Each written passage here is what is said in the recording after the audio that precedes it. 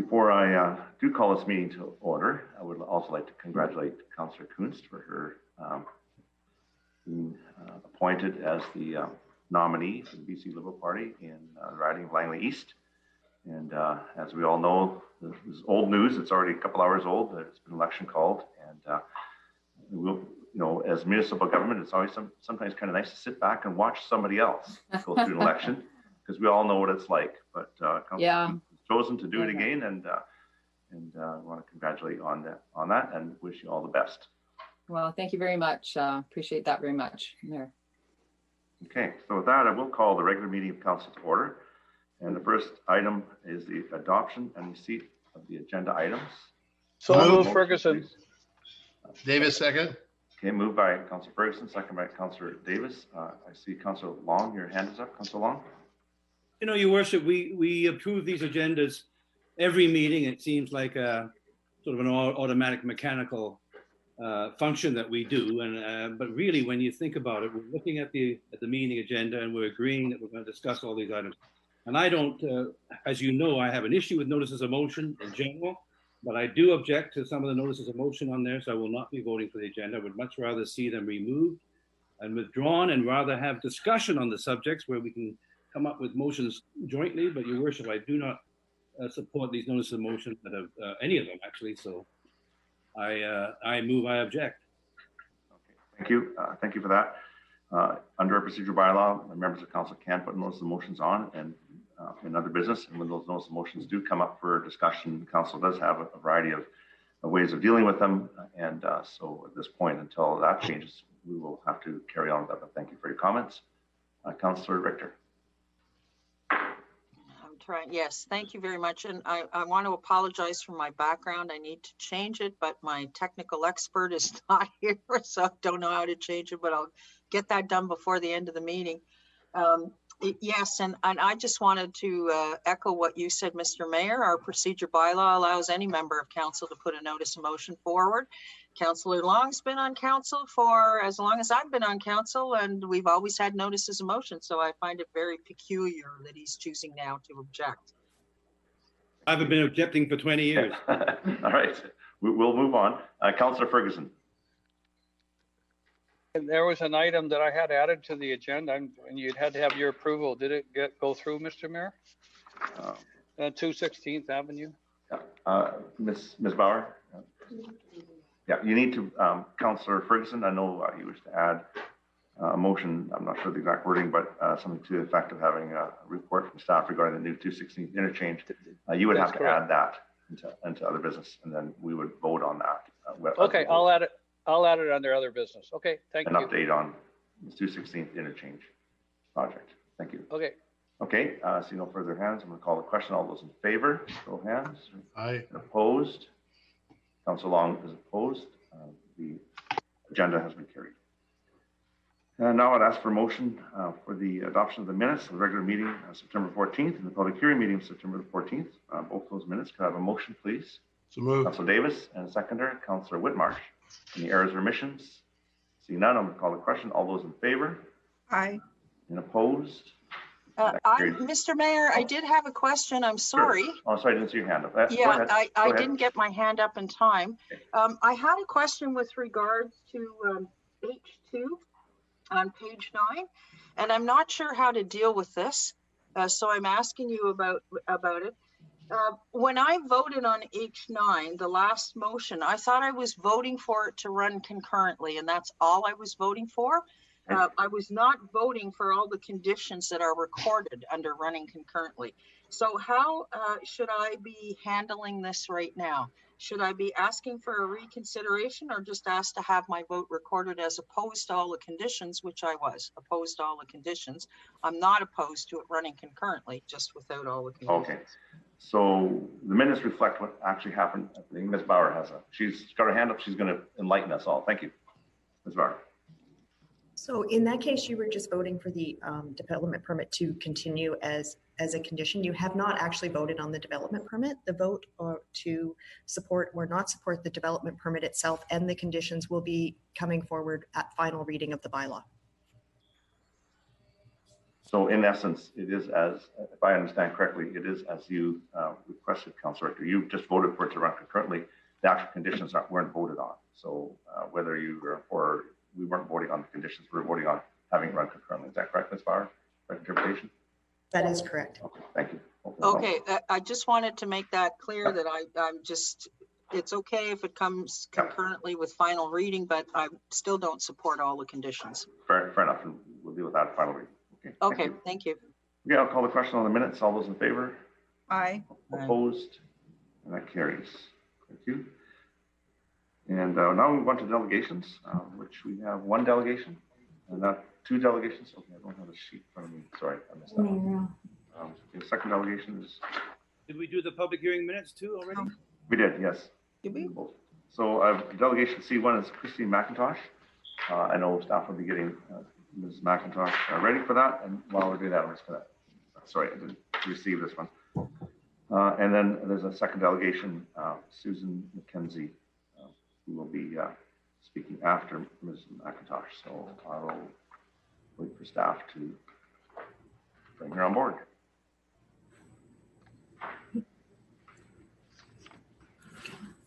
Okay. Hello, everyone. Good afternoon, Mayor and Council members. My name's Christy McIntosh of 4648 218 A Street. And thank you for having me back. I am here on behalf of a bunch of swim families, the Schroeders, the Friesens, the McNeils, the Ericksons, and the Marishaks, again, all of Langley Township. So you've met us before. As you know, we are parents from the Langley Olympian Swim Club, which is a group usually of about 260 swimmers of all ages for 10 or 11 months of the year. Not so much this year. All different levels. We have little guys. We have people going to Olympic trials, a full range. So why am I here this time? We are here to ask you to now open Walnut Grove Pool. Alder Grove has been opened and it's been great, and we are very grateful for you opening it. It's been a tremendous place for training. And we just cannot stay there for the long term.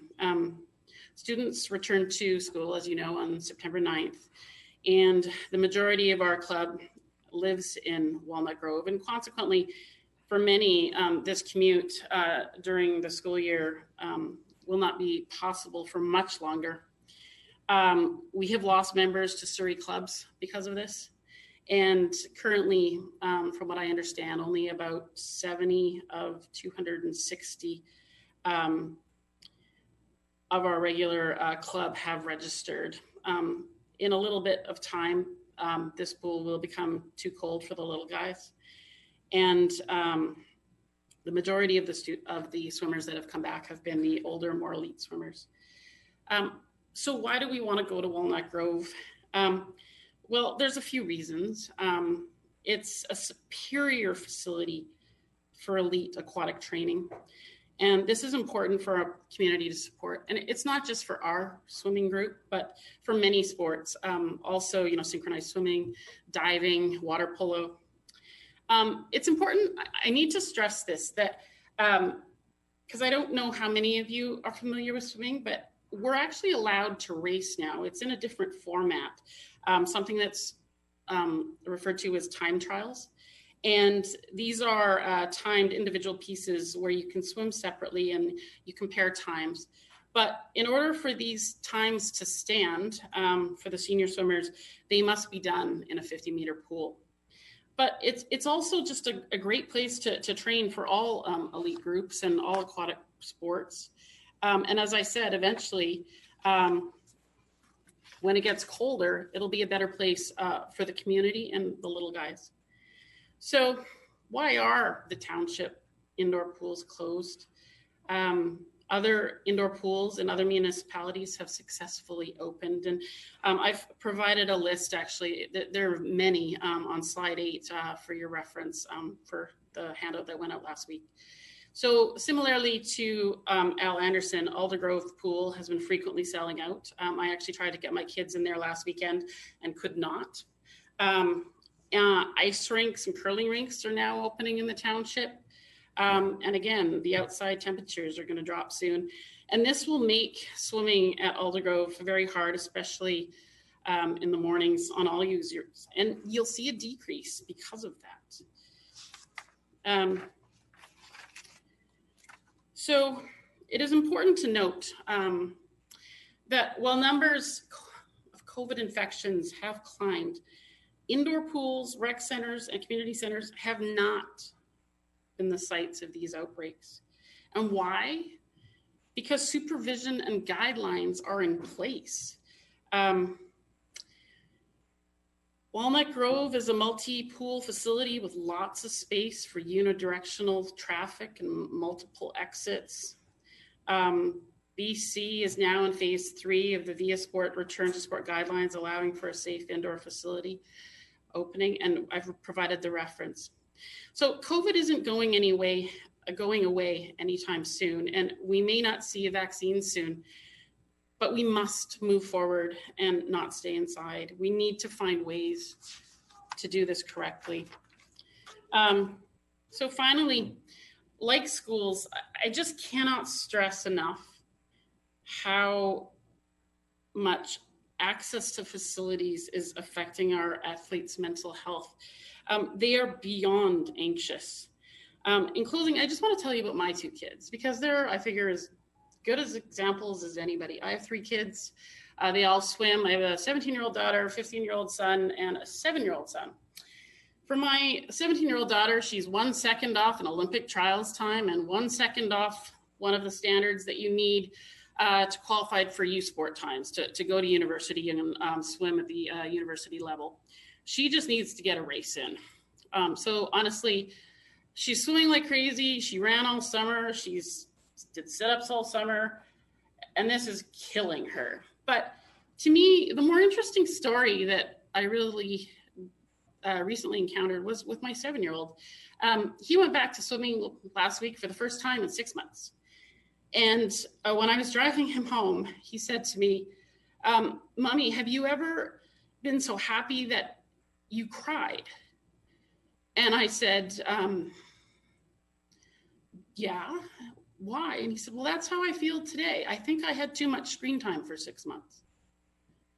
And that blew my mind. You know, like I just, you know, I've been focusing on the fast swimmers, and we all have, but like this is just, we need to find ways to move forward. So in closing, I ask you to strongly consider opening Walnut Grove Pool, and I'm sure other user groups have other things that they want open too, but as soon as you possibly can. Obviously, the world's not safe right now, and the kids went back to school, but it was important because of social development and mental health, and this applies across the board, not just to schools, but to recreational facilities. And I really, I don't know how I can even say it more strongly, but ask you to consider that. Thank you. Some questions from Council. Councilor Richter. Sorry, thank you very much. So I've got a couple of questions here. My first question is the Olympians the only swim club that uses the Walnut Grove Pool, or are there other swim clubs? There is the Langley Flippers. Actually, they do sort of a maintenance schedule throughout the winter, but they are the summer club actually in Langley. We are the only one in Langley. So you're the only club in Langley Township that uses the Walnut Grove Pool on a regular basis? I believe so, yes. Okay. And my other question is, does your club have access to other indoor pools in Surrey or Abbotsford? No. No. Oh, sorry. So there is the Abbotsford Olympians, and they did get, so they only have a younger group. So they did get some limited hours recently, but they're kind of our sister club, I suppose is the best way to describe it. They're considerably smaller. Okay. Have you tried for access in pools outside of Langley? There are restrictions actually about you do, and I can't fully articulate what they are, but you need to go to the municipality or the district in which you your members reside. Okay, but all your members don't reside in Langley Township. I No. recall you saying that before. That's Do correct. you have members that live in Surrey or live in Abbotsford? We do, as do the high schools. Okay, so then that's an option that that you could look at. Well, Okay, definitely not the majority of us. Only the main, actually, only the a small minority. Actually, by far, the majority of our members are township members. okay. So you said you had 70 members right now, but normally it's like 200. So you want the whole pool reopened for 70 people, is what you're asking?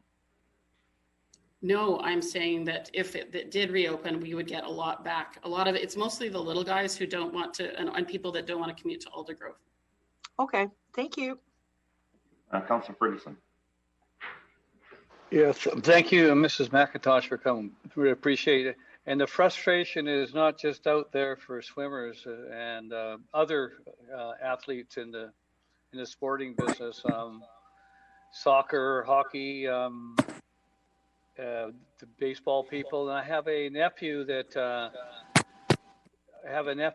is basically at the international level for what would be called, I guess, will be the bars and the high bars and gymnastics. That's it. Anyway, so if I may, I wanted to ask you the question I asked you is: do you use the Al Anderson pool? Did you use that this summer? We did. Okay, you did or didn't? We did. Okay.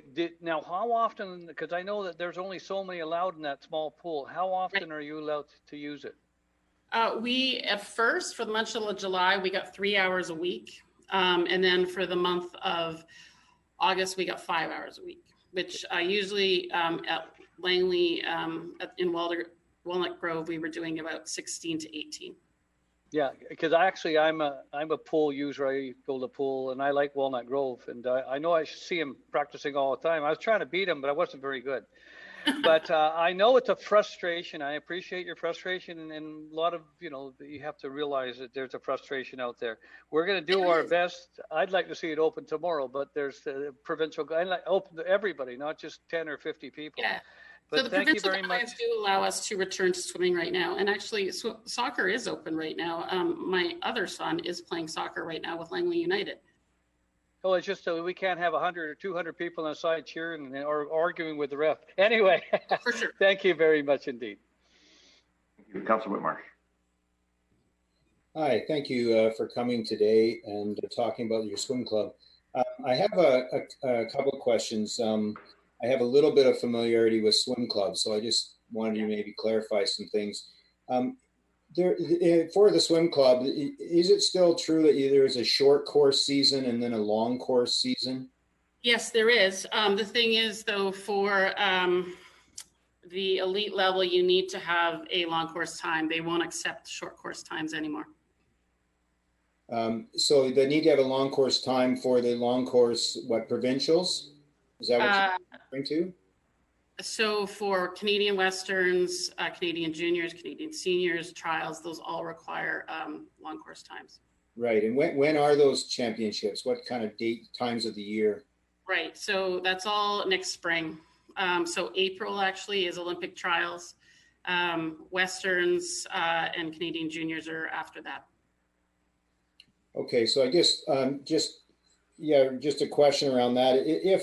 And we have made obviously no decisions at this point at all, but if it was such that an indoor pool, you might have access to a 25-meter pool for a period of time, and then at some point in time, the Walnut Grove pool might be available with 50 meters. Is that something that would be workable for you, being that the next 3 to 4 months is largely short course focused?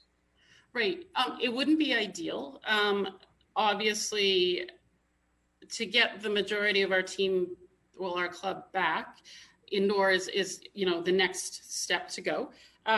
Long course is necessary, just as you know, to get used to long course, you have to start swimming long course before you just drop into a pool and do a long course race. It's a different strategy.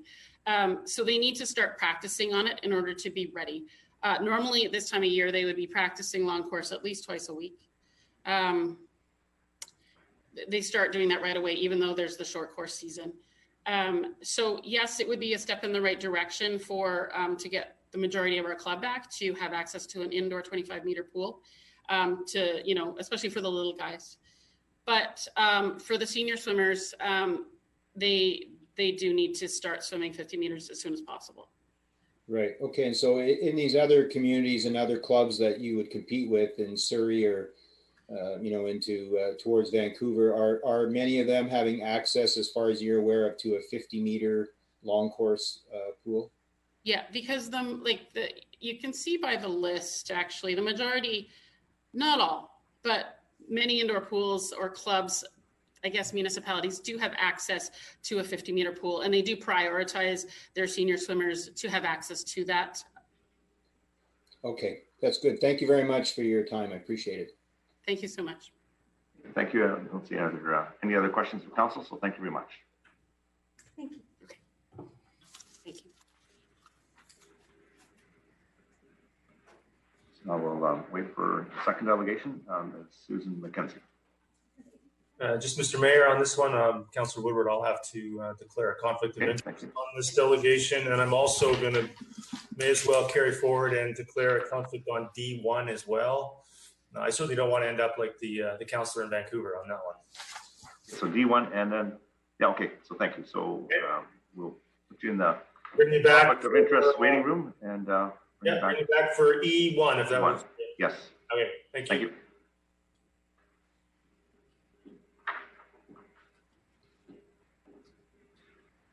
Okay, welcome here, Ms. McKenzie, and you have 5 minutes to present, so I'll let you proceed. Yes, thank you. All right, thank you very much, Mr. Mayor and council members. My name is Susan McKenzie, and my husband and I have been residents in Fort Langley for almost 20 years, and actually in Langley Township for 50 years. We have a grown-up daughter and son-in-law who live in Fort Langley with their children, and a son and his family who also have chosen this area to call home. Our grandchildren attend the Langley Fine Arts School and previously the Fort Langley Elementary.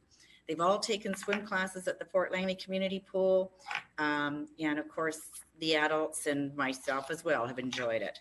I appreciate the opportunity provided to me this afternoon to be on your agenda, presenting some of the concerns on behalf of many of the residents who are feeling a little slighted and a bit upset regarding the decision, probably because it came as a bit of a shock to quite a few. They knew that there was some debate on it, but they, many of the ones that I talked to and then that contacted me said they didn't realize that the decision had been made until they saw the sign that was up on the fence at the park, and also the letter that came from the township asking for feedback about what type of spray pad they preferred.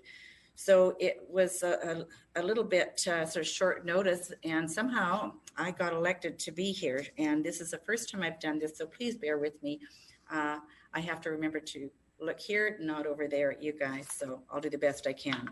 I also wanted to thank Councillor Richter, who I understand has put forth a motion for this afternoon for reconsideration, and I appreciate all of the feedback and the calls and the replies that I got from council members as well. Thank you for taking the time. It was short notice, and I know that you probably had a bit of a number of emails and things that came through. I know some people sent me copies of what they had sent, and I'm sure it provided reading material for you for quite a while there. Having said that, I would like to let you know that I don't represent just the parents, but some of the teachers who have expressed concerns as well, and of course my grandkids and their friends who wished me well this morning when I was dropping them off at school. Due to the COVID-19 restrictions, we obviously were unable to attend as a large group, and so here I am.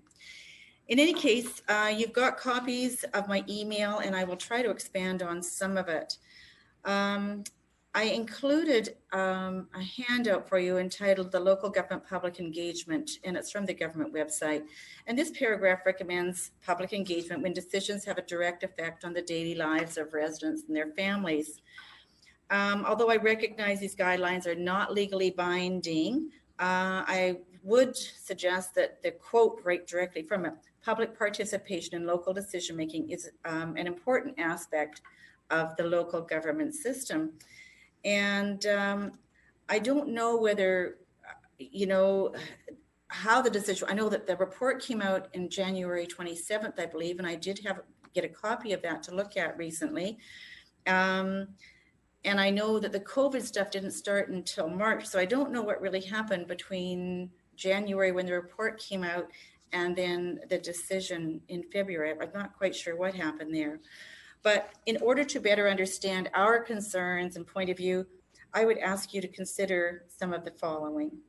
I did take the liberty, some of you might not have got it because I just took the photographs this morning. I quickly snapped 3 photographs after I dropped my granddaughter off at the park on my way back. And so you might not have had an opportunity to look at them. Some of you may have seen them. I'm going to start off with a few of the more minor concerns from the photographs. One of the ones there shows that there are very large deciduous and evergreen trees in that park. It surrounds the playground and, of course, around the existing pool as well. They provide shade and certainly an aesthetic quality to the park, but they do drop a lot of cones and needles and an abundance of leaves everywhere. And, I kind of wonder about if the trees are going to remain, if that could be an issue too for the spray pad in terms of drainage and all of the outlets from that. Obviously, the trees need to stay. I mean, they're a part of that park and people really enjoy them. They're lovely, but they definitely drop debris all around. If you could also look at one of the photos there too, I took a snapshot from the cemetery side looking towards the pool. And, it is a historically significant cemetery. It's one of those ones that if you have ever been on any of the walking tours through there and see some of the historical figures that are permanently reside there and some of the benches and things, it is a lovely cemetery as cemeteries go. It's a center of town, and it is certainly a historical, significant, and major part of Fort Langley history. Somehow, converting that area from a swimming pool to a spray pad with lily pads and frogs and things spewing water seems a little insensitive and incongruent to have alongside the cemetery, and they do share the parking lot together. But having said that, perhaps the most important concern that most of us have is that Fort Langley is along the river. Okay, we've got Bedford Channel that goes along right through there. There is a marina with a boat launch. We have the kayak and the canoe clubs that are there. And learning to swim, this seems to be a bit of a swimming theme going on here, is a life skill. And I would suggest that it is best offered within the proximity of a community in which you live. There's Bray Island and there's all that sandy area where the kids are in and out of the water when it's hot. It kind of seems like learning to swim is a life-saving endeavor and should be encouraged locally as much as possible. Our community pool. Can you just sort of wrap up? Your 5 minutes gone over a little bit. Sorry. I will. It's within walking distance. distance. Okay, I'll try and go as fast as I can. That's okay. It's within walking distance for most. Bedford Landing has lots of young families and young kids coming through. And it just seems to me that it is not a facility for all ages. I would say young children and toddlers definitely, but I don't think you're going to find many seniors or teenagers frolicking amongst the spray pad. It also provided employment for students, et cetera, and lifeguards, instructors, as well as potential life-saving lessons to all residents. That pool provided rentals for individuals who wanted to have birthday parties and special events. There was Friday night hot dog events that I know our kids and the parents all went to. We went to them ourselves actually a couple of times. The schools use the facility for year-end get-togethers and also for the Learn to Swim programs. It is used by so many. Financially, I know this is a dollar and cents issue. I will get to that right now. Perhaps there are some options that we could take a look at that would require things going out to tender to figure out if that $2 to $3 million figure isn't something that could be somewhat lessened and yet still a replacement cost. I'm not sure, but maybe there's also some fundraising endeavors that could go on. I know the community is more than happy to step up to the plate if that was a consideration. You know, I would like to say that Fort Langley is a unique community. We love the idea that we could walk into the center of town to get everything that we need. It's just a nice, unique village, and we put up with an awful lot in terms of things that happen on the weekends with tourists and movies and films being done where we have to go about our business on side roads, etc. But part of the charm, I think, is to look beyond the dollars and cents of this issue so that we might be able to retain it. Thinking outside the box of what happens in other places, I think is irrelevant right now because we're talking about Fort Langley. Please let us put our heads together and see what we can do on behalf of the residents, the kids in that community, to retain our community pool. Thank you for this opportunity. I appreciate it. Thank you. There are some questions from council, if you don't mind staying. Thank you. Councilor Ferguson. Thank you for coming, Mrs. McKenzie. I had a pleasant conversation with you today. You're certainly got a lot of energy. I know that that you really feel passionate about this pool and others, and you mentioned the fact that you and I talked about, you know, the costs and the cost of taxpayers. Yes. You know, we would have to, if it did come out for any kind of a public consultation, we'd have to tell the people how much it would cost for a pool, and we'd have to get a kind of an idea and a guesstimate of it. And also, you suggested in your presentation something about fundraising and the like. The town that could, Fort Langley, the town that could. Did you want to elaborate on that a little bit more? Well, yeah, you know, I would, because in the conversations that I've had with people, they said, given an opportunity to kind of, if there was an option for us to do that, get together and find out whether there are any corporate donations that might be available to us, whether there's any other funding or grants that might be available for the purpose of this. Judging that it is a historical community, and, you know, I know that we're probably not the most receptive to change as we could be, as I'm sure you all know. There were several people who had some ideas about different ways of approaching fundraising, and if they were allowed or given that opportunity. I could elaborate once we knew whether that was something that we could have a little bit of time to pursue and then come back with some ideas. You know, yeah. This has all happened so very rapidly. I haven't had a chance to really put my feet to the fire on this one and go for it, but I would. Thank you very much indeed. Thanks for coming. Thank you for the question. Councilor Whitmarsh.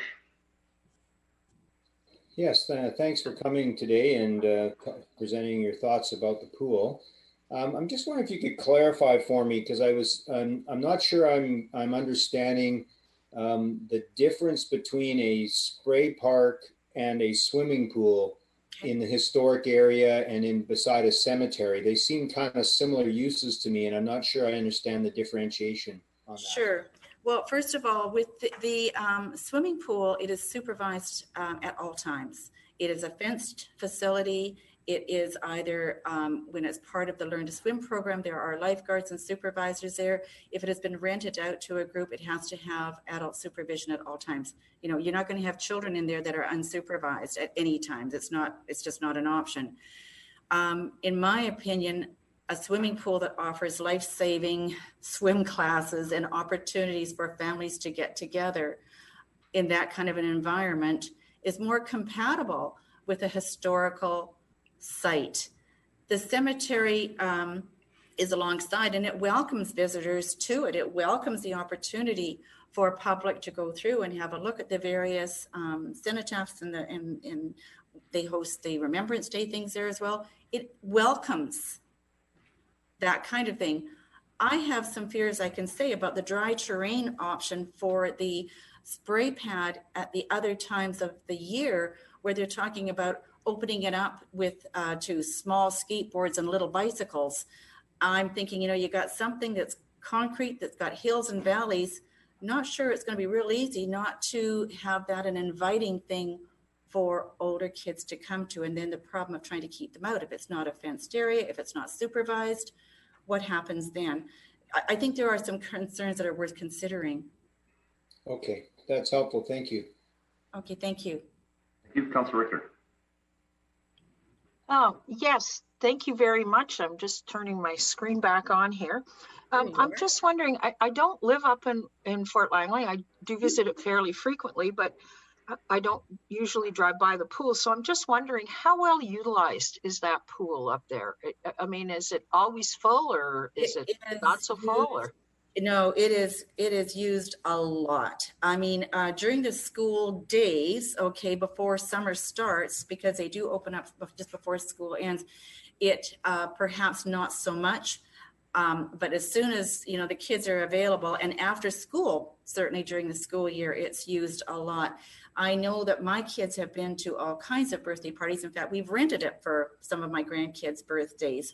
It's a fun thing to do. There are only certain times that it's available. The lessons are always, you know, the groups are filled up, and you can wind up on a wait list if you're looking for a Learn to Swim program that is one that has is very popular, particularly with, of course, obviously the younger kids. Last year in 2019, there was some time there where the pool was not open. And so I think there was a reduction. I think it was due to some maintenance issues. I mean, it is 60 years old, and it's probably seen better days for sure. And I think that's why there was a reduction. It's kind of hard to say there was a reduction in 2019 when you know that it was closed for part of that time as well. So it's a tough one, you know, but it is very well utilized. It is. Okay. And is it utilized mainly by children, or are there adults? No, well, mainly, I guess if you're saying children, I would say all ages of children, certainly not toddlers and little kids, teenagers, all ages. I mean, I have a young teen grandson, and he was, when the pool was open, he was 11, and they went down all the time because everything's within walking distance. My daughter and her family actually lived just across from the church on Glover Road. And so the kids would ride their bikes down, lock them up, go for a swim during public swim time. The evening, the Friday night, $5 hot dog nights were always kind of a popular thing. I don't know about last year with the hot dog nights. I didn't go last year, but certainly the year before that I did. We were traveling a bit last summer, but I know that it is very well attended. Okay. And thank you very much for the offer of fundraising. Well, I think that's a great idea. But have you given any thought to what kind of a fundraising target you could set? You know, I don't, because I'm not sure that I do agree with the report that talks about the maintenance package at $350,000, sort of the minimum one, didn't look like a very practical route to go. I looked at the middle one, which I think was $1.4 million for an upgrade, but again, it was missing some things, and the recommendation was not for that one. Actually, the recommendation wasn't for any of them, but the replacement, it said $2 million, and then it said plus. So I'm assuming that it meant $2 million to $3 million, somewhere in that range. My husband's been in construction, and we were looking at I know that things with government are always more expensive than they are, with private construction, but it would be interesting to have a look at some other tenders that would actually come out and see what the price is before we could really decide on what kind of a goal to set. But I think there are options and ways to go to look into it more further. Great. Well, thank you very much for your delegation today. Thank you. Thank you. Councillor Davis. Thank you very much, Mrs. McKenzie, for coming out. You might recognize me. I might have been the one bulldozing you out of the way in the hot dog line, or the fat guy in the pool with all the kids around me. Anyhow, we have a notice of motion coming up a little later in other business. And I just want to touch on, you had said the third was the fact that you live by the rivers there. There's ditches in Glen Valley. Saving lives is a life skill. Yes. Just about every time I drove past Trinity Western University with my father, even until he was 92 years old, he used to tell me there was a little kid, a little boy where they used to go down and learn how to swim in the hole just by Trinity Western. And they went home that day and the little boy drowned. Yeah. That's where they learned to swim. So safety is huge. I agree wholeheartedly. I mean, to me, that is the number one issue here. It's a life skill that we can't underestimate. You know, anyone who has lost a family member or a friend through drowning will know how essential that is, and I cannot overestimate that significance. Yeah. So we the compare a splash park and a pool. You learn how to swim. It's a life skill. Anyhow, I just wanted to point that out. That thank you. I don't think, all due respect, that they would find you and I frolicking in a splash pad. No, they'd throw me out. It'd be an I got a visual, and I don't think it looks good. Thank you very much. Okay, thank you. Thank you. I don't see any other speakers, so thank you very much for presenting to council. Thank you for your time. I appreciate it. Oh, I do see one hand just came up. Council Long, do you have a question? Yeah, I'm sorry, Your Worship. I was a little late with the hand. All I wanted to say, I've heard all these negative things, and I don't know where we're going to go with this, but the splash pad we have in Aldergrove is phenomenal, and there are lots of seniors frolicking in there, especially my wife. So you check it out. No matter where we go from here, the splash parks have been quite successful in the township. So I just encourage you to maybe take a trip out to Aldergrove before. Actually, I have taken my grandchildren to the one by the event center. You know, I can't say that it was our favorite experience the last time we went. In order for them to have non-slip surfaces, they have to be very rough, okay, so that the kids don't slip because of the wet. And when we were there, we had taken a couple of other children with us, and we wound up having to leave early because one tripped, fell, and came back from the bottom with scrapes and all kinds of problems. We go home and get Band-Aids. It wasn't the favorite. And when I asked if they wanted to go back, they said no, they wanted to go to the pool. So I think that the little ones can have fun there. I think it's good, but I just don't see it as a replacement. Oh, that's fine. And I wasn't trying to go there, but I did encourage you to. I am encouraging you to go to Aldergrove because it's just been refurbished, right? Okay. Well, the only one that I've been to in the township so far has been the one at the event center. Well, check out Aldergrove. I'll check out the Aldergrove one. All right. Thanks again. Thank you. Thank you very much. All right. Thank you. Now we'll move on to presentations. We have a presentation from staff on the extended patio usage. Mr. Backen, who's taking this one on? Mr. Backen? Thank you, Your Worship. Mr. Seffi should be out there preparing his presentation, or is this update? Mr. Seffi? Thank you.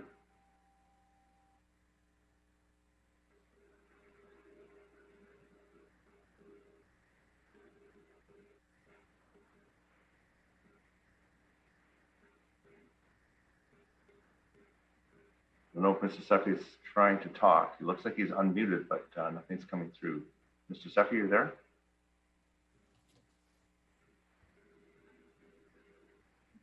We're having technical difficulties with the audio.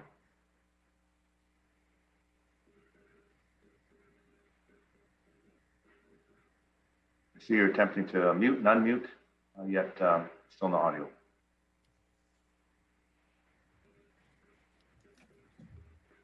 Might be your selection of microphones.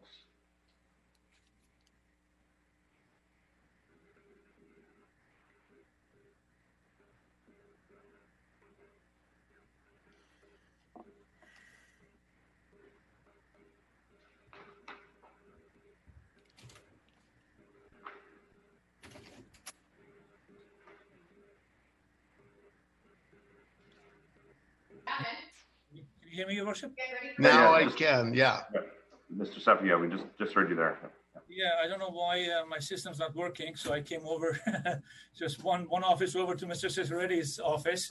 Okay. Stay 2 minutes away from him. He's going to provide the presentation, Your Worship. He is our manager of permits and licenses department, which includes the issues of business licenses. And the intent of the presentation, Your Worship, is to actually obtain council feedback before we present council with a formal report sometime before the end of October. As council will recall, staff was provided some direction back in May, which will go until the end of October. And as I said, the intent of this presentation is to provide council with an interim, presentation findings and obtain feedback before we present council with our final report. Thank you. I'll pass it over to Mr. Ciceretti. Good afternoon, Your Worship. This presentation, as Mr. Seffi said, is to provide an update to Mayor and Council regarding the temporary expansion of patio seating for businesses in the hospitality sector, such as restaurants, pubs, or cafes. I'm not sure if Mr. Seffi is going to slip the slides. On May 22nd, 2020, the Liquor and Cannabis Regulation Branch approved Policy Directive 20-13 to allow for temporary expanded service area authorization to expand the outdoor service areas until October 31st, 2020. An extension was further approved on September 18th, 2020 under Policy Directive 2026 on a temporary basis to allow the expanded service areas to continue until October 31st, 2021. Where this authorization is granted, licensees are permitted to temporarily expand their service areas, such as patios, on a temporary basis. This expansion is available to food, primary, liquor primary, and manufacturer, i.e. Wineries, breweries, and distilleries. On May 25th, 2020, Township Council, in line with LCRB policy, Council directed staff to implement the following initiatives to help the hospitality sector during the pandemic. Suspend development permit requirements where applicable to temporary structures. Issue highway use permits for the use of public spaces subject to the provisions of policy number 05-009, which is private use of public sidewalks, and waive any costs payable to the township to apply for and obtain temporary extensions, highway use permits, building permits, and/or development permits. All three items are at the discretion of the General Manager of Engineering and Community Development. Council also approved for the suspension of enforcement of parking requirements of the zoning bylaw, except where there was a parking stall that was identified for persons with disabilities, and staff were to monitor the impact of this policy directive and report back to Council as needed. Following Council's directive, immediate release was issued to local papers, and the township webpage was updated with information for business owners on the program to apply for patio extensions, including the LCRB's portal. Patio expansion onto private property for existing food and beverage establishments does not require formal application to the township. So no building permit, no development permit application is required. Patio expansion onto township property, sidewalks, as an example, does require a temporary highway use permit. To date, the township has received 19 authorizations from the Liquor and Cannabis Regulation Branch. It's unknown how many establishments who are not licensed with LCRB have expanded their patios, as no formal application is required to be submitted to the township. LCRB authorizations are received via email, then forwarded to licensing, bylaws, and the fire department. If it appears that the patio is located on public property, it is then forwarded to the engineering department for review for a temporary highway use permit. The authorization from LCRB allows only to increase the serving area of the establishment and does not permit the occupant load, the total number of patrons of the establishment, to be increased. To date, no highway use, temporary highway use permits have been issued, and no complaints have been received as a result of the expansion of the patio seating. In line with the LCRB, The township's authorization was to expire on October 31st, 2020. On September 18th, 2020, LCRB approved policy directive, which extended the authorization date to October 31st, 2021. Existing authorizations will receive a new authorization letter with a new expiry date. If a new authorization letter is not received, the original expiry date will apply.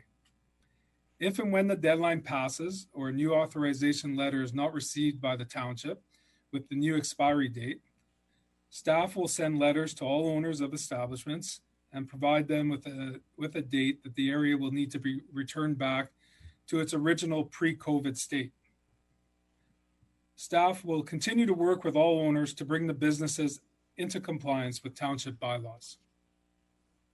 Given the success of the program and that the patio extensions have received positive feedback, staff recommend a continuation of the temporary expansion of patio seating until such time as the LCRB authorization ends. As Mr. Sefi mentioned, staff will follow up this presentation with a report to council. And that's it. If you have any questions. Great. Well, thank you very much. Just to be clear, with the extension that the province has provided to these type patios to the October 31st, 2021, council would be required to amend the authorization that we've given and to move forward. And we still have some time to hear or to get the report and still make that decision. Is that correct? Yes, that's the way I would understand it. Thank you. There are some questions from council. Councilor Davis. Hi, sorry, Mayor Froese, you just touched on your statement. That was my question. October 31st, 2020. That's when the highway, but we haven't issued one, but you had just clarified that we have to amend that? Sorry, just clarification. Yeah, I believe so. So the actual process, Mr. says already would be. Your Worship, can you hear me? Yes, I can. Thank you. May I provide some comments? Yes, that would be helpful. Thank you. Audible. Thank you, Your Worship. I guess there needs to be a distinction made between the provincial licensing process that relates only to the serving of alcohol, and then the fact that our regulatory framework in Langley does not necessarily relate only to that particular industry. So as you recall, Your Worship, Council's direction relates to restaurants, whether they serve alcohol or not, so food-related restaurants, as well as cafes and coffee shops, as well as cideries and breweries. So I guess the relevance is only in the fact that if the province was to extend the deadline from 31st of August for licensee stores, licensee operations, then I guess it would make sense for the township to follow suit. And then by extension, the same provision would be applied to restaurants, regardless of whether they serve alcohol or not. That's the relationship, Your Worship, that it's only to do with the serving of alcohol as far as the provincial regulations are concerned. Other than that, it's really a municipal matter. Thank you for that clarification. So the temporary structure permit is different than the highways. That's correct, Your Worship. If there's a request for applicant to use a portion of the highway, then they have to go through the highways use permit process. And that follows its own process unless there is a bylaw infraction, in which case council's direction will prevail. Thank you very much. Thank you. Councilor Long. Okay, thanks. This could all be duplicate questions, I guess, but I just want to be crystal clear. So first of all, the province has extended it to October 2021. Staff is saying that we're going to do the same thing if directed by council. So the first question to put aside is, I'd like to give that direction today, or do you need to wait for a report? So that's one question. But the second one, did I hear that means that the operators have to send a request to extend, or does it automatically happen? So that's my first question, really. Do they have to send a request in prior to October 2020, requesting to expand to 2021. Because I thought I heard if they don't, then they have to revert. Can we have some clarity there? And the second thing is, when can we? Yes, yeah, Mr. Sutton. Yeah, Your Worship, the report that I mentioned at the beginning of my I guess, verbal presentation to Council prior to Mr. Cesarelli outlined the fact that there is a report coming to Council prior to the end of October of this year. So if Council wishes us to proceed in a certain way, it would be great if we could receive that feedback as part of today's presentation discussions, such that it can then form part of the report to Council. That said, Your Worship, sorry, go ahead. Well, I didn't mean to interrupt, but this is where I think that it's important for us to make some action, because I believe that operators are going to need that certainty sooner than later. They're going to have to plan, the next year. So it's all very well that we've got till the end of October, so to speak. But I think that the sooner we give them notice that they're able to proceed, then they can adjust their business plans and their pro formas and their staffing, and all of those things are very important to an operator to have some certainty of what's going to happen. So perhaps that feedback that Councillor Long has given us is earlier the better. Mr. Seffi, would it be the October 5th meeting where the report will be coming back to Council, so we could provide that? And I think the feedback is, I gather Councillor Long is supportive of it, but sooner the better. What's the timeline on the report? Certainly, Your Worship. Yes, we can work towards October 15th. We have 2 weeks until the next meeting, and that is something that can certainly work. We had hoped to be able to, I guess, make a more informed report to Council as we get more feedback from other communities and jurisdictions as to their experience, and present all of that to Council. But certainly October 5th would work as well. Okay, great, thank you. Okay, does that answer your questions, Councillor Long? Yeah, thanks. So maybe you can keep me in mind before this is over. I'd like to make maybe a motion to, when we accept the report, a motion of encouragement. But let's hear from the rest of Council first. Thank you. Thank you. Councillor Arneson. Yes, thank you, Your Worship, and thank you very much, Mr. Safey and Mr. Cesarelli, for the comments. I think this is a very critical issue as we're seeing more and more concern around the end of the summer season and the request for extension of patio use.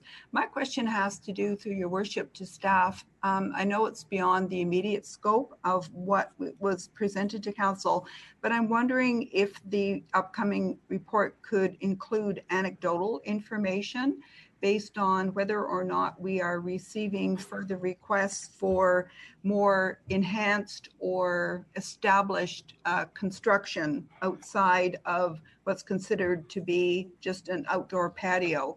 I notice in other communities, they're considering roofs and louvers and many other things. So I'm just hoping that we could receive maybe an assessment. It may be a moot point if nobody's really interested in doing that.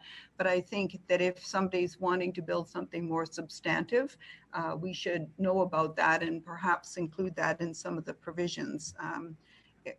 Actually, City of Delta comes to mind. I believe they have a similar bylaw that's looking into that. So thank you very much. Thank you. Councillor Richter. Yes, thank you very much. I just want to note to start, to preface my comments, that the Dr. Henry has reported 366 new COVID cases and 4 deaths today. And 60 people are in hospital. 21 of those people are in ICU. There are 1,987 active cases right now in BC, and the vast majority of those cases are in our health region. So COVID is not going away. And I just want to put that out on the table. I mean, we're at the place here where we're getting over 100 new cases a day of this disease out there. Now, having said that, with regards to opening or expanding or letting these expanded patios stay open, I have some questions for staff. The first one is, do we know how many, if any, COVID cases have been reported as a result of these expanded patios? So that's question number one.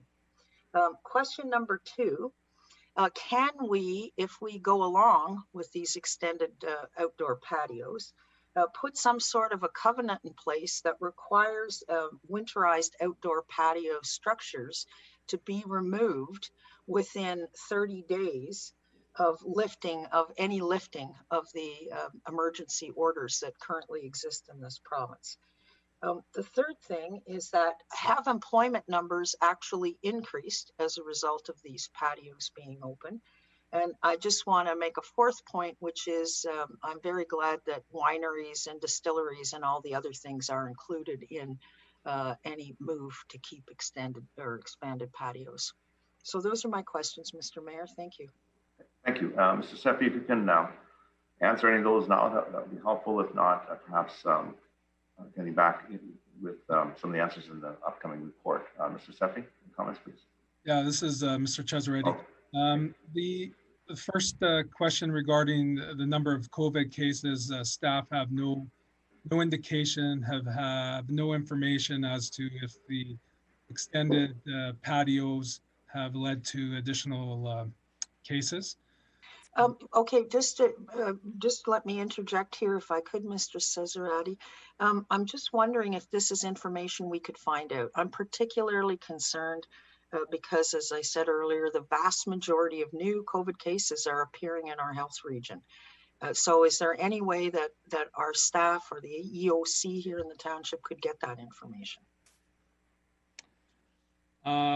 I don't know about the EOC. My understanding is the information is confidential. I mean, we can definitely check the government website because I know they do post some outbreaks on there. And we can, if before the report, make a phone call to Fraser Health, but I'm not sure that we'll be privy to that information. Okay, well, thank you very much. Maybe it might be worth a phone call. Thanks. On your second question regarding if covenants can be placed on property, I guess covenants could be placed on properties if they were to bring some type of tent structure on the property or not. I think that might cause some of the business owners a little bit of concern. Our standard enforcement would be to, if for some reason the authorization ends and LCRB is not going to extend it and the township doesn't extend it, then we would contact the business owner, work with them to bring their patio back to pre-COVID state. And we would use the enforcement action and processes that we have in place, either writing municipal tickets or trying to work with them to gain voluntary compliance. I think that was it. Well, the only other thing was about employment numbers. Do we have any idea how much additional employment has been generated as a result of these patios? And I'm not expecting you to answer that today, but maybe it's a question that could come back in the report.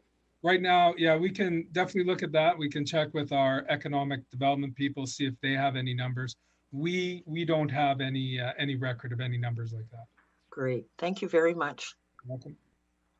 Thank you. There's no further questions from council. So I know Councillor Long had mentioned a motion, but I think staff have enough direction from council to bring back that report for us to deliberate. But Councillor Long, your hand is up.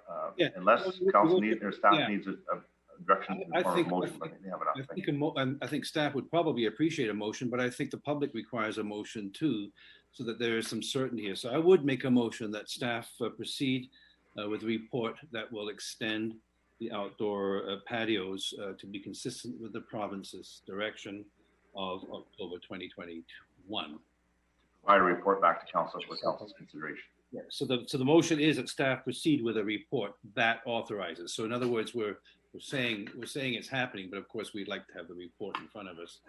But this is giving direction in a positive recommendation so that people can understand that we're definitely moving that way, and it's just a bunch of paperwork that we need now. Thank you. Is there a seconder? Seconder. Councilor Whitmire seconds. Any further discussion? I'll call the question. Yeah, Jack, did we ask Councillor Woodward's back? No, he's got a patio. He's called the conflict on this one, Councillor Davis. Oh, I'm sorry for interrupting. Just hold on. Ms. Bauer has Ms. Bauer? I just wanted to advise council that Councillor Kunst has had to step out of the meeting. So during this motion, she will not be reporting it. Thank you. So we're down to, okay, so I'm going to call the question. All those in favor? Aye. Opposed? Carried. Thank you. And so at this point, we'll ask Councillor Woodward to come back for E1, and I will declare a conflict of interest as I have interest in the business, similar business in close proximity to this one. Thank you. Mr. Mayor, could I just ask for clarification? Sure. So it's because you have a business next to this business? I have an interest in a business that's a farm-based business similar to this one in very close proximity. And so I feel that I'd be in conflict to make a decision on this one. Thank you. Thank you for the clarification. Before you leave, Mayor Froese, can we find out, is Councillor Kunst going to be a while? Should we take a recess or? I don't know if she stepped out. We have to carry on with the. All right. Okay, thank you. Thank you. So Councillor Arneson is the acting mayor and she will take over the chair for me. Thank you. Thank you.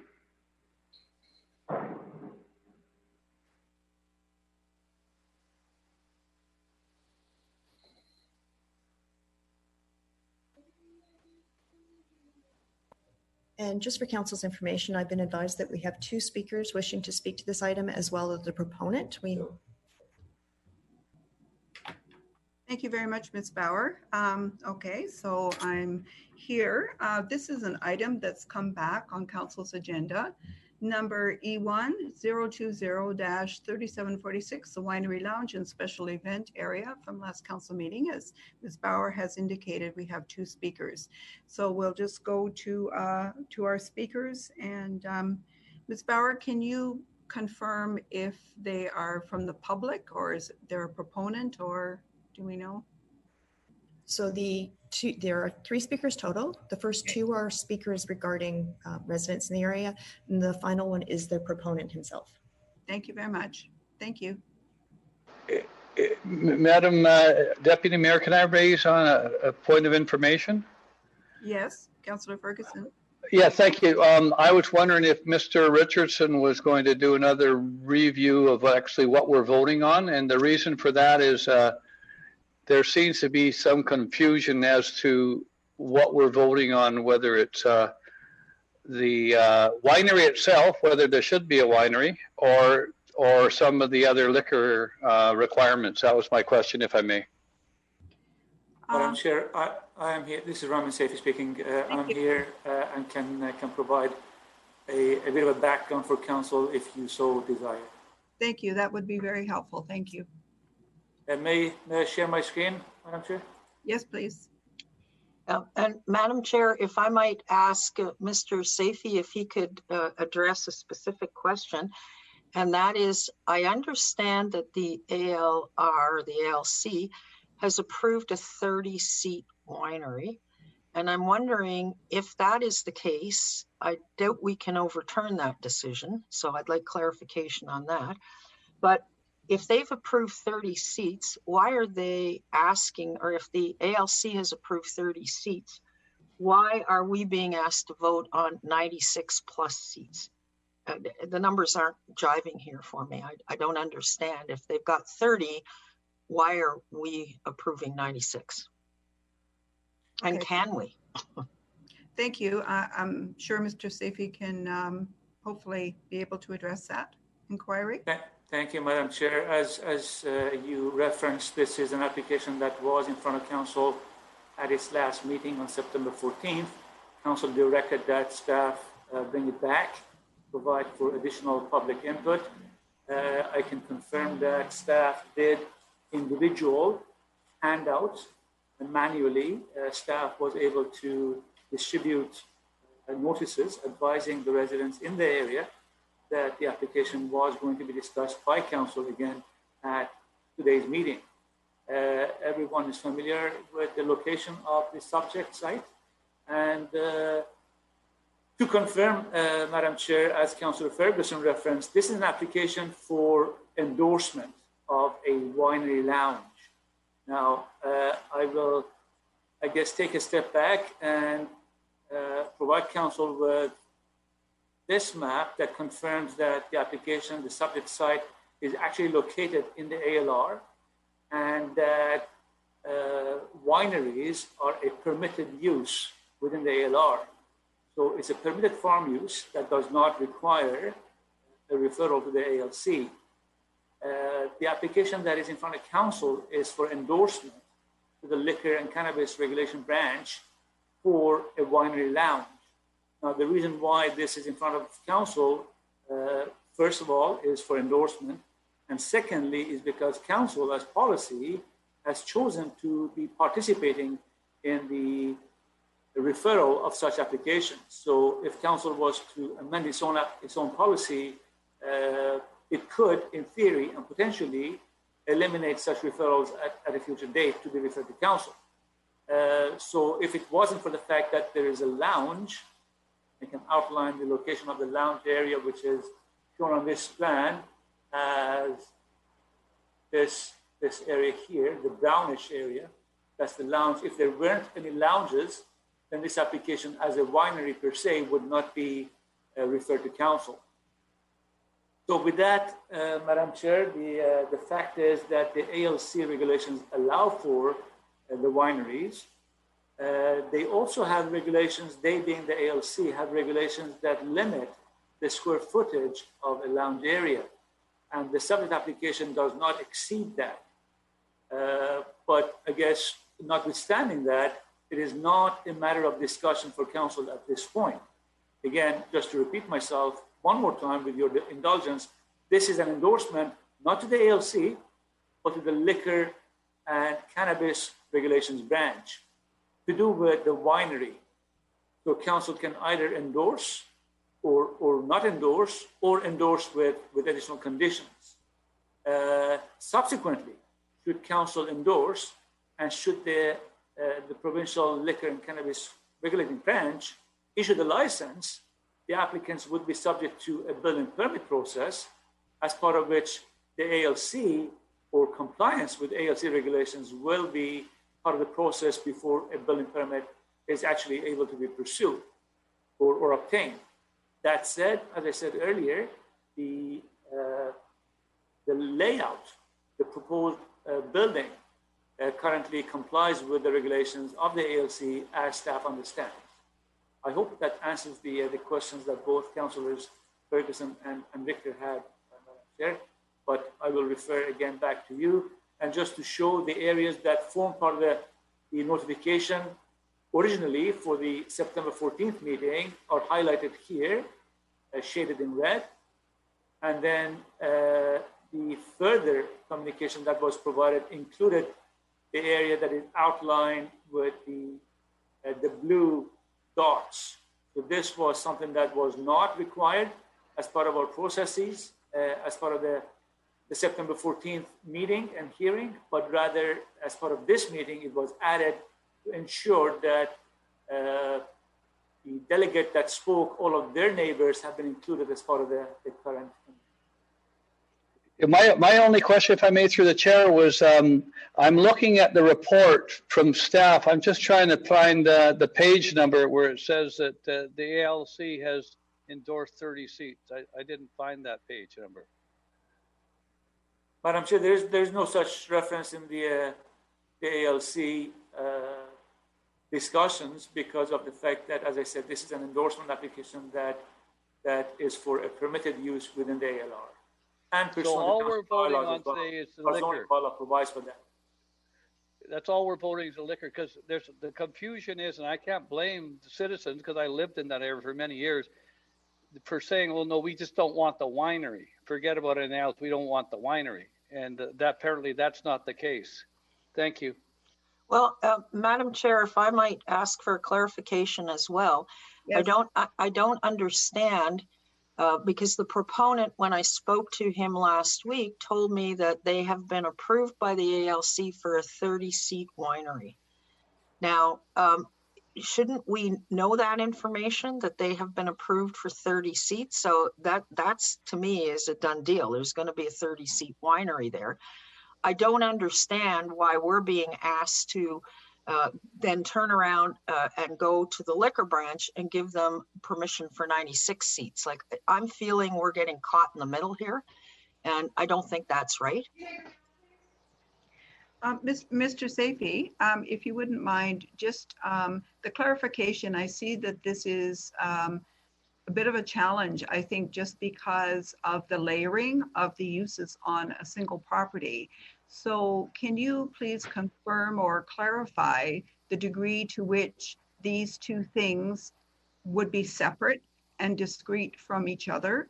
And I understand Councillor Richter's question, but I would prefer staff could weigh in and give me or give us your advice about adjudicating under the circumstances. Thank you for the opportunity, Madam Chair. I am not certain as to my understanding of the information that may have been passed on to Councillor Richter by the applicant. As you heard from the clerk, the applicant is apparently available and wishing to make a submission to council. So perhaps this question can be posed to them as well. Having said that, the application requires approvals from several different agencies to proceed. First and foremost, it's an application for sale of liquor for consumption on the premises. That requires the LCRB, the Liquor and Cannabis Regulation Branch, to issue them with a license. That is the most important license that they need, because I guess other matters, such as whether something is in compliance with ALC regulations or not, could be a matter of further analysis or interpretation. But the issuance of a license is not. The issuance of license can either occur or not occur. Whether something then subsequently happens to be in compliance or contradiction or contravention of a bylaw or a regulation would be subject to the operations of the facility. Now, my understanding, again, we have not checked that because it wasn't part of the requirement for referral to the LCRB. My understanding is that the ALC regulations provide for, firstly, the growing of grapes in the ALR, and secondly, for the sale of, I guess, the manufacture of the products that are being grown on farms on the farm. That includes wine in the ALR. So the production of wine in the ALR, as well as the sale of wine that has been produced on the farm in the ALR, are all permitted uses to a certain degree. That degree, as my understanding, based on discussions with staff and review of the ALC regulations, is a function of the floor area and not seating capacity, but rather floor area. And my understanding, again, is that cap, if you will, as to what may be permitted in the ALR is 125 meters. As you can see from, I will share again the screen. As you can see from this layout map, I will try and enlarge this. This area, Madam Chair, that is shown in crosshatch with a bit of a brown shade to it, shown as bistro area, food and beverage service, lounge. As you can see, I don't know, hopefully it can be seen, it shows 125 square meters. That is the maximum allowed pursuant to ALC regulations. Again, keeping in mind that we are not actually dealing with that matter, that's a subsequent process that they'll have to go through and confirm as part of the building permit application process. Okay. Madam Chair, I'm very confused about this because I'm not understanding. If the ALC says they can have 30 seats and they're asking for 96, why are we even contemplating 96 instead of 30? And I'm not understanding the answer here. And does the ALC ever check up? Like if they say, okay, you can have on-site farm gate sales, 30 seats for wine tasting, do they ever actually go in and check if it's 30 seats or in this case going to be 96 seats? It seems to me we're being asked to do something here that's in contradiction to what a higher authority, namely the ALC, has approved. Madam Chair, I'd like to speak when you get a chance. Yes, I'm contemplating what would be the next best course of action. It seems that there's still some confusion around the jurisdictional aspect of what we're being asked to consider. I don't have a particular ruling to make as the chair as to, you know, whether or not. I mean, I have my own opinion about how it is, but I think it would be improper for me to put that forward to try and rectify what is still an outstanding question by a member of council. So maybe what would be preferable is if this question could be redirected to the proponent, who obviously has a strong grasp from his perspective of the different elements of his application. So if that would be acceptable to Councillor Richter, we could conclude questioning to Mr. Safey and then go to the individuals that would like to make a delegation to council. Yes, that's fine, Madam Chair. Thank you very much. Thank you. Councillor Long? Well, I think that's an excellent plan of action, Madam Chair, and I don't want to throw a wrench into it, but maybe you could just think about this, and I don't know if other councillors can chime in. You see, my understanding is, and I think we all know that wineries, as Mr. Safey has said, are an allowable use. And you can have the tasting room of 125 square meters or whatever it is there, but that's not serving. You can't buy a bottle of wine and sit there and drink it. You have to have this liquor licensing to go on top of that. And that's what we're deciding, I believe, today. And what size that will be, we'll have some good discussion about that. But the ALC don't give you permission to drink. That's what Mr. Safey had said. They give you permission to sell the product, but of course you got to taste it before you can. But I don't know if you've ever been to a wine tasting, how frustrating it was, because they give you about half an ounce to try, and then that's all you're allowed. So that's where we're heading here, I think, is the difference between the approved use of a winery with a tasting room to actual seating lounge, and then even further into a bistro. Anyway, I'm going to leave it there, and I think I've got a good handle on it, but let's hear what the folks have to say. Thanks. Okay, seeing no further questions, I would defer to the first delegation. So Ms. Bauer, can you please invite the delegate to present? Hello, my name is Brad McLeod. I live at 5932 248th Street. I'm just, I guess, the southwest corner of the property in question. I'm here today just to let everyone know in council that my wife and I both, and our neighbor, who is directly to the north of me, support this totally. We have no problem whatsoever with having the bistro and the full setup the way it's drawn. There's been a lot of talk in the neighborhood, and I think there's a lot of misinformation going around is the biggest trouble, that people think this is going to be some giant event center or something that's going on. And it's just a small winery in a very good location, in my opinion. We've been there for 7 years now. We plan on staying there for the next 30 years. And we have no problem whatsoever with what's going on, and we fully support it. And that's really about all I wanted to say. That we've looked it over. My wife and I have discussed it. We've read over all the stuff, and we believe it's a great use for the property. We have no problems with it whatsoever. And I think a lot of the questions that have gone on around the neighborhood and the people that are against it, I don't think really understand even what's going on and what's proposed. And I think there's a lot of misinformation going around the neighborhood.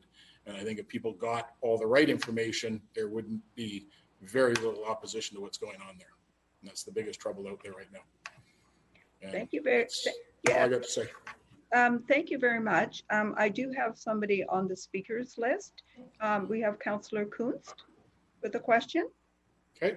Yeah, thanks for bringing forward your support. I had a question on whereabouts. So if I'm driving into the property, so I went down and I had a look and kind of drove right onto the gravel there. Are you on the right, on the left? You said something. I'm on the right. I'm on the right. There's a house right next to the driveway on the right, and then I'm the white house next to that. Okay. Okay, that was one of the houses I was most concerned about, and I asked the proponent how the relationship that you had with him, and he said no, there's supportive because you are going to be directly affected by whatever happens. If I sit in a lounge chair in my pool, I look right across where it's going to be, and my wife will be right through the fence over there. Okay. Well, thanks for sharing. Okay, thank you. I don't note any other questions on the speakers list. So thank you very much for coming and for your delegation. Okay, thank you.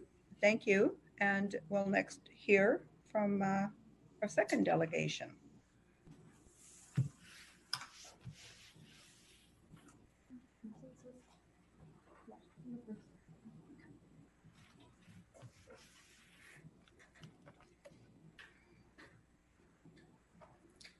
Hello.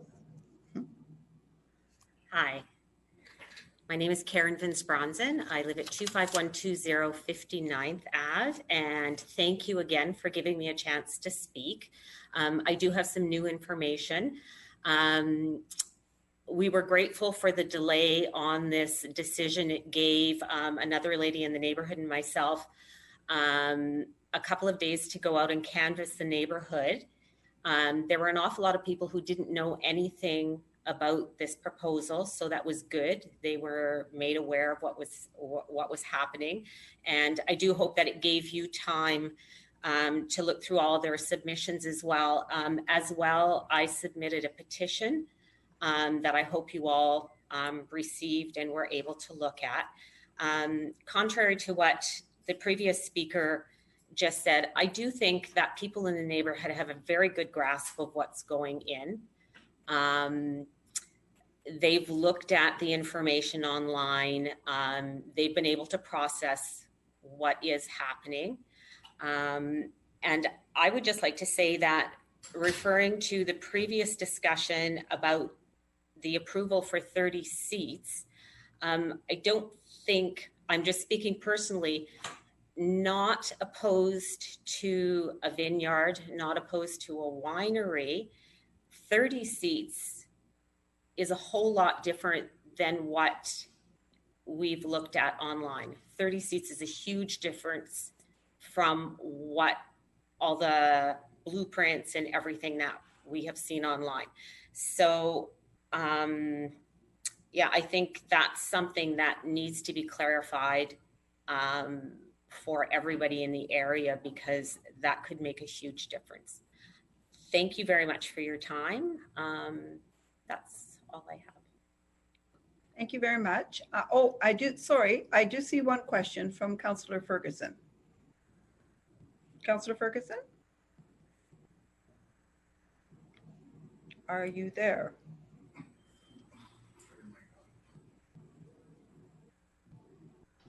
I can't hear Steve. I can't hear Councillor Ferguson. No, his microphone looks like it's on, but I don't hear him. No, can't hear him. Councillor Ferguson, are you there? No, something must have happened to his equipment, to his connection. Okay. Can you hear me now? I can hear you. Yep. You're on now. Thank you. Okay, very good. Isn't that great? Thank you very much. It gave us, the delegation, it gave council, myself, an opportunity to learn more about, this is all new ground with getting information on how people put wineries in. So I guess you got an opportunity to hear what our questions were to the staff earlier on in the discussion a few minutes ago.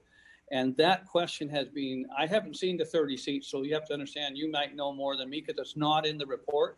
The second thing is, when I do hear from people in your area, and you have way more information than some, I hear people saying, I signed a petition because I'm opposed to the winery. Do you get that from some of your neighbors as well, if I may, through the chair?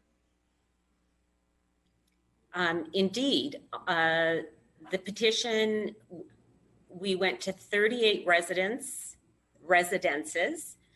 4 were unavailable. 3 indicated they were not opposed, and 31 people that directly border or are on 59th just south, 31 residents were opposed to the construction of a building, basically the event center, and everything that came with it. Okay, so I just wanted to follow, it wouldn't be as big as the Langley Event Center, but I did want to say that when people did phone me, I used to live in the area, did phone me and say, they use the word, I know you understand it, but they use the word, I'm just opposed to any winery on that location. I can't speak to what people said to you. Yeah. Okay, thank you very much for coming. Okay, thank you. Thank you, Councillor Ferguson. And we have another question from Councillor Richter. Yes, thank you very much. And thank you to the delegation. I was just wondering, so you mentioned in your comments that 30 seats is very different from the 96 plus seats that they're asking for now. Do you believe that, well, I mean, I don't think there's a choice. Is 30 seats a better number for the residents that will be affected by this venue? Can I ask, is that 30 seats then just a tasting counter? Is that what those 30 seats are? I would assume so. Like I've got this number from the proponent, and I'm certainly going to ask the proponent when he gets up to speak if he can confirm what he told me. But I would assume it's seats in a tasting room. But okay, that's just an assumption on my part, yeah. For myself, that would depend whether those 30 seats, what was put on the petition was that,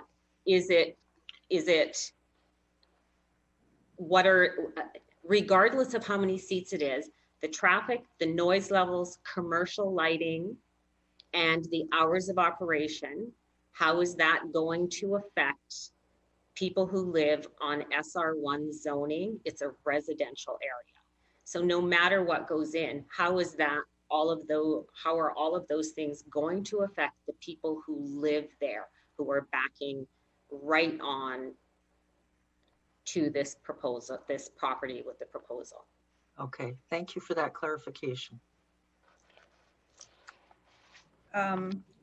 All right. I did see briefly Mr. Safey with his hands up. Did Mr. Safey, did you want to comment on an inquiry? Otherwise, I will go to Councillor Long. Thank you, Madam Chair. I just wanted to, I guess, advise Council of a consultation I just had with staff. Our understanding kind of confirms what Councillor Long was stating earlier as well, which is if there weren't any winery lounge application endorsements being proposed, in the absence of a license request for endorsement to council, the applicant would be entitled to, as part of their winery operation, when they grow the grapes and they produce wine, they would be entitled to a tasting room. That tasting room capacity, based on ALC regulations, is limited to 30 seats. So perhaps that provides some clarification as to where the number 30 may have come from. Having said that, the endorsement is not for the 30 seats because they are entitled to 30 seats pursuant to ALC application regulations. So what they're asking for is beyond the 30 seats for the tasting room to have the ability to have 125 square meters of lounge area, which is the bistro, and then an outside patio area as well. Hope that clarifies things somewhat. Yes, thank you, Mr. Safey. I think that's very helpful in terms of clarification. Thank you. Councillor Long? Yes, thanks, Madam Chair, and thanks to the delegate. I just wanted to expand a little bit on your concern about having this establishment next to you, and it kind of comes out like, wow, you're in a residential area and that's agricultural area. So there's always those transitions that we have throughout the township because of our makeup, where you have agricultural uses adjacent to residential uses. And sometimes they're even more objective in terms of farms and things that maybe include odors and noises and other things that can be disturbing to residents. But if you were to look at it another way, in that they're building more or less a restaurant here, if you lived any other portion of an urbanized area of the township, it's not unusual to have a restaurant near a residential area, the Keg restaurant or any other restaurant. I mean, there can't be those buffers between commercial necessarily and residential. So it's not unusual that there's going to be people living close to an establishment that's going to be in the hospitality industry. Would you agree with that? So I just wanted to bring that out because I didn't want council or even anyone to get the idea that, wow, you've got to have some kind of a, because this is a bit of an anomaly in that you have that SR1 right next to. It is an anomaly, indeed. Okay, thank you. Thank you. And also now we have, I think Councillor Davis. Yes, thank you, Councillor Davis. Yes, thank you very much, Karen, for coming and speaking to us. I guess this is just more of a clarification. Now that I've received information from the proponent that they have a 30-seat winery, and I think Mr. Raman Steffi has deciphered that really well. But in your opinion, a 30-seat winery tasting lounge, is it in more of the spirit of farming or in the spirit of producing his food? Whereas any more than that could start to be a little bit different. And I know I just kind of clarify that in your opinion. I know you can't speak for anybody else, but knowing that that's explained to you, that that's a right to farm and all that sort of stuff. I just wondered your thoughts on that. Well, my opinion on those 30 seats is irrelevant if they've already been approved. And what do those 30 seats come with in as far as the commercial nature of the building, the hours? I think all of that would play into how I would feel about those 30 seats. Yeah. Okay. Thank you very much. What are the hours? Are the hours for that still 11 in the morning until 10 at night, 6 days a week? What's the lighting like? Will that affect? What's the noise level? What's the all of those things that still matters, whether it's 30 seats or 100 seats. Okay, thank you very much. Thank you. Thank you very much for coming. So I believe we have the proponent who is up next as a delegate.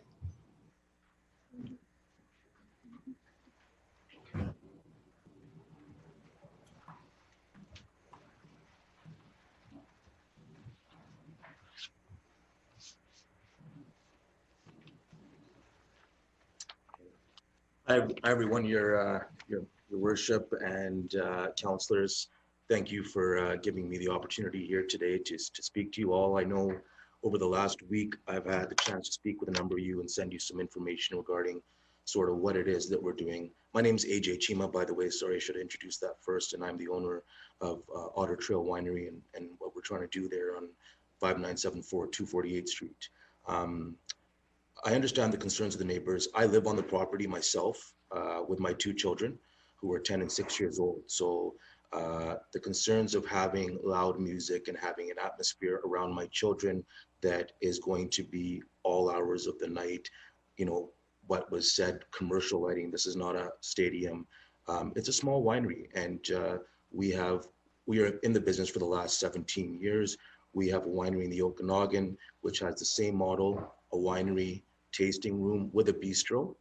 And sort of what's in question here today, I believe, is sort of, we're talking about, well, the Liquor and Cannabis Review Board has said, yes, we've given you an opportunity to have 30 seats is our maximum. It's actually only 26 that we're doing in our tasting area, but 30 seats is what's approved. Why are we asking for 64 seats in the winery lounge area? 64 seats in the wine lounge area is because we believe that we shouldn't be serving alcohol without an opportunity or an option for food. I myself am going through a culinary training right now at Pacific Institute of Culinary Arts. I am a strong proponent of harvest to table. We are surrounded in an area where we have excellent produce. We have Benetti's Meats. We have JD Turkey Farms. We have all these things that I would like to showcase because I'm passionate not only for wine, not only for farming, but for the culinary arts as well. And if you are drinking alcohol, which the 30 seats is important to know, the 30 seats for the tasting area is liquor primary. So there's no food allowed. I don't want people coming to just drink wine without an opportunity to have something to eat with it. So the 64 seats is for someone to, as Councillor Long had mentioned earlier, to sit and order a bottle of wine, sit down with their family, have something from my one-page menu, enjoy the afternoon or the evening, and then be on their way. The 30 seats extra, which makes it 90 total, is patio seating. That is outdoor seasonal patio seating. So if you do come on a sunny afternoon in the middle of July and you don't want to sit inside, but you want to sit outside and our winery is facing the mountains and you want to be able to sit outside, enjoy the scenery and have an opportunity to sit outside, you have that option because there are seats on the patio. So I hope that clarifies why we're asking for more seats. It's not because we're trying to increase our tasting area. The tasting area is separate and that is liquor primary and only for tasting purposes. But I want to be able to showcase my culinary skills. So I want a restaurant for sure. That's because it's my own passion, but be able to serve food where there's alcoholic beverages being served as well. So, and then as far as the building envelope, I know we've heard today that everyone is saying it's kind of an event center size. Well, it is 63 square feet, but it's important to know that within the envelope of that building is a barrel room, is our fermentation tanks, our stamp pad, our warehouse, our lab where our winemaker will be making all of our wines. There is bathrooms, there is an office. So 6,300 square feet is not an open event center or banquet hall where everyone is just walking around drinking alcohol. This is a full business. Everything will be within that envelope. And we're also asking for 64 seats because we are not trying to do, we haven't applied for any outdoor licenses. So we're not doing outdoor parties. We're not doing outdoor tents. This is a winery where people will come and taste wine. If they enjoy it, they can come back at 6 o'clock in the evening with their family, order a bottle of wine, have some dinner, and there will be light music. At a winery, the majority of the time you're conversing with your patrons because you're explaining your product. I can't do that if I have loud blaring music. So this is a winery, not a cactus club. And I think there's a little bit of a misconception about what it is that we're doing. I want people to understand, just like you would go to the Okanagan, you walk into a winery, there is not loud blaring music. People are there to taste. If the winery happens to have a bistro, they may sit down, order a bottle, have some food, and be on their way. When it comes to the timing, we did put in the timing from 11 to 10 p.m. I don't believe that on Tuesday, Wednesday, Thursday, Friday, people are going to be coming in at 11 a.m. to start drinking wine. That's just operational hours. Staff will be there. People will be, if the bistro is open, we'll be doing our prep work. Tasting hours generally are throughout the afternoon. We believe that, if we have a bistro, people have dinner time, it may be, the 6 to 9 crowd. The 10 o'clock was there in the case that, we're in a different world now with this pandemic and people are doing smaller functions. If a family wants to do an anniversary dinner and, in our family alone, there's 6 adults and 3 kids, so if someone wants to book it, they can book it to have a little bit of a later function until 10 p.m., which I don't think is unreasonable. But like I said, this is not a club, it's a winery. It's dim music, dim lighting, and it's dinner time atmosphere. It's not gonna be that loud blaring music. There's no speakers outside. There's no industrial lighting. There's just basic lighting. Like you said, it's if you would go to a keg or you go anywhere, there's lighting in the parking lot so people can see where they're walking. And there's lighting by the front door so they can see the signs and they see where they're entering the building. But there's no industrial floodlights that are going to be like you're at a football stadium. So I wanted to clear that up as well. And I've been talking a lot. I want to leave it open to the councillors for some of their questions or anything that I could clarify for you. Thank you. Thank you very much. I appreciate that you've come to explain and clarify. We do have some questions from our list of councillors. So Councillor Richter, please. Oh, thank you very much. I think the issue around the 30 seats has been clarified for me. So they are automatically going to get 30 seats because it's a winery, a working winery there. The question that I have, and I was quite interested to hear that that you can see the mountains from that property. I didn't realize that because there's a lot of trees in that area as well. But there's special events that are attached to this license we're being asked to approve. And I'd like to know how many special events and what kind are proposed for the year. I'd also like to know about the parking. I still have a concern that if there's 96 plus seats there and what it was, 29 parking stalls, it's an average of 10 person per vehicle, how those numbers work out. So Rupert's gonna answer part of that question, but when it comes to the types of events that I foresee, and part of the reason why I would want to have a larger envelope is through our other winery, Desert Hills Estate Winery, we are the main wine sponsors for the BC Children's Hospital, Canucks Hospice, and a number of other charitable organizations. We provide wine to them free every year for all their galas. In turn, they take that money and they use it, put that towards their fundraising goals. We already have corporate and community partners through our winery in the Okanagan. Now that we have one in the Lower Mainland in the Fraser Valley, and I've discussed this with them, they would want to maybe once a year hold a small fundraiser in which, as being a partner already, we would provide that venue to them. So that's what when I say special events, that's what I'm looking at, our corporate and community partners that we already have through Desert Hills, but they cannot necessarily use our location because not everyone could travel to Oliver, British Columbia. Now they can come to Langley and they're able to do some small gatherings for fundraisers or things of that nature. And I'll let Rupert answer the other part of that question. Hello, members of council. My name is Rupert Slight and I represent the architectural firm Lubbock Scott Architects here. So just to help, the special events was requested so that the whole, the tasting room and the lounge can be used in events for the serving of food and liquor rather than the split use, which has been discussed throughout.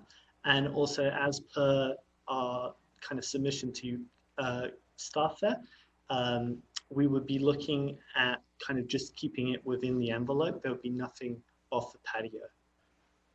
And then if in reference to parking, we've designed the parking based on the minimum requirements. Obviously, as we move into building permit, this will probably change. There is room for 20 additional spots towards the west and room for additional staff parking towards the south of the loading pad. And this is what we foresee working with staff will be incorporated into the final design. Okay, so you've mentioned corporate sponsors. So how many of these special events are you going to do a year? Well, I would say that there's going to be probably, in my educated guess, at least 2, probably not more than 4. 2 to 4 a year, okay. And the parking. Now, what about buffering? Because Councillor Long did mention it earlier with the anomaly of this particular location, simply because it's buffered on its entire south side by 1 acre SR properties instead of like a 20-acre farm as other wineries have. So what will you do, or will you be doing anything in terms of buffering to protect the privacy and the peace and quiet of those neighbors you have to the south? Councillor, to address this again, we will be working with staff to ensure as we move into building permit that the appropriate landscaping setbacks are provided and appropriate landscaping plans are provided to staff for review to ensure that both noise and visual impact are mitigated to the surrounding neighbors. Thank you. Thank you, Councillor Richter. Councillor Ferguson.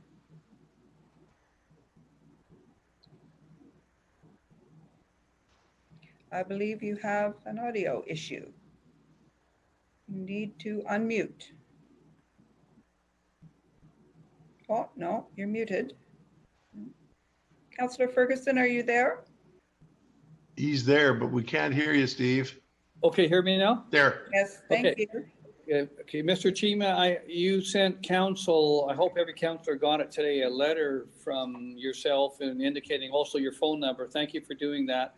I did want to ask you, your site, from what I understand, on 5974240, it's 17 acres, is that correct? It's a little over 16.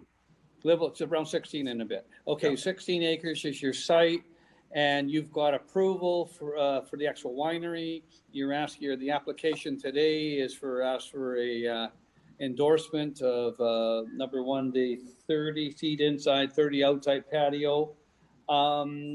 I understand, according to your letter, that you are a farmer. You've been farming for years, and that your family are farmers. Is that correct as well? Yes, our family has been in the farming industry since my grandfather migrated to Canada.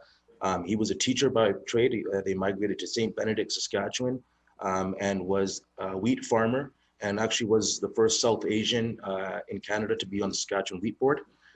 We farm almost 300 acres of vineyards. I farm 12 acres on our property currently of blueberries. So, farming is in our blood, farming is our passion, but over the past 17 years, when we got into the winery business, food and wine has also become my greatest passion, hence me wanting to build this project here. And I thought this would be the best area to do it. Seeing the agritourism there with Treejiger Farms and Krauseberry across the street and Thunderbird, and then you have JD Turkey Farms. It's a natural fit for me. And like I said, I plan on growing old on this property.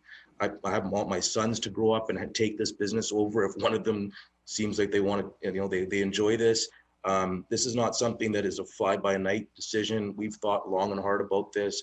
I'm putting a lot of money into this. It's going to be my baby. It's going to be my retirement. It's going to be everything for for me to be able to provide for my sons.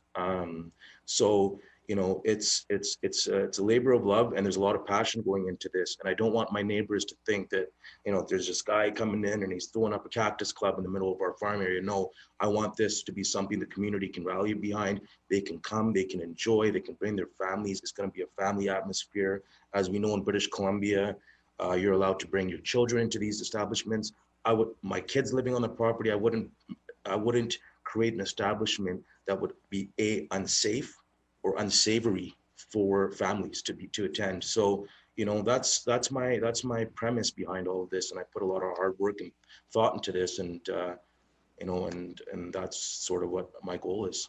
Thank you, Mr. Chi. I guess the main thing is you living on the property with your family and policing or whatever way you possibly can, loud music and those things, and so that's important to note that.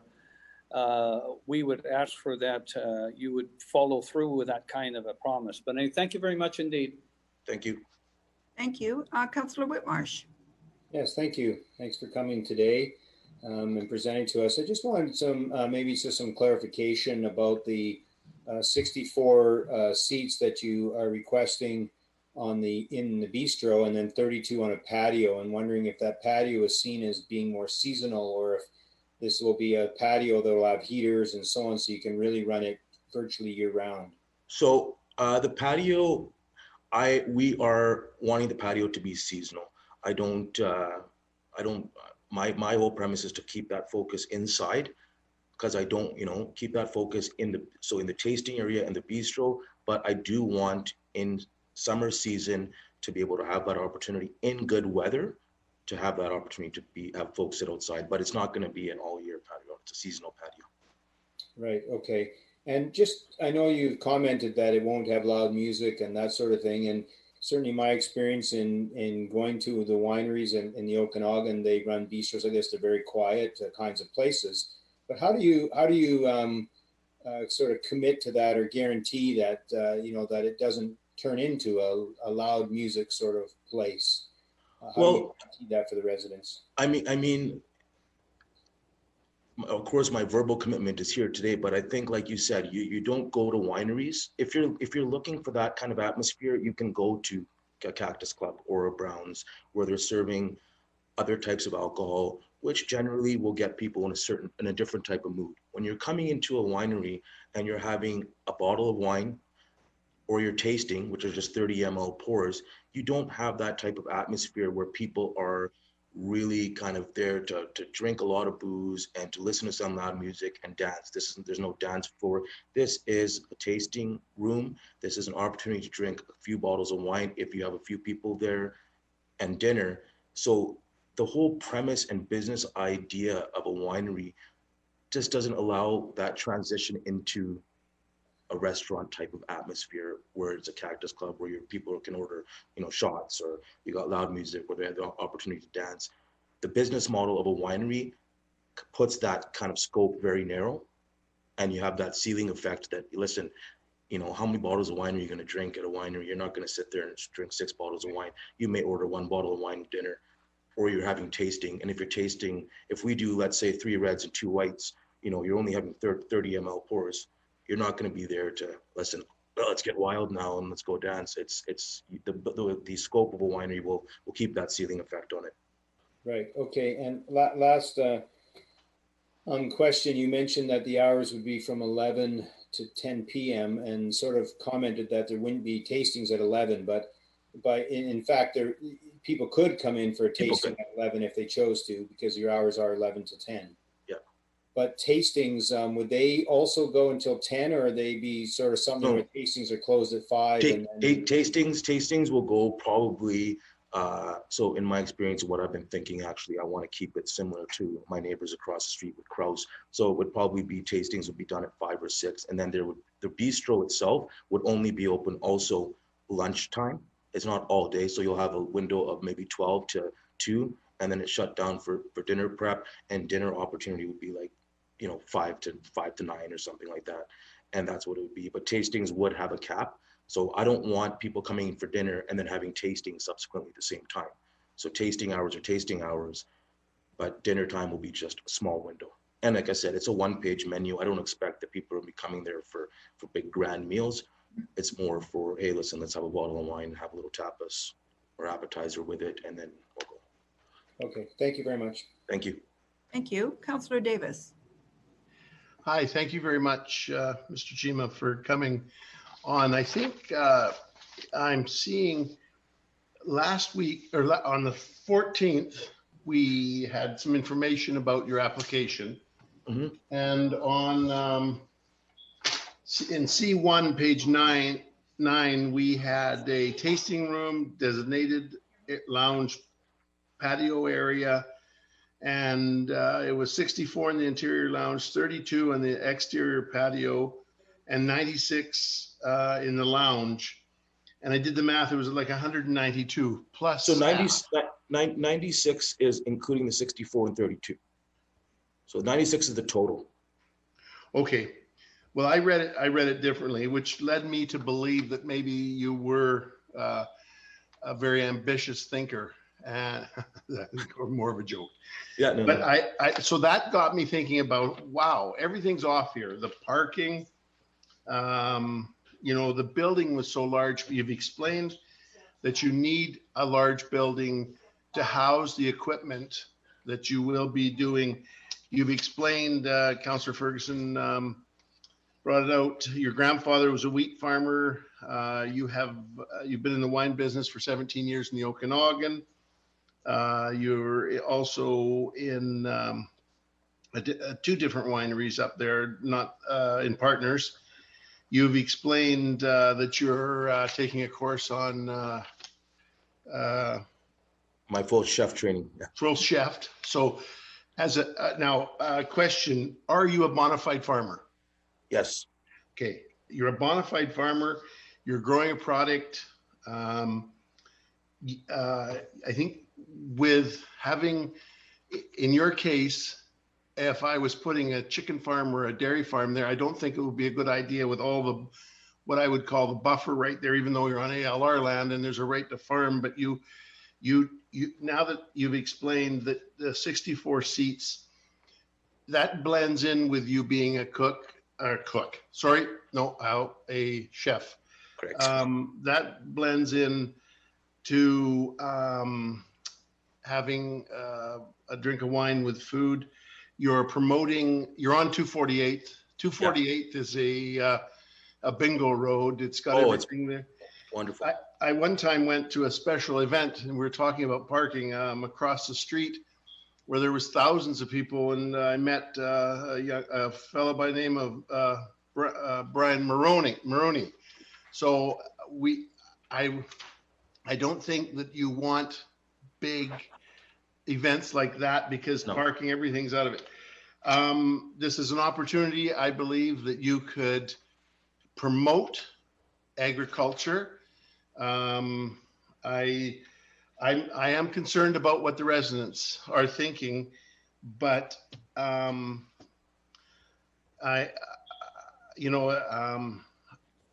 glad that you do have your feet in agriculture and you're a bona fide farmer. And I'm just looking over my notes here that the winery needs to be that size, or, well, I mean, you could probably do it in a garage, but that's not what you want to do. You want to do a full first class. You want to promote your wineries from the Okanagan, BC, Township of Langley. So I think you're on the right foot. And when I see that you've got this 30, you've already, you sent us a letter and said that you've already got 30. So the right to farm, you can actually continue with the right to farm. Correct. You just want to make it so that you're maybe going to do it right. And,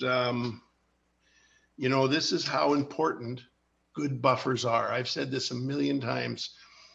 Sometimes the land may not be productive, but if there's a good buffer, meaning trees or something that can keep the lighting, the smell, in your case, there's not much smell, but,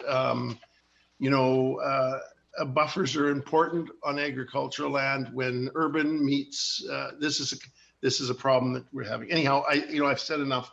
Thank you very much for coming out. Thank you for your over. Thank you. We have one more hand on the list, Councillor Long, and then we've spent quite a bit of time discussing this. So hopefully we can wrap up our questioning and then get to the actual agenda item and a vote. But Councillor Long? Thanks, Madam Chair. And that's, I'd like to move us in that direction. And I want to pick up on where Councillor Davis was talking about buffer. And thanks for coming, Mr. Chima, because we haven't had a chance to discuss where the configuration of your building is in comparison to the lands to the south. And I wish there were a diagram that showed all the surrounding areas and showed your building on it. But maybe you have your architect there. And I'm not here to speak, to help you along, but maybe actually, Councillor Long, there is one on part of the application.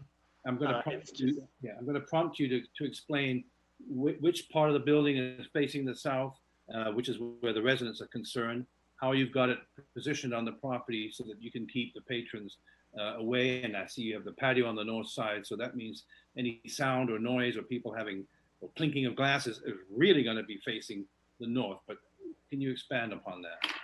Yes, thank you very much, Councillor Long. The aim was the building was to keep it away from the residences. It's located on the north edge overlooking agricultural land, which will, as part of the SCL, always be agricultural land. We intend, like said with the previous statement, we will be buffering the south section, and we will be working with staff to ensure that this is correctly done to both mitigate noise and lighting. And as you mentioned, the south side of the building has a relatively blank facade, so there is no light escaping or noise escaping from that area to help with this situation. And I think that's important to point out to Council, because I've been observing that with these concerns of the neighbors, which are legitimate, that the layout of the property really puts all the action on the north side facing that way. So thank you very much. And that's my questions. Thank you. Thank you very much for your delegation, Mr. Chima, and for your architect for helping us out. Madam Clerk, there's no more delegations. That's all the submissions? No, I've been advised there's no more delegations this evening. Thank you. I see Councillor Richter's hand is up. But just a point of order, Madam Acting Chair. Yes. Ask the clerk to explain where we are, because I think the motion was already made and seconded, and it would be helpful for me to know where exactly we are now in the process. Thank you. Thank you. Sorry, can I just have clarification, Councillor Richter? Did you have? No, I want to propose an amendment to the motion that's on the table. Oh, okay. So, Madam Clerk, could you please bring us all up to speed about what the current motion is on the table? The motion has been moved and seconded. It was moved by Councillor Long, seconded by Councillor Ferguson, and it is a live motion as put in the agenda. Okay, thank you. All right. So, Councillor Richter. Yes, I'd like to amend the third paragraph that says that Council has considered and endorsed the request by the Otter Trail Winery to locate a 96-seat winery lounge. I'd like to, I've got two amendments. So that's the first amendment is to change it from 96-seat winery lounge to a 30-seat indoor tasting lounge and bistro. So that's my first amendment. Okay. So we need any discussion? Oh no, we need a seconder. I'll second it. Sorry, who was that? Councillor Woodward. Thank you, Councillor Woodward. Okay. All right. So Okay. Any discussion on the amendment? Yes, I'd like to address my amendment, and I would just like to say that I think we need to recognize, as Councillor Long has said earlier, the anomaly of the situation that this particular venue is going to be located in. It is point of information, Mr. Acting Mayor, Madam Acting Mayor. Yes. Would this motion or amendment, if voted on, I need clarification, would that not just mute the whole application? In other words, if they, and I mean through the staff, I guess might want to, for a ruling, might mute the actual application. In other words, we wouldn't have to do an application if they've already got approval. Maybe Mr. Backen or Mr. Safey would like to comment on the inquiry. Thank you, Madam Chair. To clarify the amendment, if I understand it correctly, and we have to verify this, Mr. Seffi may wish to jump in, I believe it's to locate, rather than a 96-seat winery, lounge, etc., it's a 30-seat winery, lounge, and special event area. So therefore, it would be going beyond the tasting parameters and would have these other uses as to the 30 seats. Mr. Seffi, is that your interpretation as well? Or perhaps Councillor Richter, is that your interpretation?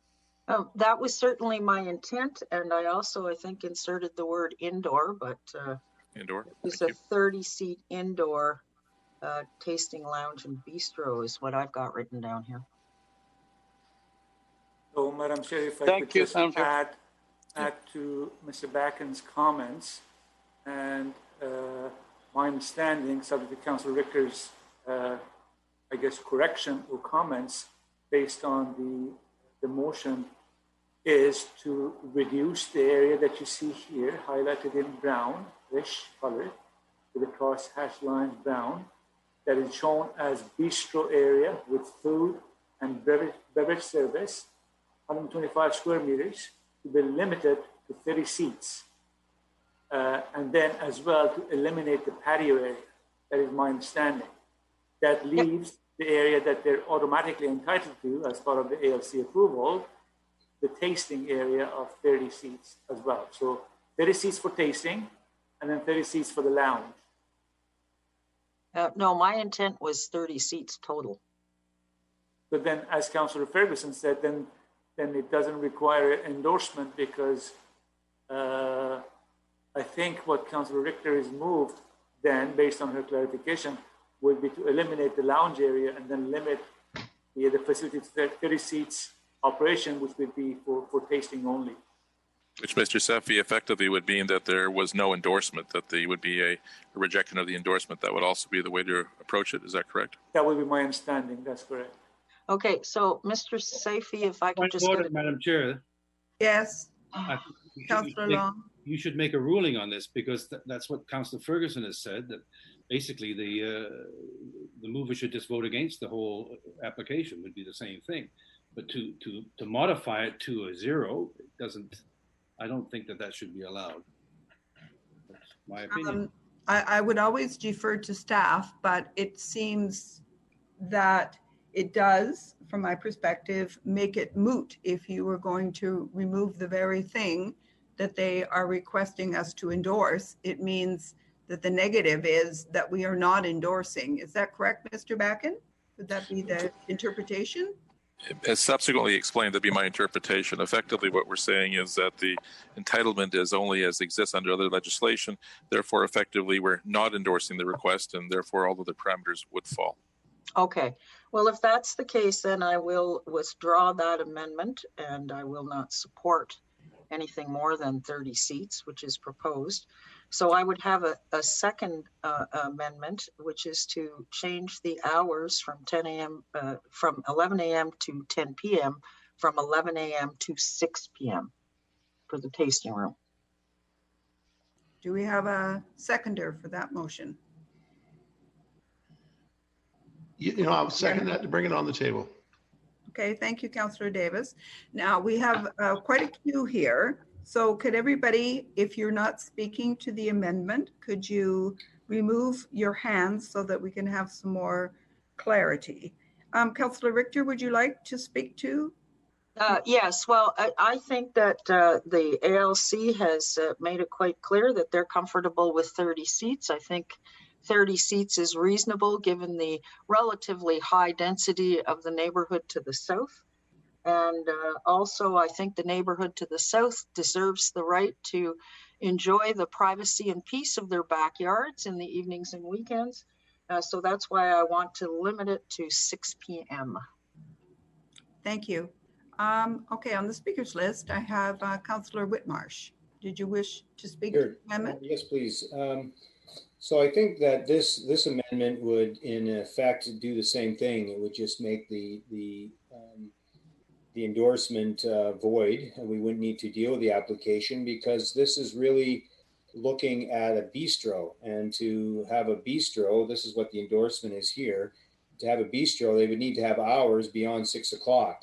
If it's simply going to be a 30-person tasting room, which is what Councillor Richter indicates that she would like to see remain, then we don't need to deal with this. We just need to vote against it.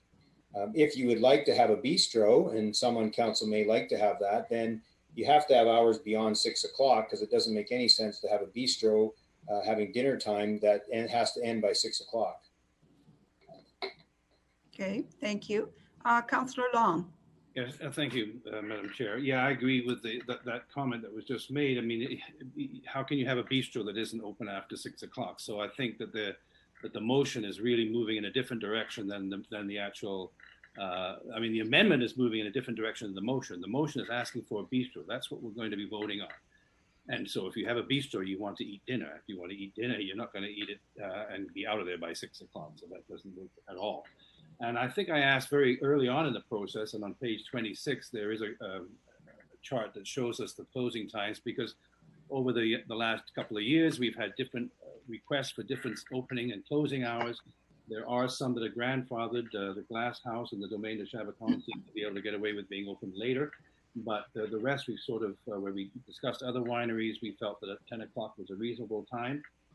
And when I looked at that chart, that seems to be consistent. So I wouldn't want, I don't know why we would want to put a different restriction on this one. And I think I'd like to repeat the point I made when I spoke to the delegate.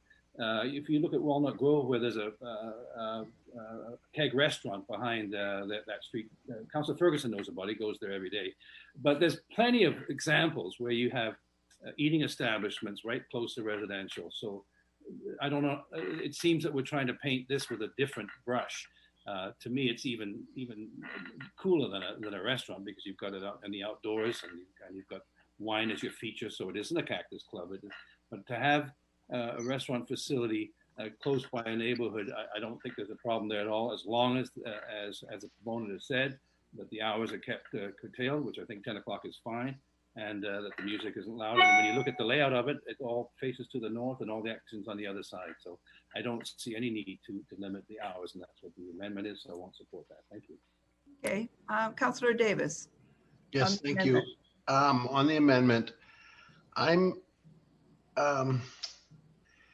if I were making this decision from September 14th recommendation, and now we have more information on what we're doing here, I like to sit outside, and this would limit it. And I don't know if I'd be able to sit outside. And anytime I get off, anytime I go out anywhere, it's generally after 6 o'clock or 7 o'clock at night to have something.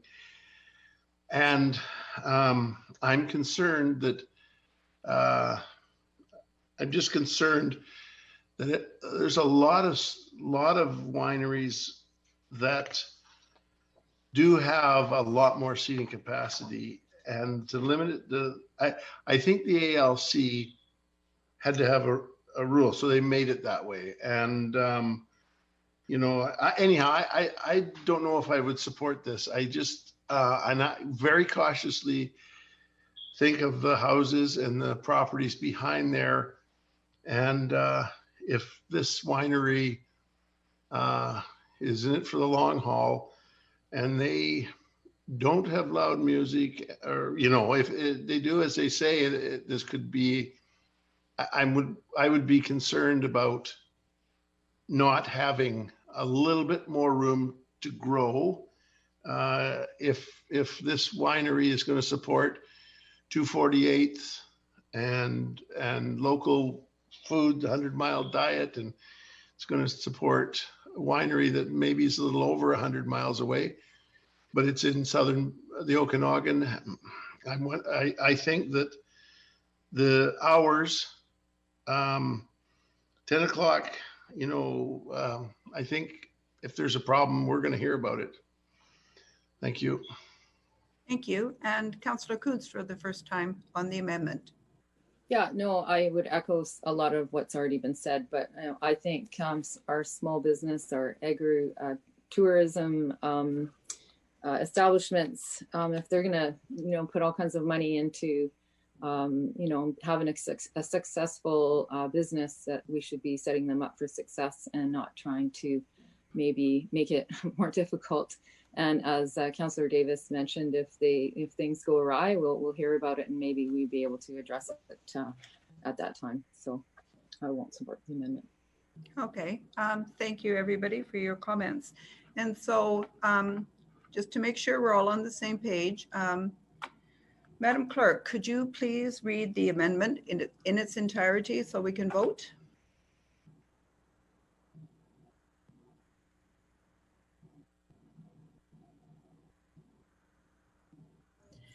The amendment is to vary the hours which are included in the motion from 11 o'clock to 6 p.m. Okay, so I'll now call the question on the amendment. All in favor? Aye. Any opposed? Opposed.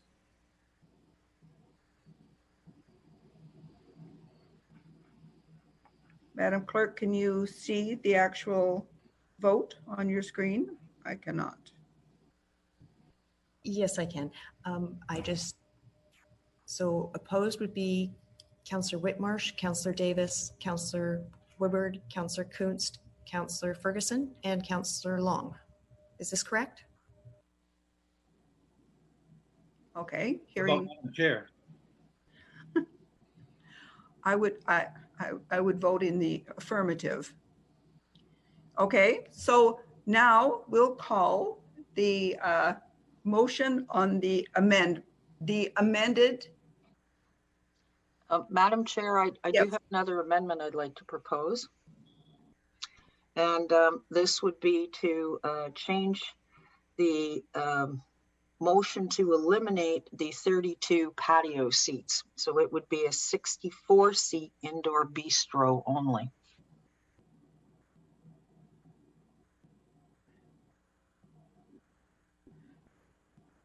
Okay, perhaps if this is acceptable, I would want to ask staff whether or not that's something that we can do within the context of this application. Is that a condition that that we can impose? Mr. Backen? Mr. Safey? Point of order, is there a second? Oh, sorry, we need a seconder.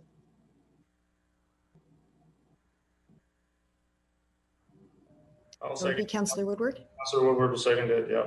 Thank you. Okay, thank you. I think it's important that these amendments are heard. Thank you. Thank you. So Mr. Backen or Mr. Safey? Madam Chair, as this is an endorsement, I think the implication would be that the endorsement would be amended to eliminate the 32 seasonal patio seats. So there would still be a positive endorsement, but it would be subject to deletion of the 32 seasonal patio seats. Mr. Seffi, your interpretation as well? That's correct. Thank you.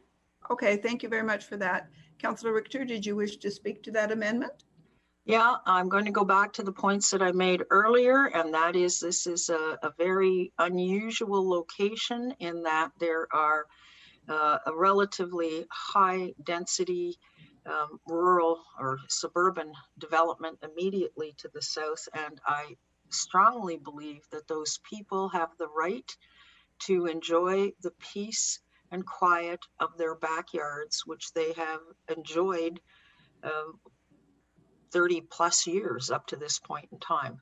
So I think by eliminating outdoor noise, it'll go a long way to making good neighbors here. Thank you, Councillor Richter. Councillor Whitmarsh. Yeah, I won't support the amendment. I think that wineries and the farmland, the beautiful location it is, makes it appropriate to have outdoor patio that's going to be seasonal. And particularly in light of what we've gone through recently with COVID, the outdoor patio even makes more sense. So I think it would be a mistake to remove that. And so I won't be supporting this amendment. Councillor Long?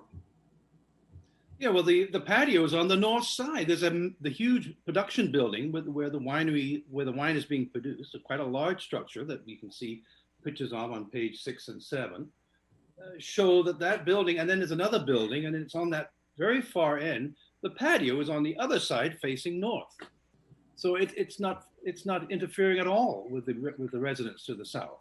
So I don't see how I can see any rationale that eliminating this patio is going to make any difference at all. It will encumber the business, and as has been said, it's always good to have patios.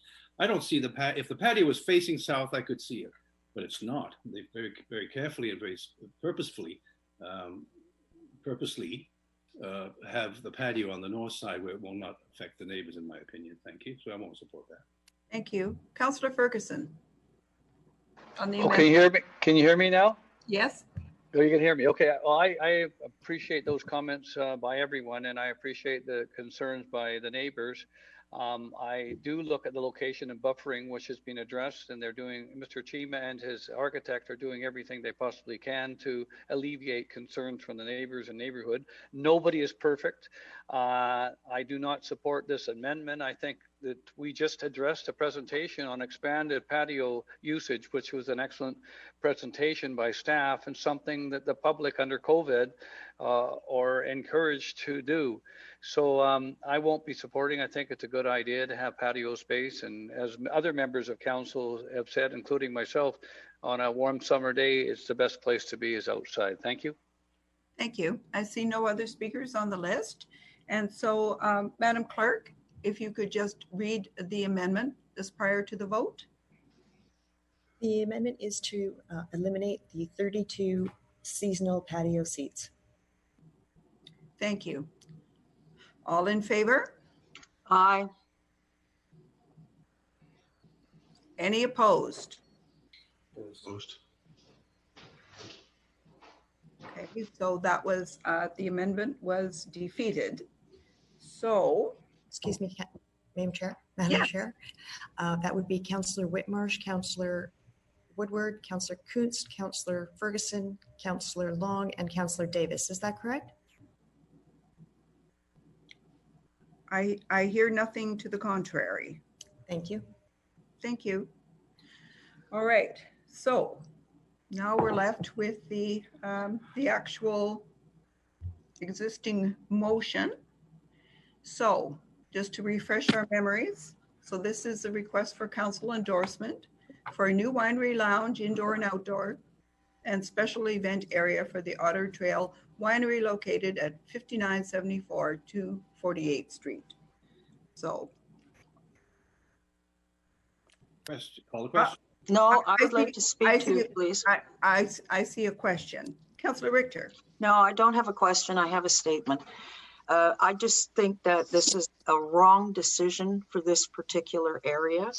And make no mistake, what we're approving here is a restaurant and a bar on agricultural land next to a relatively populated area to the south.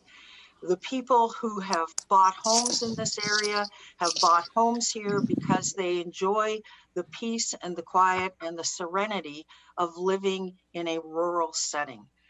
This is going to take that away from them. And I think it's a wrong decision for us to make, so I am not supporting it. Thank you, Councillor Richter. And seeing no other comment, I'll call the vote. So all in favor? Aye. Aye. Any opposed? I am opposed. Councillor Richter, I'm also opposed, Madam Clerk. So could you read the vote, please, Madam Clerk? Councillor Arneson and Councillor Richter are opposed. Thank you very much. Now we can invite the mayor back.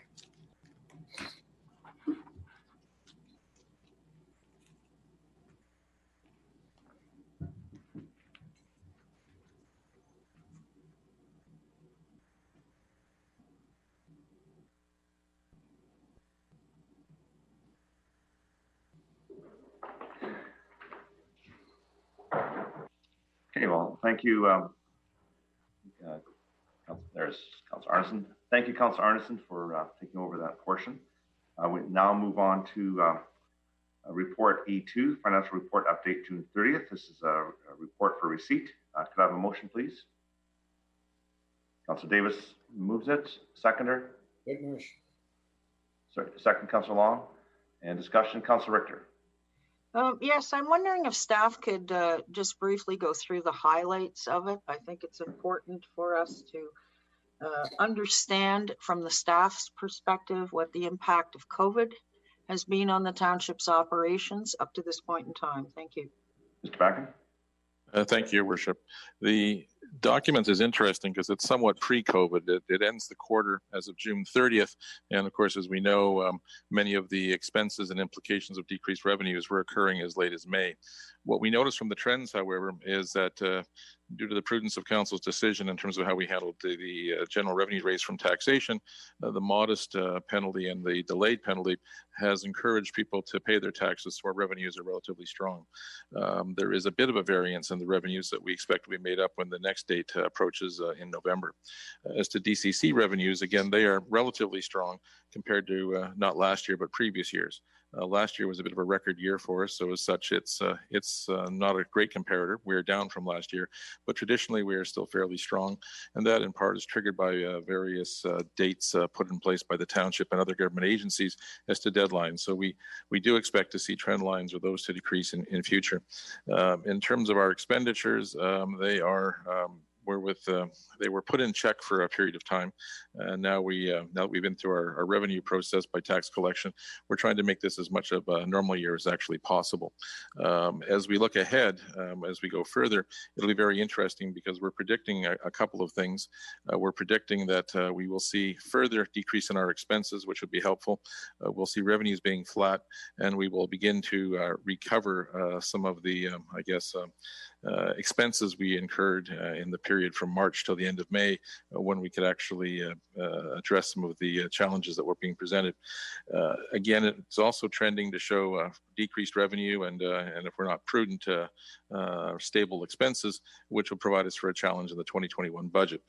At this point, though, I think we're well positioned compared to most municipalities, and we are now understanding that other levels of government are beginning to consider some sort of assistance package for municipalities, although those may be subject to an election campaign. So overall, relatively positive, but certainly showing the need to exercise caution as we go forward, and that's what we've instructed staff to do.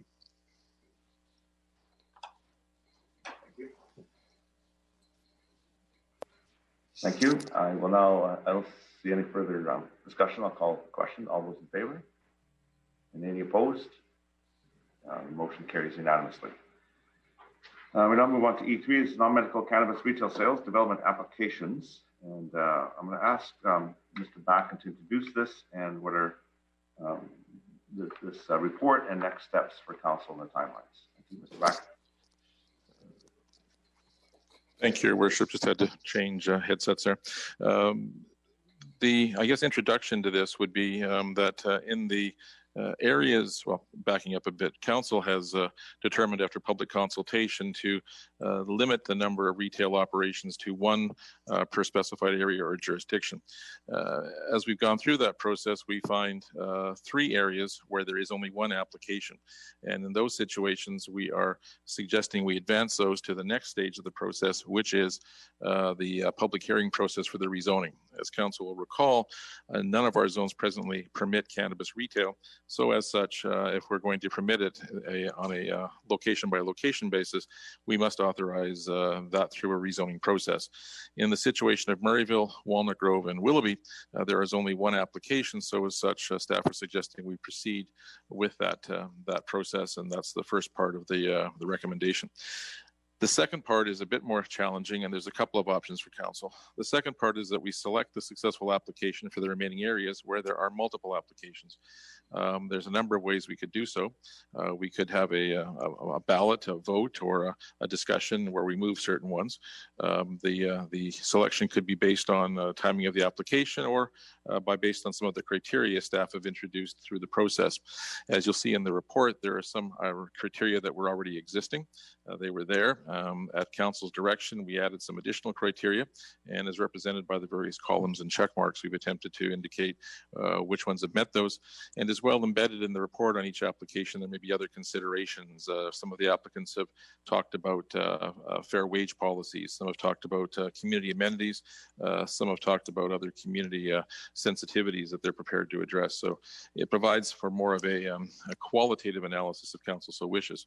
The other option in that process is council still may wish to hear from the public about the various applications. And we say this with a bit of hesitancy because it does add tremendously to the workload, and we would have to actually spread those out. But that would be to actually advance some or all of the applications to public hearing, and following hearing from the public, then determine which ones they wish to proceed by continuing with the rezoning. Why we hesitate is, for example, in one area, there are 8 applications. So that would mean effectively 8 public hearings for that one opportunity, that location, that community. And that is something that would certainly be a fair amount of effort for all. The challenge, though, when we've been asked by council members is what criteria do we use?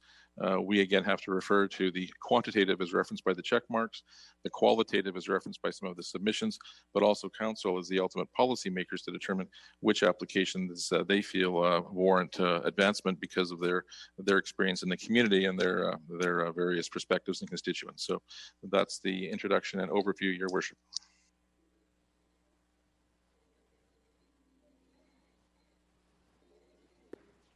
Okay, thank you very much, Mr. Backen. We have some questions from council. So prior to any motions, I'd like to have this discussion. Councillor Richter and then Councillor Woodward. Yes, and I want to put forward a motion. I'll wait until everybody has had an opportunity to speak. But I believe that this should be referred to a special meeting of council. The impact of these decisions on the communities will be a lasting impact.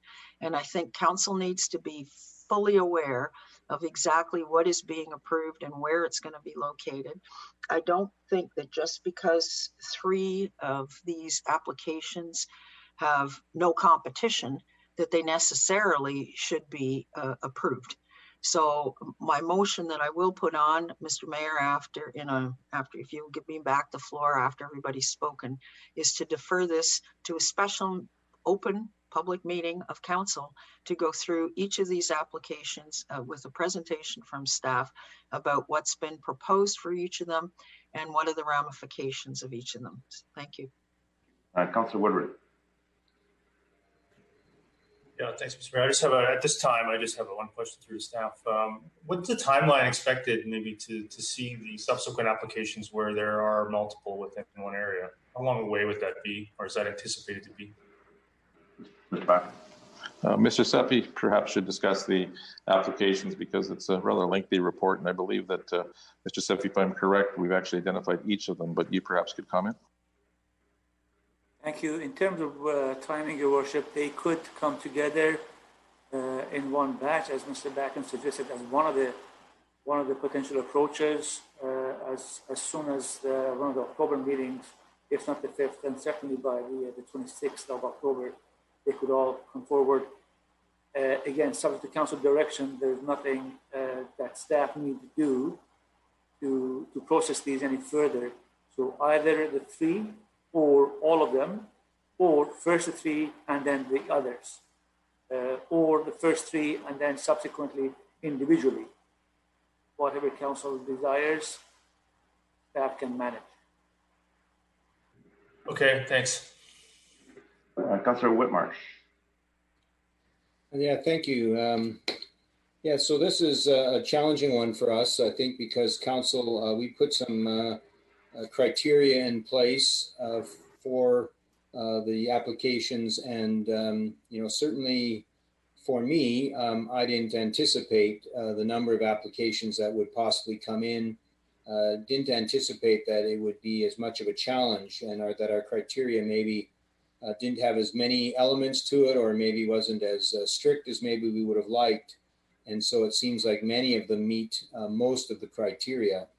I'm wondering, by way of question through your worship to staff, I noticed that staff has suggested maybe some other criteria, but it would also, I'm assuming it would also be possible for council members, particularly if we had a special meeting, as Councillor Richter is suggesting, for us to propose some other additional criteria that might help us to make a selection.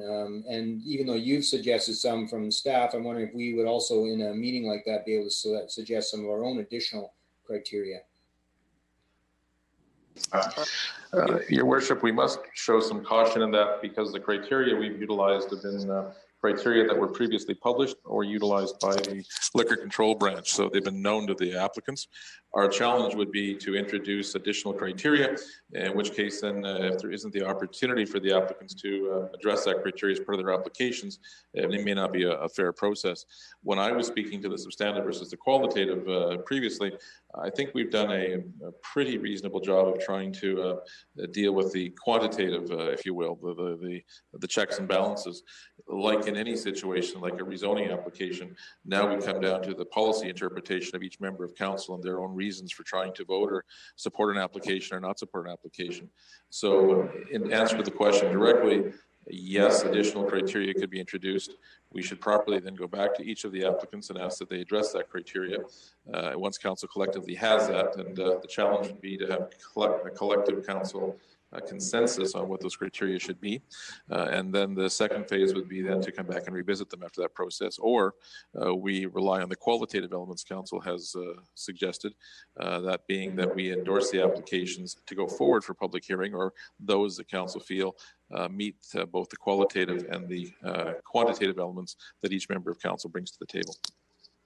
Okay, just one other question I'm wondering about, and that's helpful. Is it the case that some of these applicants might have been approved already, say, by the province to have a cannabis retail outlet, and now they're just waiting for the municipality to agree to have one, and others that may have applied may not have actually also received provincial licensing? Is that an accurate statement?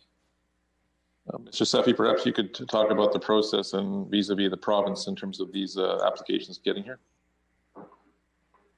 Thank you. Yes, Your Worship, it is quite possible that in some circumstances the applicants would have received at least a approval in principle from the province, subject to them being able to follow and meet the local government regulations, including not just the rezoning in cases where it might be required, but also approval by council of them to proceed.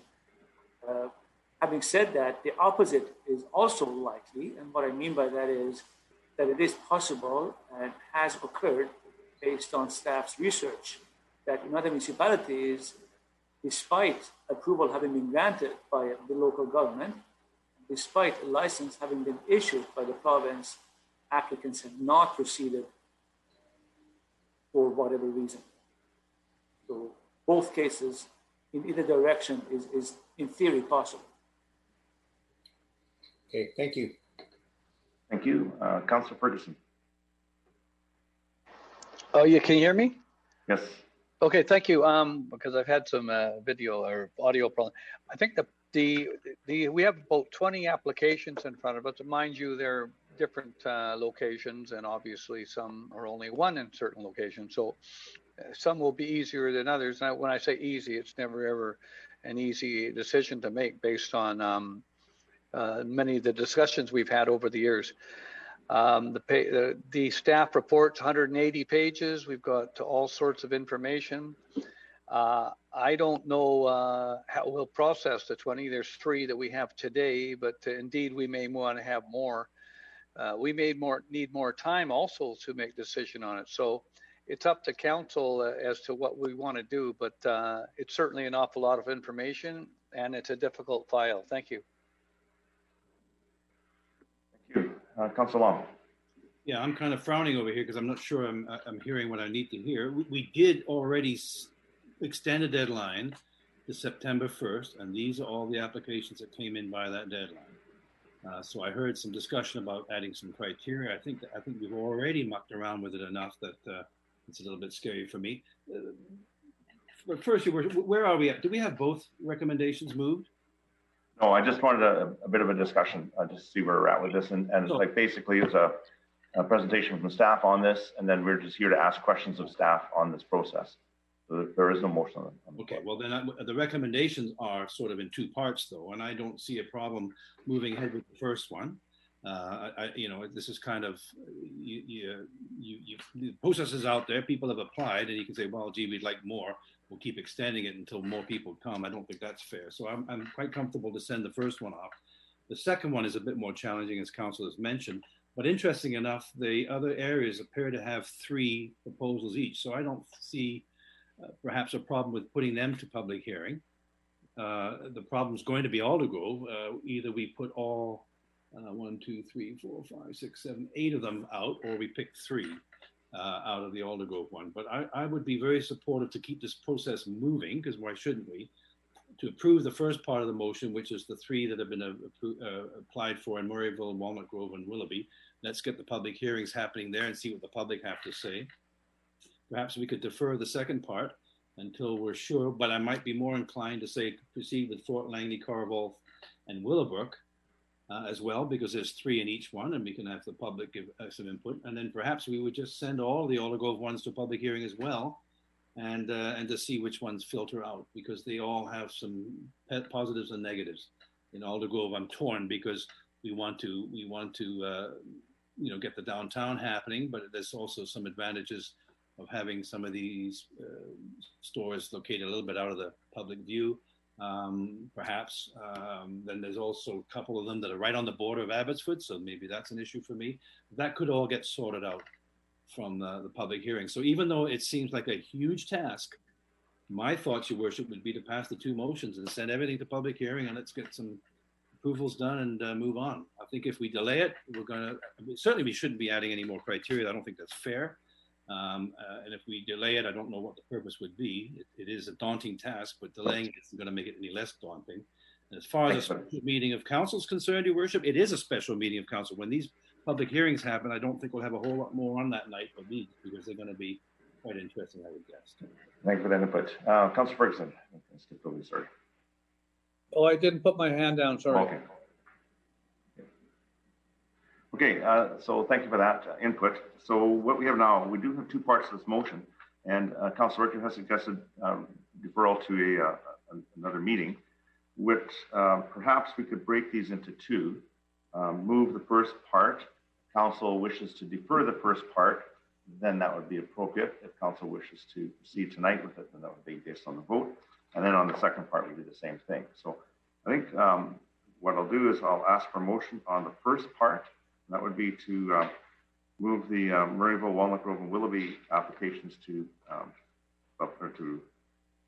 for staff to bring forward the rezoning applications for our consideration. I'll move it. And so then, we'll decide if we want to do any deferrals. So is there a mover? Councillor Long, is there a seconder? Is there a second to the first part? I'll second. Councillor Whitmarsh. Okay, and I'll go into discussion. Councillor Richter. Yeah, I'd like to move deferral to a special meeting. Okay, is there a seconder? I'll second that. Councillor Woodward seconds the deferral. Discussion on the deferral. Yeah. Councillor Richter, did you wish to speak to it, or I think you? Yeah, well, I don't think it's fair to proceed with this one right now. For example, the Willoughby location, it looks from the map like we're going to have more than one venue in Willoughby, and I'm just wondering how come that's happening. Like we said one per community. We didn't say 2 or 3 per community. We said 1. So for the interchange area to be broken out from the Willowbrook area to be broken out from the Willoughby area is basically putting 3 applications in Willoughby, and I don't agree with that. Thank you. Councillor Long? Holy confusion. Wait a second now. I only see 1 application for there. Where do we get these other ones? Okay. I'm looking at the map on page 8. Your Worship, I believe the reference is to including some of the sub areas into the overall Willoughby area. So as such, if you collapse some of the areas, the sub areas into Willoughby, you get more numbers. The rationale for the locations as chosen was from a previous council report where we broke it down and council asked to bring it forward in that order. Yeah, so I don't see that at all. I see 3 applications that are quite clean, and we already extended it to make sure that everyone had an opportunity. We put a deadline in of September the 1st. So I don't see any reason why we wouldn't proceed with those 3, and we're not approving them. We're sending them to public hearing. Is that correct? I mean, we are not approving them. We are sending them to public hearing, by which then a decision would be made after public input. Is that not correct, Your Worship? Yes, that is correct. We're asking staff to bring back the necessary bylaws, which Mr. Backen would trigger a public hearing. Yes. So we aren't approving them today. We're just starting the process on those 3 on this particular motion. Councillor Arnis putting hand down. Councillor Whitmarsh. Yeah, I think the motion by Councillor Richter for a special meeting might be appropriate for the applications in which we have many applications for each community, and we want to discuss and debate and talk about criteria. I'm fine to do that, but in this case, these are 3 clean applications that have come forward, 1 in each community. There isn't a debate about which ones. So I'm fine to send these to public hearing. I'd like to hear from the public. We're certainly not approving them. Based on feedback from the public, we can make all sorts of changes if we need to. So I'd like to hear what the public has to say, and then we can make a decision from there. Thank you. Councillor Arneson. Yes, thank you, Worship. By the way, I did have my hand up earlier. I had a question of clarification through you, perhaps to Mr. Backen, because what occurred to me is, irrespective of whether or not we have 1 or 10 applications in one area, wouldn't it be the case that we still have the discretion to decide, based on our wisdom, that we do not wish to have a particular retail outlet go forward in an area? That's my question. That's correct, Your Worship. At the end of the day, even prior to going to first and second reading, council could determine they want 0, or they could determine that they wish to see more, or after hearing from the public, they could determine that they wish to see 0, or they could actually have more. The policy framework is not something council cannot vary. Rephrase, they can vary it. It depends entirely on the direction council wishes to take. Yeah, just a further comment. So I see the merit actually in being very deliberative about this, just because it is a brand new policy. And it's true that we've set it up with certain time requirements and we've got a very robust, from my perspective, framework. However, I really think that once we institute some of these uses, I would prefer to have a meeting that specially developed around this to review them. It doesn't seem to me necessarily, just because we have one application, that that's actually appropriate. And I've done some wandering around to see certain areas where on paper, it sounds like a really great idea. But if you go there in person, you might have a different impression as to whether or not you wish to have a cannabis retail there. So I'm starting to move towards the idea of having a special meeting for this purpose, because like I said, I think we need to be rather cautious about this, although I support the whole proposal. But, if it's a new use that we're implementing, I think we should be respectful of the process. Thank you.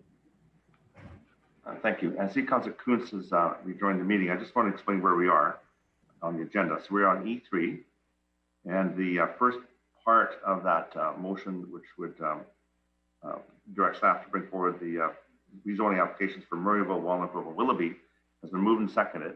There is also now a referral motion to send this to a special meeting, or to a meeting of council for further review. And the second part of the motion has not been moved yet, and Council Richter, I believe, will be putting forward a similar referral motion on that one too. So that's where we are right now, just for the information. Councillor Ferguson. As I said before, it's a difficult file, and we are putting this first thing to going with those 3 applications to public hearing. Whether that's the right thing, I guess we'll soon find out through the public hearing process. I also want to know when the initial motion, I know it's in the report, and I've been jumping in and out of my hearing from the actual Zoom. So the question I think was asked was Willoughby and Willowbrook going to be 1, and Carboth, is that a new, or was there always going to be 7? Or I thought there were originally 4 or something, if I may, through the chair. Your Worship, these, I guess, geographic delineations are consistent with the original report. The original report cited these areas, and I think the confusion is what we call Willoughby actually has some other distinct areas within it, such as Carboth, but this represents the original report structure. Okay, so it's 7 areas that we're looking at then? Yeah, that was our fault. That was what Councilor. Okay. Thank you, Councilor Long. Yeah, thanks, Your Worship. So just to be clear here, we're voting on an amendment to put this to a special meeting. The motion instructs staff to set up a public hearing for these applications. To me, that is a special meeting of council, specifically to decide the fate of these applications. And better than that, it's with public input, which most of council really treasure these days, and that's very important to us. So here we have an opportunity to have a special meeting, a public hearing for the purpose of deciding on these venues, which have been applied for properly and on time, with the added benefit of the input from the residents. And as been stated, this is not approving them, it's sending them to that stage, and before they are receive the final readings or whatever, there'll be a chance to make amendments. So I think we should just move along with that. So I don't understand what the difference is. In my opinion, that is the best special meeting we should be sending it to, and that's the original motion. So for that, I see no further discussion. So I'm going to call the question on the deferral of the first part. So all those in favor? Aye. Aye. Opposed? Aye. Aye. So opposed is Councillor Davis, Mayor Froese, Councillor No, Long. no. Oh, sorry, your hand was up. Okay. Sorry. Mayor Froese, Councillor Long, Councillor Kuntz, Councillor Whitmarsh.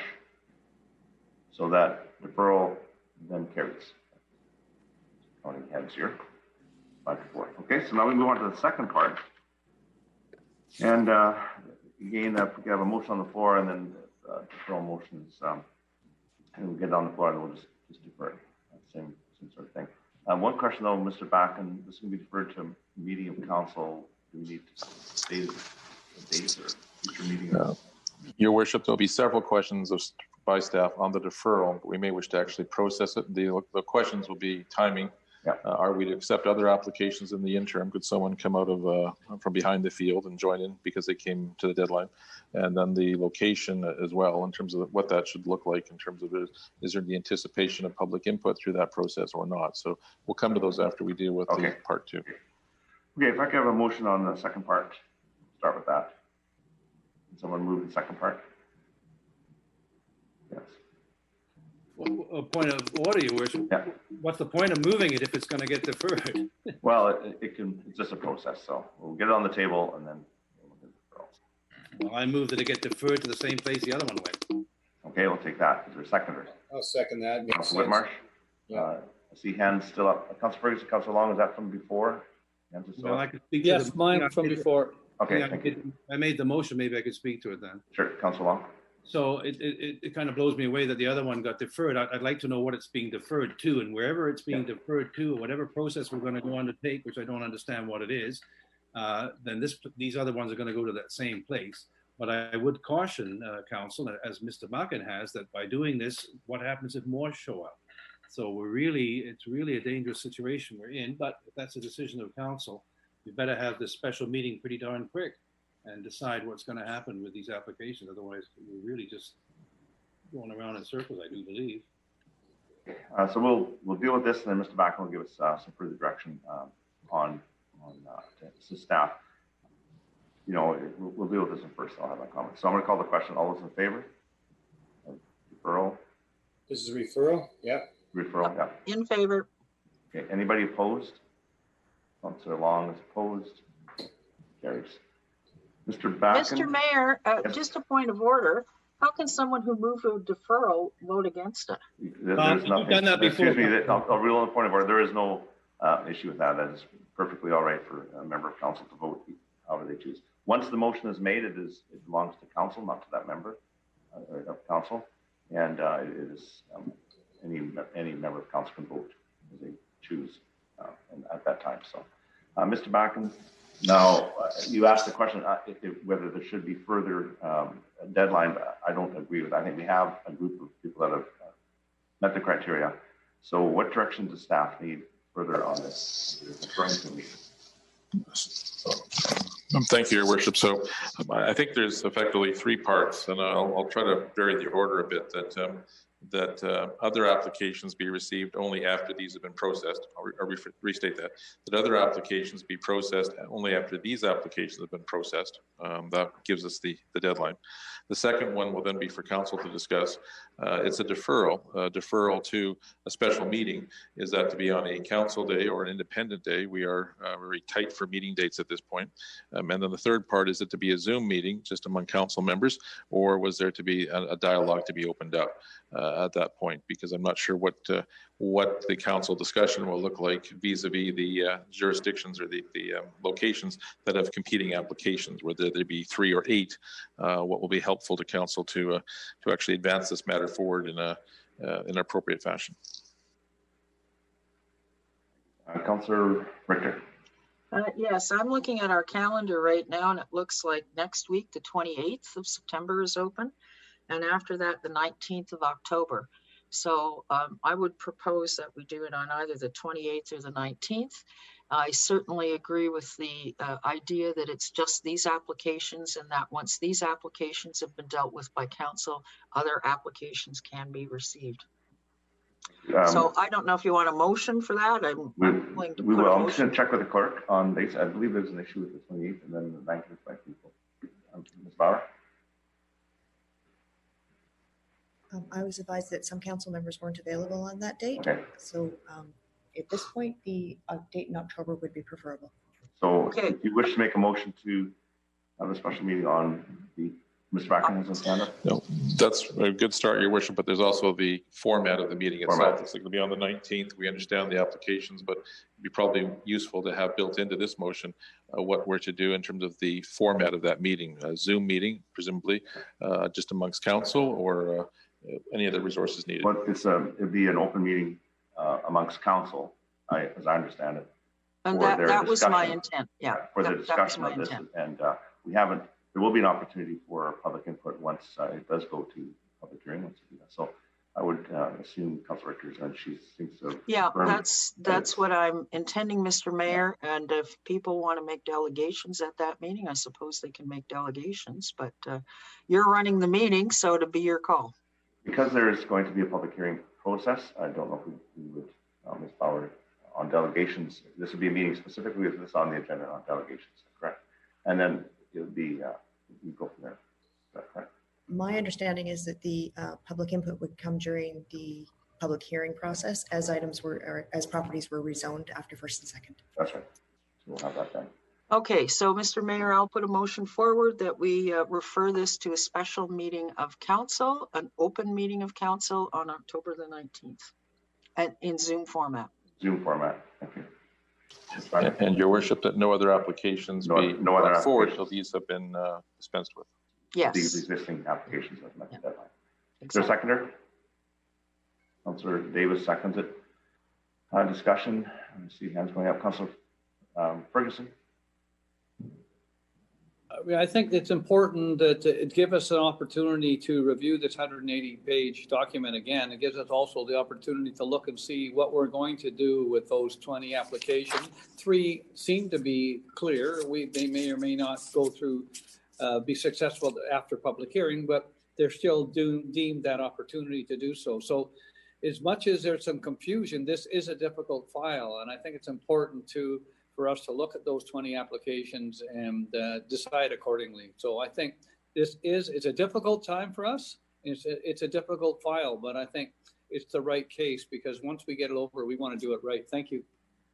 Councilor Whitmarsh.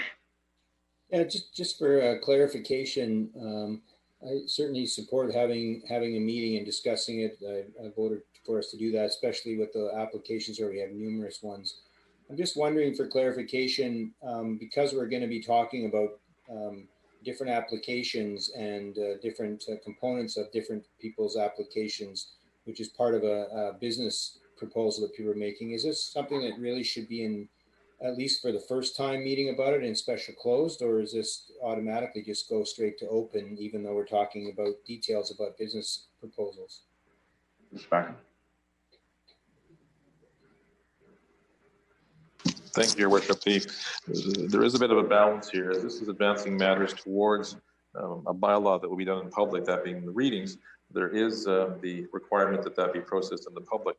That being said, as we're discussing the applications, if there's proprietary business information that's being discussed, it would be appropriate then during that meeting to resolve into a closed meeting to discuss some of those proprietary business information items.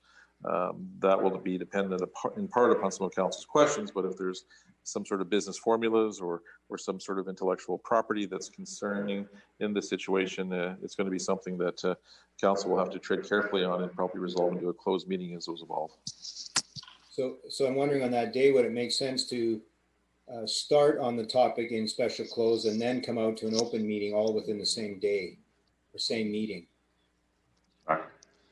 Your Worship, that may be what may be needed for that is the direction of council. Of course, we start in the open to resolve into closed, but it depends upon the nature of the discussion. It can be done either way.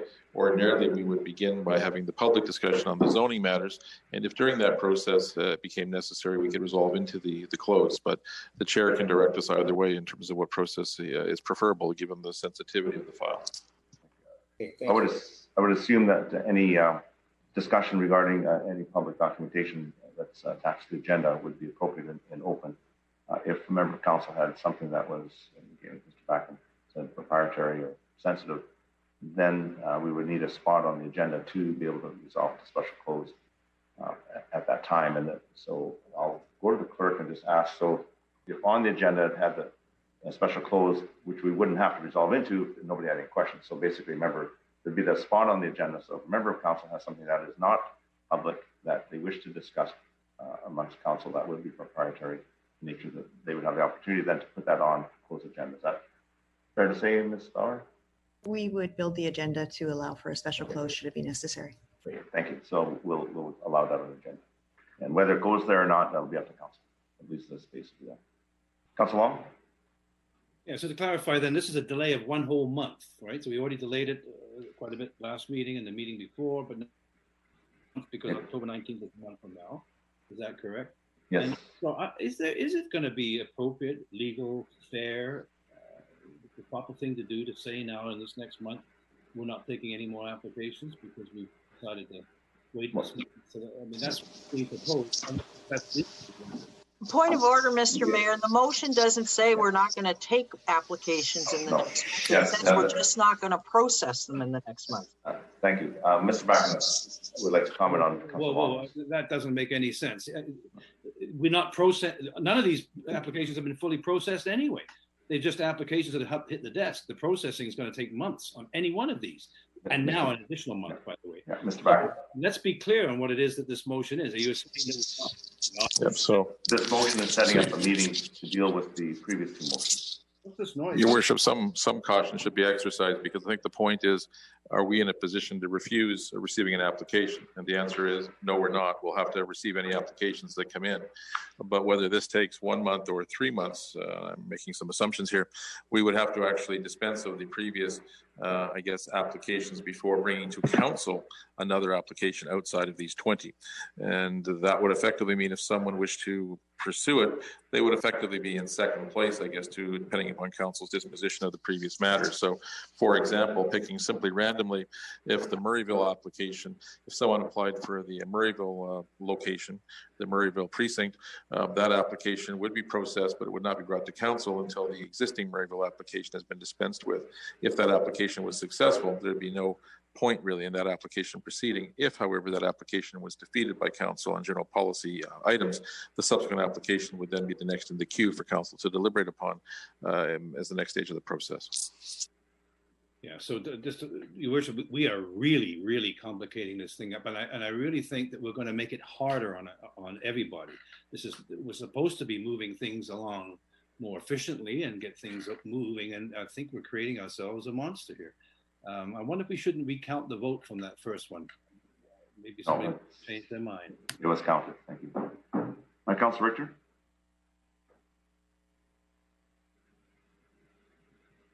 Sorry, I'm just getting everything turned on again here. I just want to say that we've received in this open meeting 180 pages of documentation, which I'm assuming is in the open realm. So I can't imagine that there's going to be a need for us to go into an in-camera portion. I can certainly appreciate perhaps having that option if we need it, but I would really discourage council from discussing stuff in camera relative to these applications that are already in the open forum. Yeah, thank you. That's what the purpose will be. Councilor Kunst. Sorry, actually, my questions weren't answered by, yes. All right, so I'm going to call the question on the motion for the October 19th meeting. All those in favor? Aye. And opposed? Opposed. Councilor Long opposed. Motion carries. Okay, so now it's been dispensed with and move on to bylaws for first and second reading. F1 is rezoning application number 1000608. Lehigh Hanson Materials Limited, bylaw 5623. I have a motion, please. Councilor Davis and a seconder. I have a second. Councilor Kunst. Any discussion? Councilor Richter. Yes, I just have a question on environmental concerns through you to staff. It seems to me this location is relatively close to the Fraser River, and I'm wondering, are there environmental concerns that we should be taking into consideration around this particular application? I certainly wouldn't want to see myself any kind of runoff from this asphalt batch plant going anywhere near the river. Mr. Sethi. Yes, thank you, Your Worship. The process requires the applicant to A, engage the services of qualified professionals for stormwater management and related matters such as erosion control, infiltration issues, all of those things as part of the process, and then enter into a servicing agreement, which is required pursuant to our bylaws before they can obtain their final reading. Okay, so subsequent to that, Mr. Safi, if I could ask, are staff confident that there are protective measures being put in place should this particular area flood at some point in the future? Your worship, this application is actually part of the flood zone. We're actually located within the flood zone. So as part of that process, and council will note, one of the conditions requires the registration of a covenant on the title of the property, confirming that the applicant is aware of the fact that the property is in the flood zone and the implications and restrictions that go with it. Okay, but have they signed any document, or will they be signing a document? They will. They will. They That's will. part of the process. Okay, thank you. Councilor Davis. Thank you. On page 9, a letter to Mr. Graham, that he says that they will initiate the Metro Vancouver air permitting process once the rezoning process is complete, and will not operate a portable asphalt plant until permits are in place. Do we foresee any air pollution problems with a batch plant there? And I know that it says the applicant will require a building permit to accommodate the proposed asphalt plant and to comply with the senior government regulations commencing air quality and water course protection. Is that something that goes with a batch plant? Like a batch plant, is there going to be a problem with air? Do we see that? It's on the other side of the bridge from the septic, from the septic, and in the last few years we've had a few problems with the septic, not too many, but we have had some complaints about the smell from the septic. So I just maybe it's not a question, maybe it's a comment. I hope we've got that figured out. If we give them, we rezone it, yeah, we're just rezoning it, and I'm concerned about that. The other question that I have, it's located near the Golden Ears Bridge, north line abutting the Fraser River. They bring in, they're going to bring in aggregate off the loading docks. If the loading dock, is that something, should we be concerned about that in a year or two if they stop bringing it off the barge? And I know the barge is probably the cheapest and most efficient, but if they have to move to trucks, it's going to be more trucks. I don't know if it's going to be enough trucks to worry about, but it does put more trucks on the road if that's going to be a problem. I think those are just comments.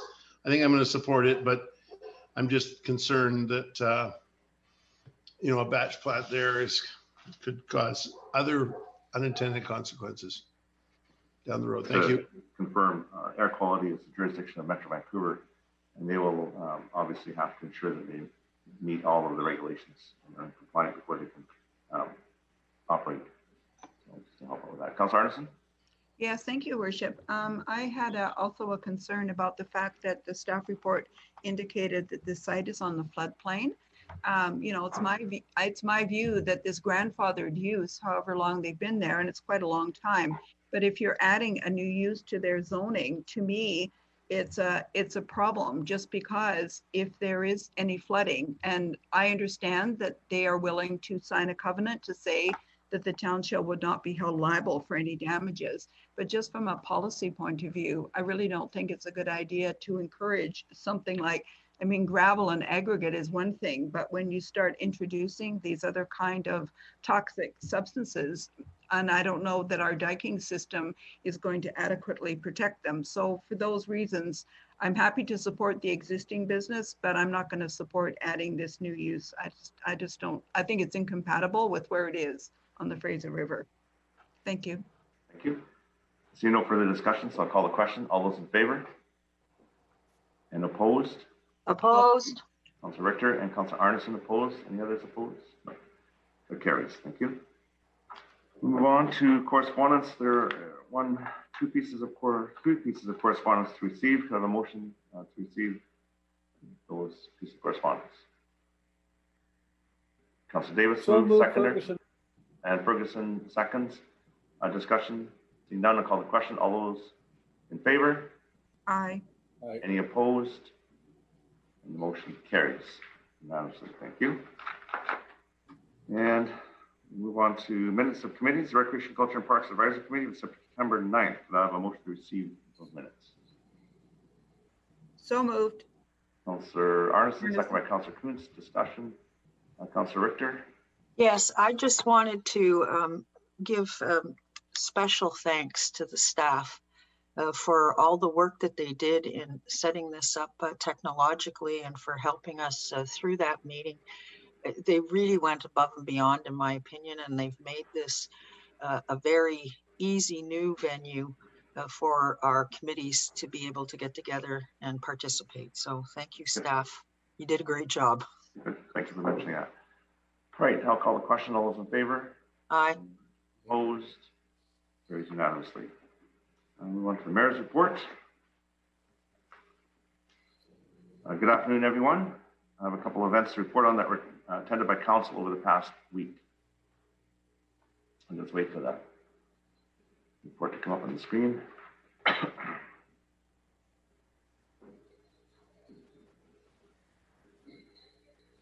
Okay, on Tuesday, September the 15th, Councillors Kuntz, Whitmarsh, and myself had the opportunity to tour the Stable Harvest Farm on 216th Street, where agriculturists are growing vegetables for local food banks.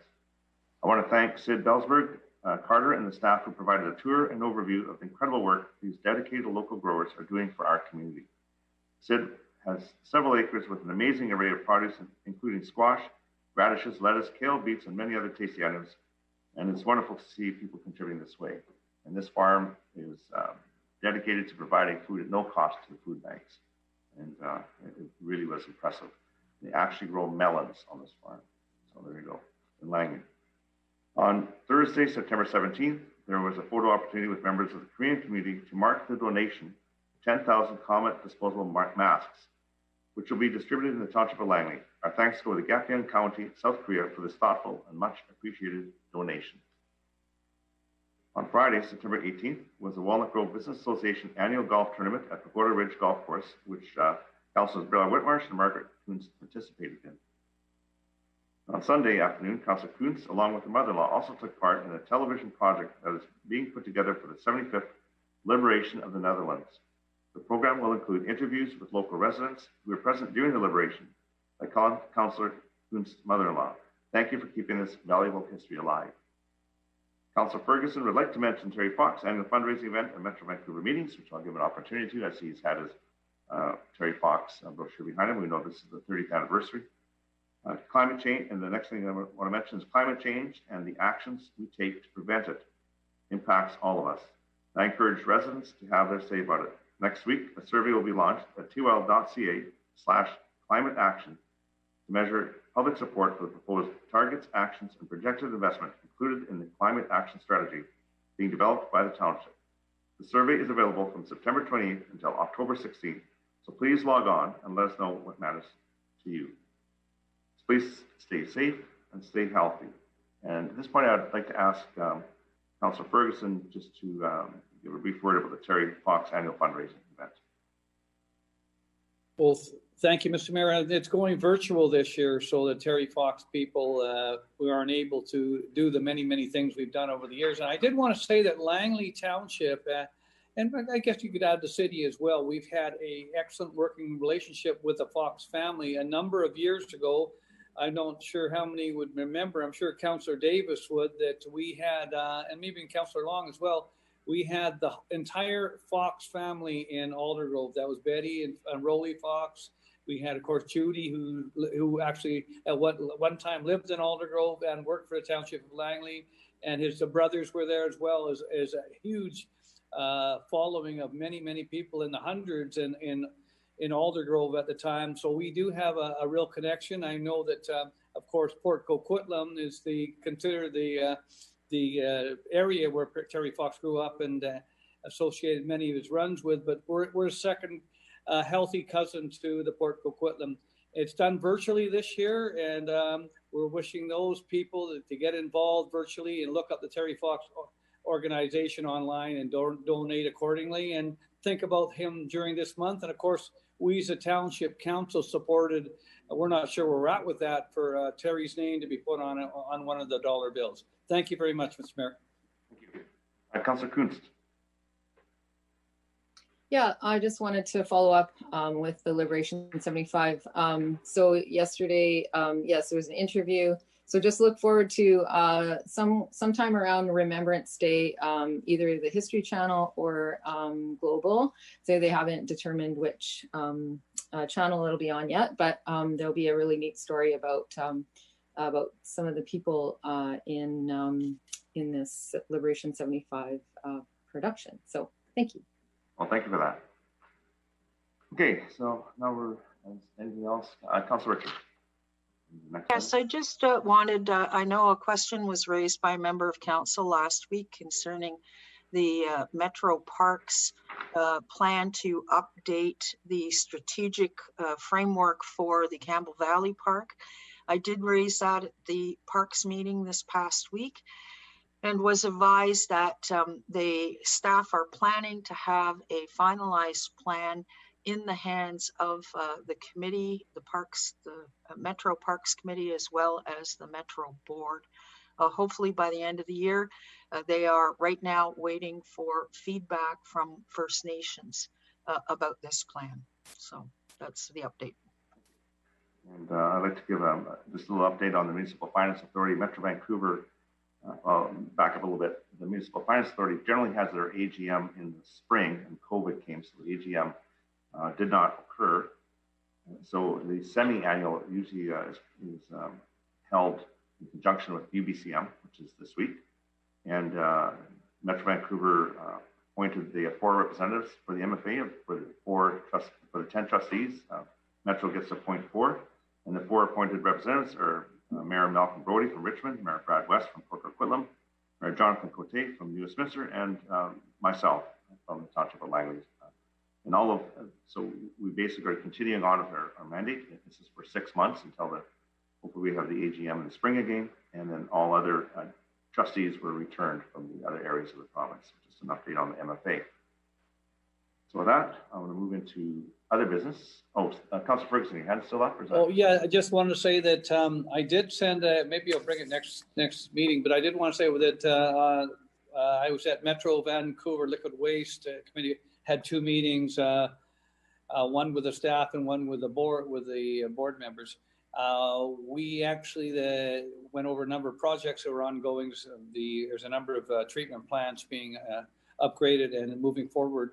But I did want to say that the Metro Vancouver, both liquid waste and water, received an award from the Water Association, and ourselves and I think somebody from West Virginia won the award for environmental and delivery of service and a number of other things. So we were well respected in international water and sewer, the way we do things. So I did have a picture of the trophy, but I guess I didn't make it to staff in time.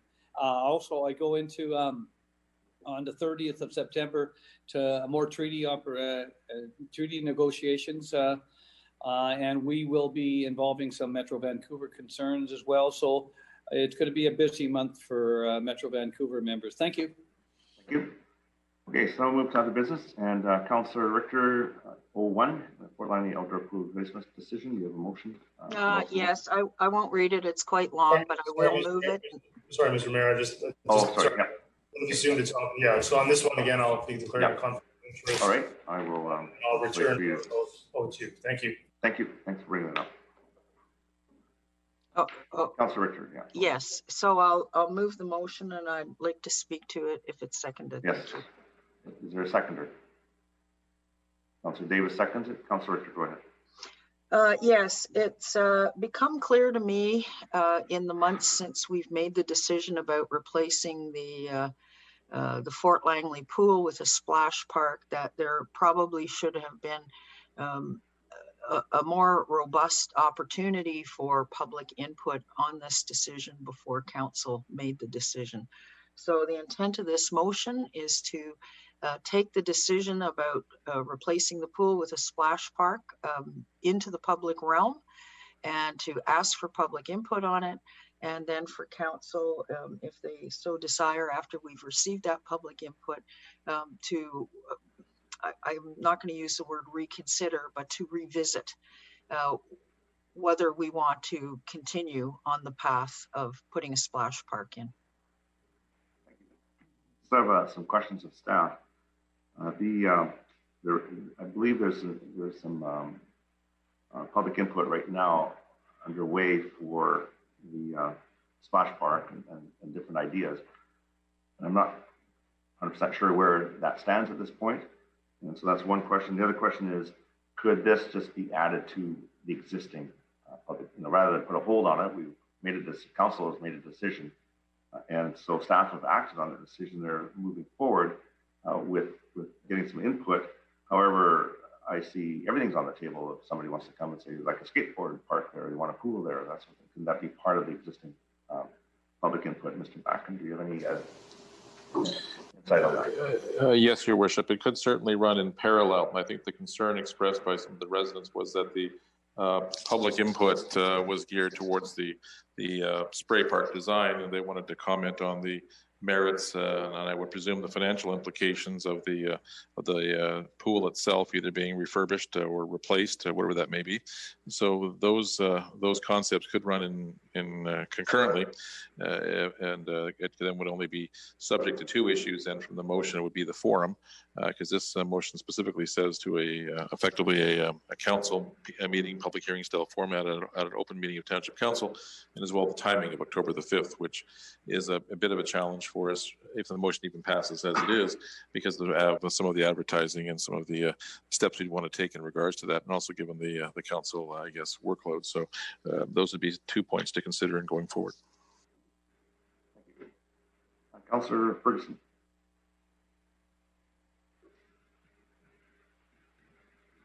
Before I even ask the question, that the administrator confused me justifiably. So I might want just a clarification to the mover, perhaps the seconder as well. Now, where do we go if staff can't prepare the necessary notices to the public, if I may, to the mover? Because if not, we've got to find another date, because right on the motion is October 5th.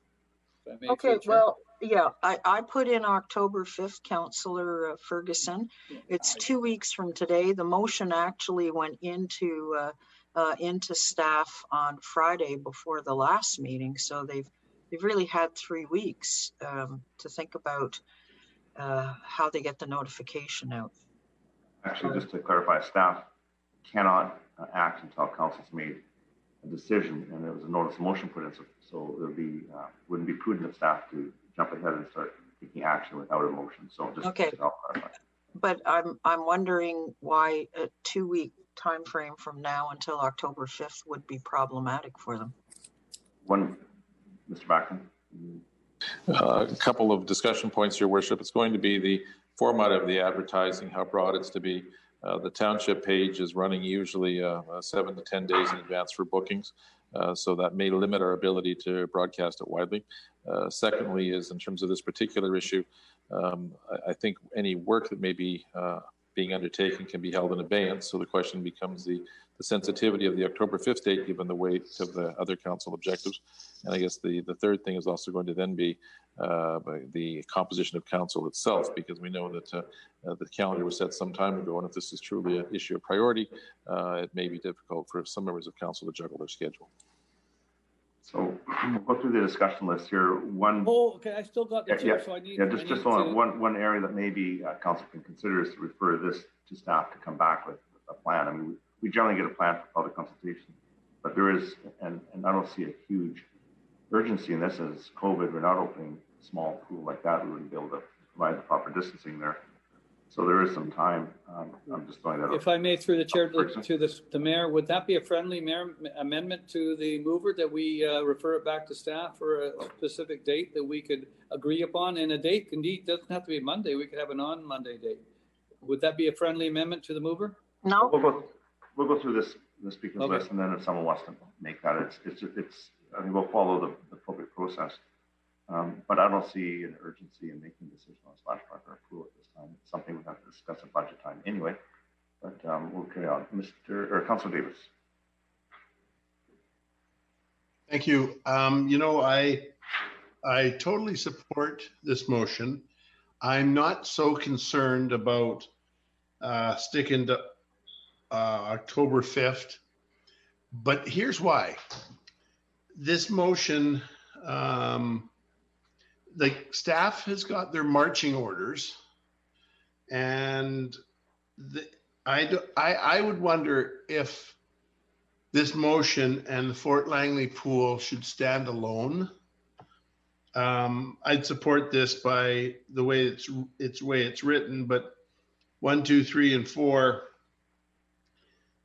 like I don't see why we, you know, I'm not so sure that October 5th, but I know it shortens things up, and that let's get it done, so to speak. But I totally support having public input. I totally support having, but I don't know if we want to start to say, okay, well, now we have a pool versus I'd like to see it a pool versus the spray park. I wouldn't want to see your idea, because ideas can blossom and it can be millions of dollars. And I think that we looked at we've got a unique little park there. We've got a grave on one side, swimming pool, or you know, it's separated kind of parking lot, and then we've got the park with big trees and like. We got to work around this. I would really like the people's input to see it, if they want their taxes to go up a little bit or a lot or whatever. But we need to, I just don't want to have them both so that they can say, well, you know, if you're going to put this in or if you're going to put that in. I want to see the public come out and say, we want a pool. Yeah. Or get rid of the pool and put a skateboard in. I'm for a pool myself, but anyhow. Okay, thank you. That's my 2 bits. Councilor Long?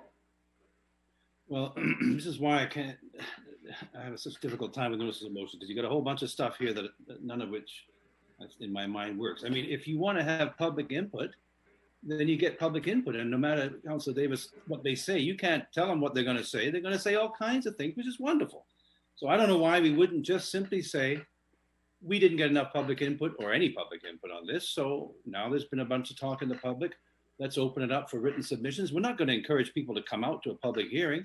That's not going to be appropriate, I don't think. So we want to get some written submissions on what the plans are and what the alternatives are. Probably we should publish that report. I think there was something kind of odd in the distribution package. There was a potential response. Maybe staff can comment on it. I guess it was something that staff had prepared that could go out to the public. I don't know if it did or not. It had a bunch of question marks on it. But I suppose we want to put something out to the public as to what's going on. The options aren't to fix fixing the pool isn't an option for anybody. Even the delegation said you can't put $400,000 into that tiny pool. My neighbor has a bigger pool than that. And so there are some real issues with it. And certainly we're going to, you know, we're opening up to the public input, which is fine. But I would say forget about this motion and simply put a motion that we receive public input. Then if a councillor wants to have it reconsidered and has found several $1 million and wants to put a huge pool in there, because you probably couldn't put anything less than a 25-meter pool in there. Why would you? You're probably going to have to put diving boards in, and you have to have also a small entrance. I mean, we've been through this, right? So this is not going to be an easy one. But if council says we need to spend $10 or $20 million on a pool in Fort Langley, then we can make a motion to do that.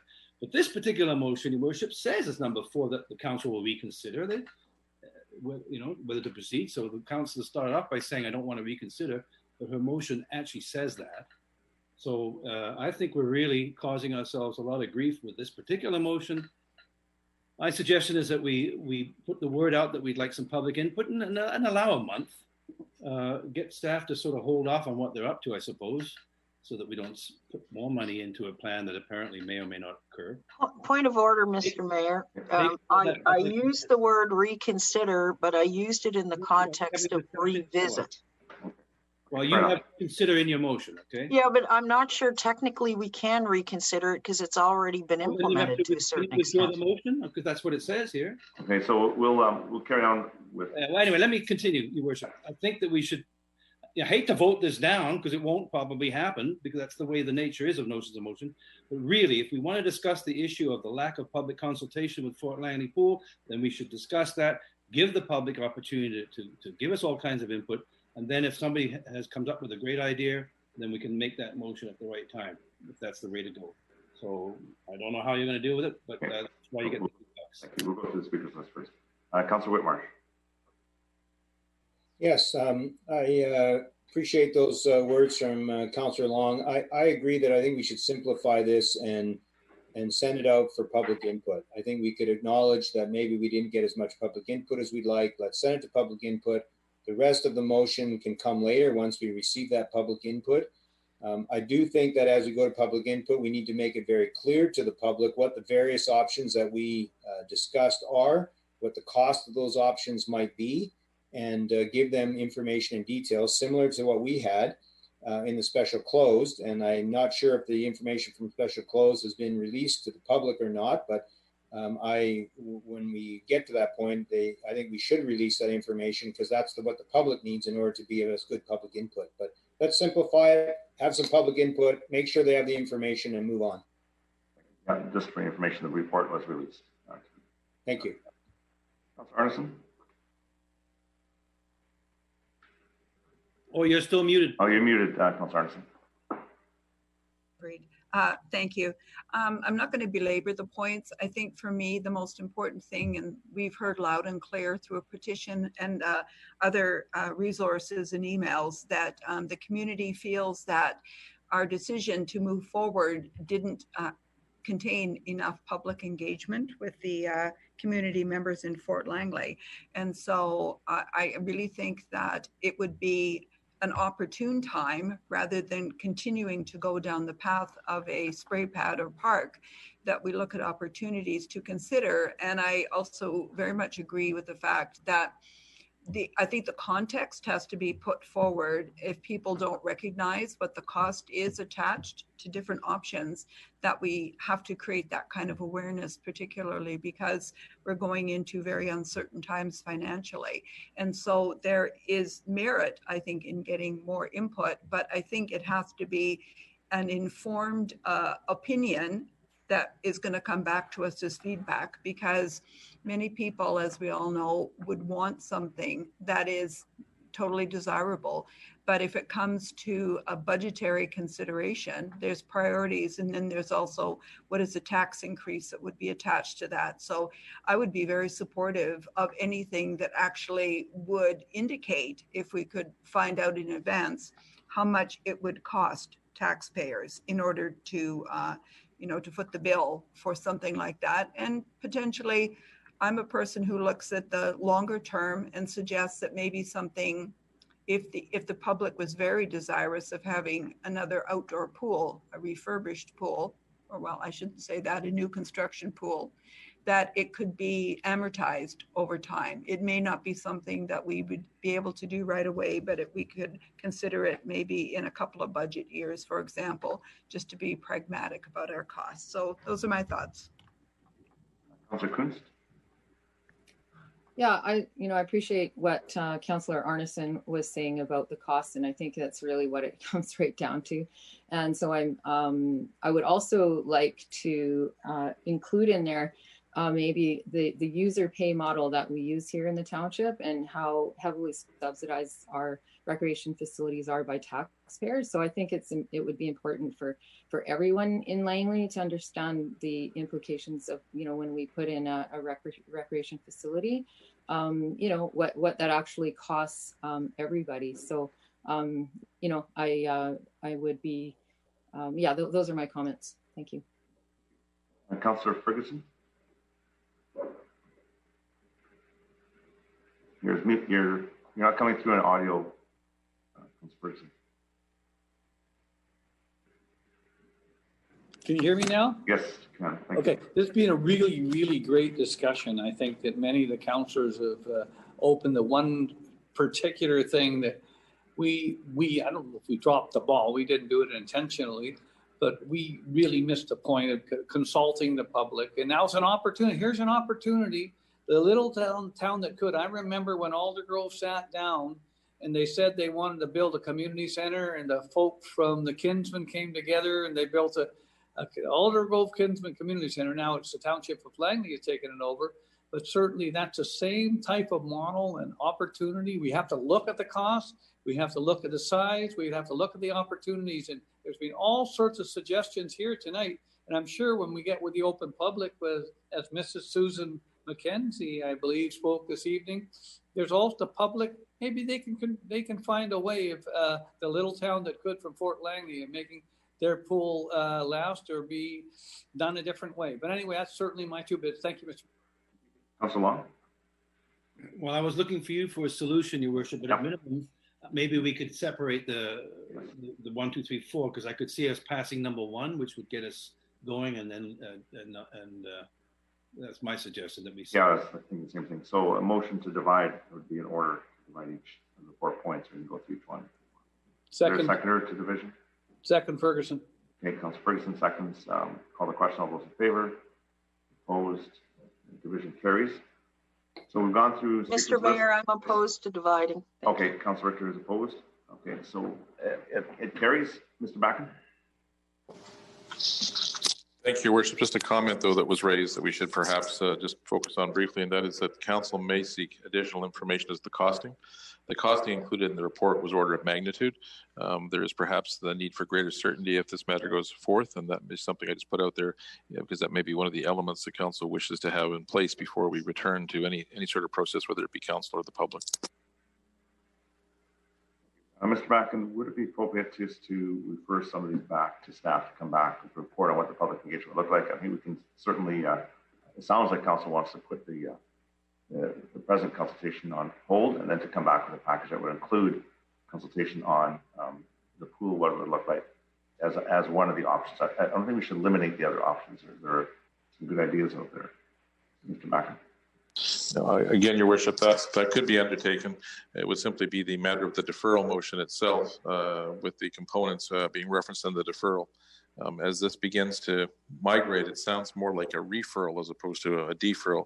Deferral is set to a specific date. A referral is to effectively bring back a report, perhaps on the cost and the shape of the public process that would then trigger the process itself. So that would not be to a specific date, but instead until the work was done. Thank you. So that is an option. We could refer, this has all been separated, so we can go, number 1, refer that to staff to come back with a report. And generally we do that when it's a public consultation. I think just blindly go out there without council moments. I'll make that referral, Mayor Froese. Councilor Whitmarsh is going to move the referral of number 1 to staff to come back with a report on the public consultation. And is there a seconder to that? I'll second. Councilor Arnott, discussion on the referral. Call the question. All those in favor? Opposed? Opposed. Councilor Richter opposed. The referral carries. So it takes us to number 2. This may be premature and could come back into the, like I say, October 5th might be premature because we still have to look at the report. As I was saying, I don't think there's a huge rush on this. So I think we could vote on this and or just refer this back to staff to form part of the package. Mr. Backen. Your Worship, I think you're suggesting they could vote upon this, which they certainly could, or it could be deferred till after the completion of the first referral, which is for the report on costing and process. So the date of October 5th would just be referred. Fall away. So similar process, need a motion to refer this back to staff to come back with a report. Motion, please. Councilor Whitmarsh, seconder. Seconder. I'll second that. Councilor Arneson. No discussion. I'll call the question. All those in favor? Opposed? Opposed. Councilor Richter is opposed. Carries. And then that we have full discussion and replacement plan, and that reconsider this as open. I think 3 and 4 are very similar. Again, that would be part of the referral motion. We could lump them both together or do one at a time, perhaps one at a time. Is there a mover to refer this part of the report? The mover? Referral? Okay, so then we will call, when there is no referral, I'm going to call the question on number 3. All those in favor? In favor. Opposed? Opposed. Mayor Froese, Councillor Whitmarsh, anybody else? Councillor Kunst, opposed, carries. So that'll happen after this report. And number 4, that council reconsider this as open council meeting, whether or not to proceed further on replacement of the Fort Langley outdoor pool and splash park. Is there any discussion on that? Okay, I'm going to call the question. All those in favor? In favor. Opposed? Councillor Long? I was going to speak to that, Your Worship. I didn't see your hand up. Yeah, but it's such an odd thing. Can I speak? It would come back as a report. I mean, we would have to come back to council anyways. I don't know whether or not it's whether to or whether not to. I mean, we don't know what's going to happen until we hear from the public. That's right. We can do that, so I guess I'm opposed. So one way would be to refer this, Mr. Backen. I just wanted to pick up on one slight change we understood was the intention of the mover that the word reconsider be changed to revisit. I think that's just a small piece, but should be stated. Yeah, and I'll move that amendment because I don't think we can reconsider. I think that technically we have put that motion in place and work's been done on it, so it can't be reconsidered, but it can be revisited and stopped and changed. So we make that amendment, I'll take that by unanimous consent unless there's some opposition. To change the word reconsider to revisit. Okay, that carries. No.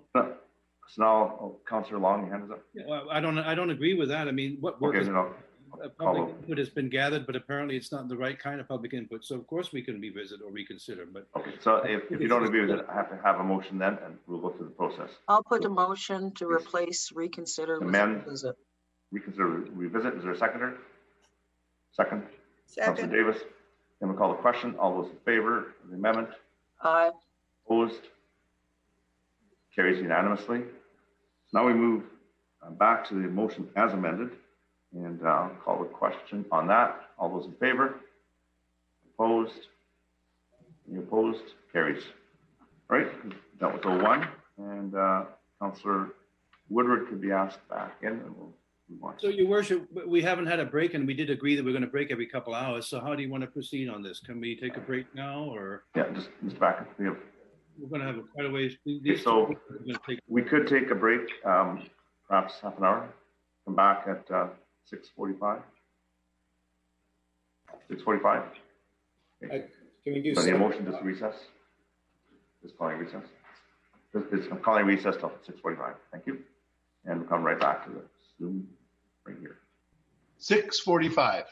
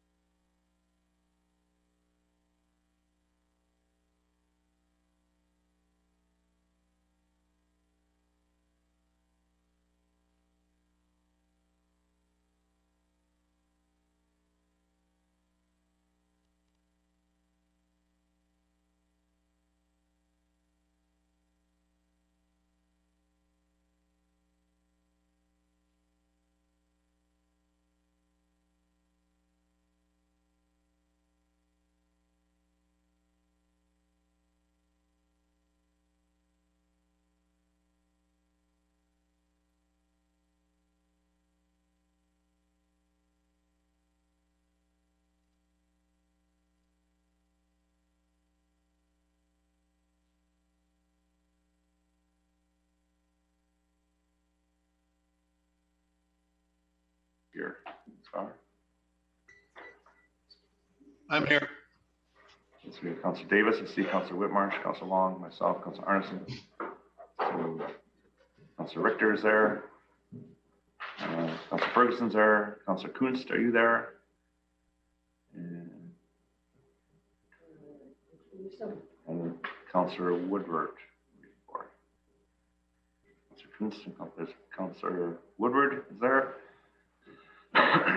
Councillor Kunst.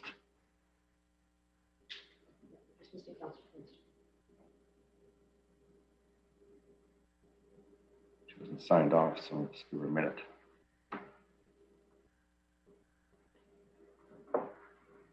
So are we going to wait a few more minutes, Mr. Mayor? I think for the minutes, we need to confirm if Councillor Kunst is there or not. She's signed on to the Zoom meeting, but there she is. Okay, now we're good. So we got the 9. Excellent. Okay, so I'm now going to reconvene the regular meeting of Township of Langley Council. We go to O2, consideration of a Township of Langley RCP detachment, and that's Councillor Woodward's notice of motion. Councillor Woodward.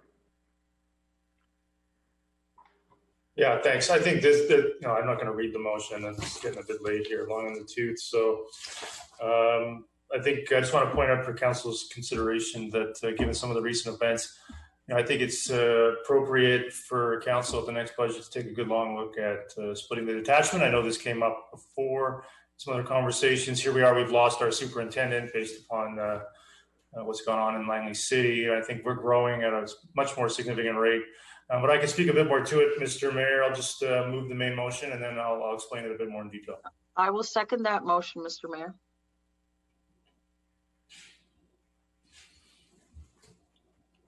I can't hear him, Mr. Mayor. So my sorry, I was muted. I keep. So it's been seconded by Councillor Richter, moved by Councillor Woodward. So Councillor Woodward, you go ahead. Yeah. I just want to highlight for council's attention, this is just collecting a series of information, not particularly urgent, just to come forward at the next budget. So that's why it's outlined and worded the way it is, with some of the detail that it has in there to provide the necessary information later this year to consider the implications of this potentially over a number of years. So I think it would be good to get this information in a written report just for us and for the public. That's why it's written the way it is. Item number 1, to prepare a report as soon as practical, but in time for 2021 budget, which gives many months still to work on this.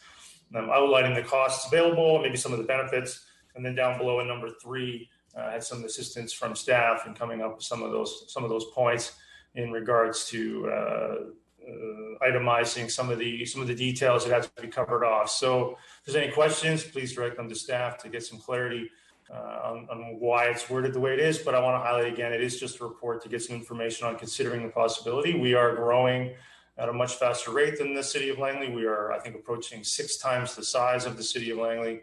I don't really like the idea. I think in principle, maybe it's too costly to do, but in principle, having our superintendent try to serve 2 masters, as I think we've seen happen here recently. So I would like to see get this information in line for council's consideration later this year. Thank you.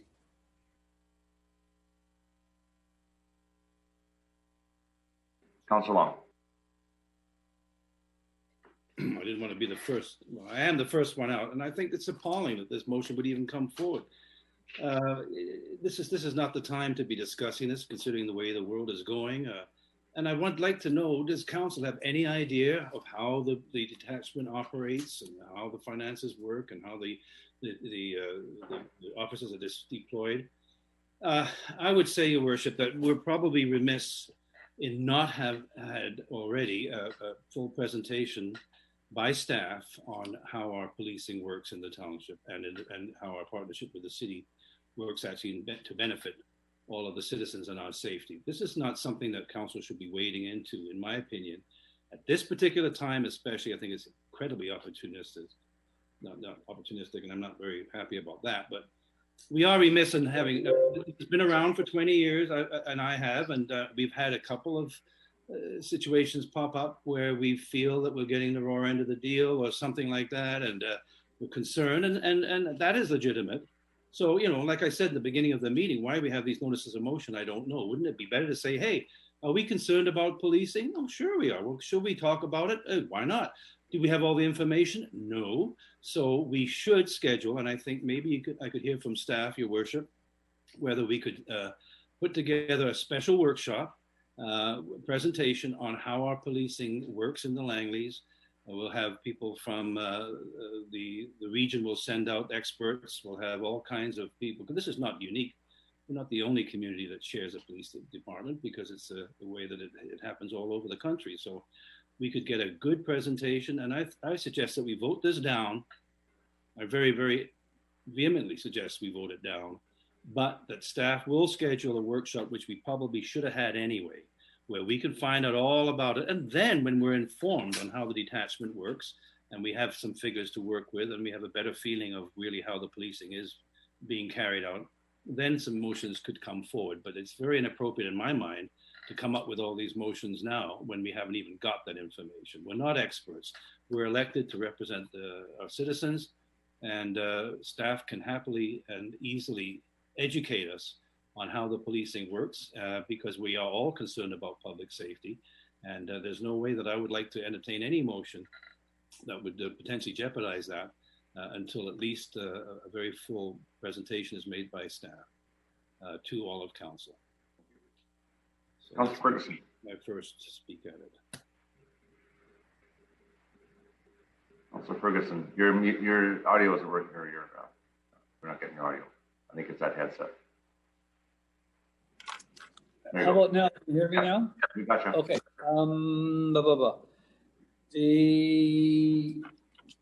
Have we lost, number one, the statement made, have we lost a superintendent? That's the first question through shared staff. The superintendent's been reassigned, and we have no indication whether or not he'll be assigned back to Township of Langley, or sorry, to the Langley's detachment or not, but we can't. Mr. Backen. Okay, the next one, if I may, through the chair to Mr. Backen. Did we not, as Councillor Long has said a number of years ago, have some kind of an audit done on the RCMP and the way the services were delivered between the city and township and otherwise, if I may, through the chair?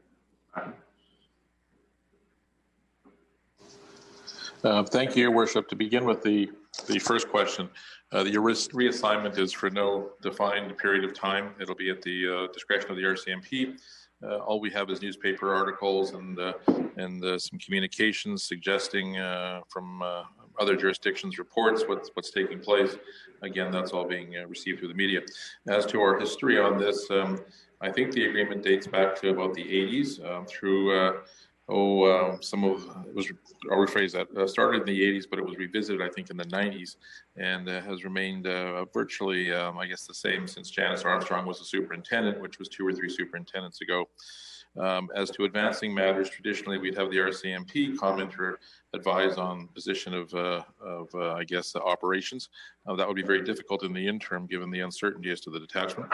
And as to the auditor review, over the years, there's been several reviews. I'm not sure if it'd be an audit per se, but I think several reviews that have commented on it, and in one instance led to the formula we now use in terms of policing, and what that would entail. So there's some significant background information, but I'd also recall that I think the detailed costing was never completed because of the nature of the variable financial implications due to cost of construction and those sorts of things. Yeah, and if I may, again, just continue on. Do we have some kind of review or something this Friday there, or presentation by RCMP this Friday? Or is that still on the books, or that's been canceled? Something in the agenda is back in the agenda. There's maybe. I think it was a regional initiative, Your Worship. I'm going by memory that they circulated for a regional update on policing, but it may have been in regards to the teams itself. It would not be touching upon this topic. Okay. I think, did it hit our agenda and then it got taken out? I don't know. I know it's in mine. Okay, that's something we'll figure that out. Okay, now to budget 2021, is that January? Deliberation?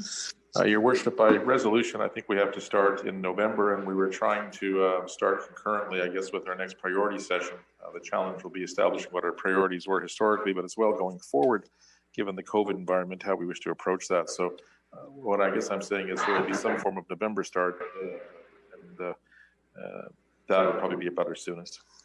Because that might be tougher for you to get. This is quite a substantial report. I was thinking more January. I'm not sure what the mover had thought about that, but we'll address that later on. And the costs and benefits, I remember, this is something we have to go over.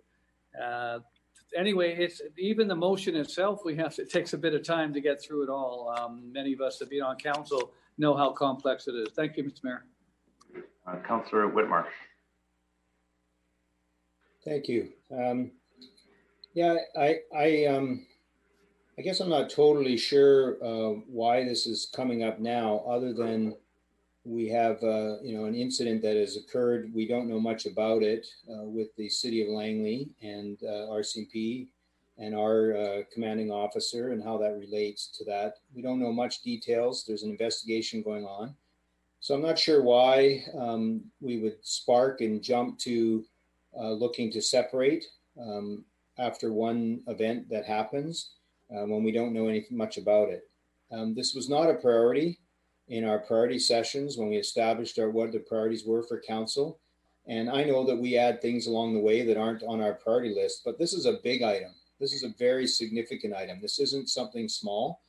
This is a major item for us to consider. And to me, before we have staff preparing reports and running around trying to get information for us, I think we need to establish as a council that this actually is a priority of council, that this is one of our priorities, because this is a big ask and a big task. So I would prefer that at this particular time that we do not support this motion, and that if Councillor Woodward or others on council believe that this is of top priority for us as a council, that when we enter into our next general priorities session where we establish and agree to priorities, that it can be brought up and we can have a full discussion, and it may very well be an appropriate thing to do at that time. But until we have that discussion about the priority of it and how important it is to us, I don't think we should be entertaining the budget implications of it. It is much more than just a budget conversation. It is a philosophical conversation that takes a lot of time and to us to reflect on, and it needs to be a priority of council before we move forward. So at this point in time, I won't support the motion.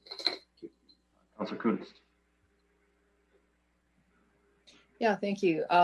Yeah, I would like to support Councillor Long's idea of possibly having some kind of a workshop to learn a little bit more about our relationship with the city and costs. And, I don't know that we actually had that when I first started in 2018. So I've heard that it's a really worthwhile thing to do, but so I won't be supporting this, but I'd certainly like to learn a little bit more about what we can do, what we have with the relationship that we have with the city and what that would look like as far as costs and all that sort of thing. Thank you. Councillor Richter. Yes, I appreciate Councillor Woodward bringing this forward, and as usual, he kind of likes just to jump in and get things done, which appeals to me as well. I appreciate as well what Councillor Whitmarsh has said about referring it to the next priorities session. I think we've reached the point in Langley where we're now 130,000 people. And we know we're moving in a direction more towards away from community policing and more into satellite station policing. So I think that it's timely for us to have this discussion. And I think it's particularly timely that we have this discussion in the context of our budget considerations for the next year. So if Councillor Whitmarsh is willing to put forward a motion to refer it to the next priorities session, which I think we've got one set, Mr. Back, and you can correct me or not, I think it's in November, we could probably refer it there and decide if this is something we need to get busy on now to lay the groundwork. So I would second that motion if Councillor Whitmarsh wants to put it forward. We'll go through the speakers list and then we'll go back to that. Councillor Davis. Thank you. I actually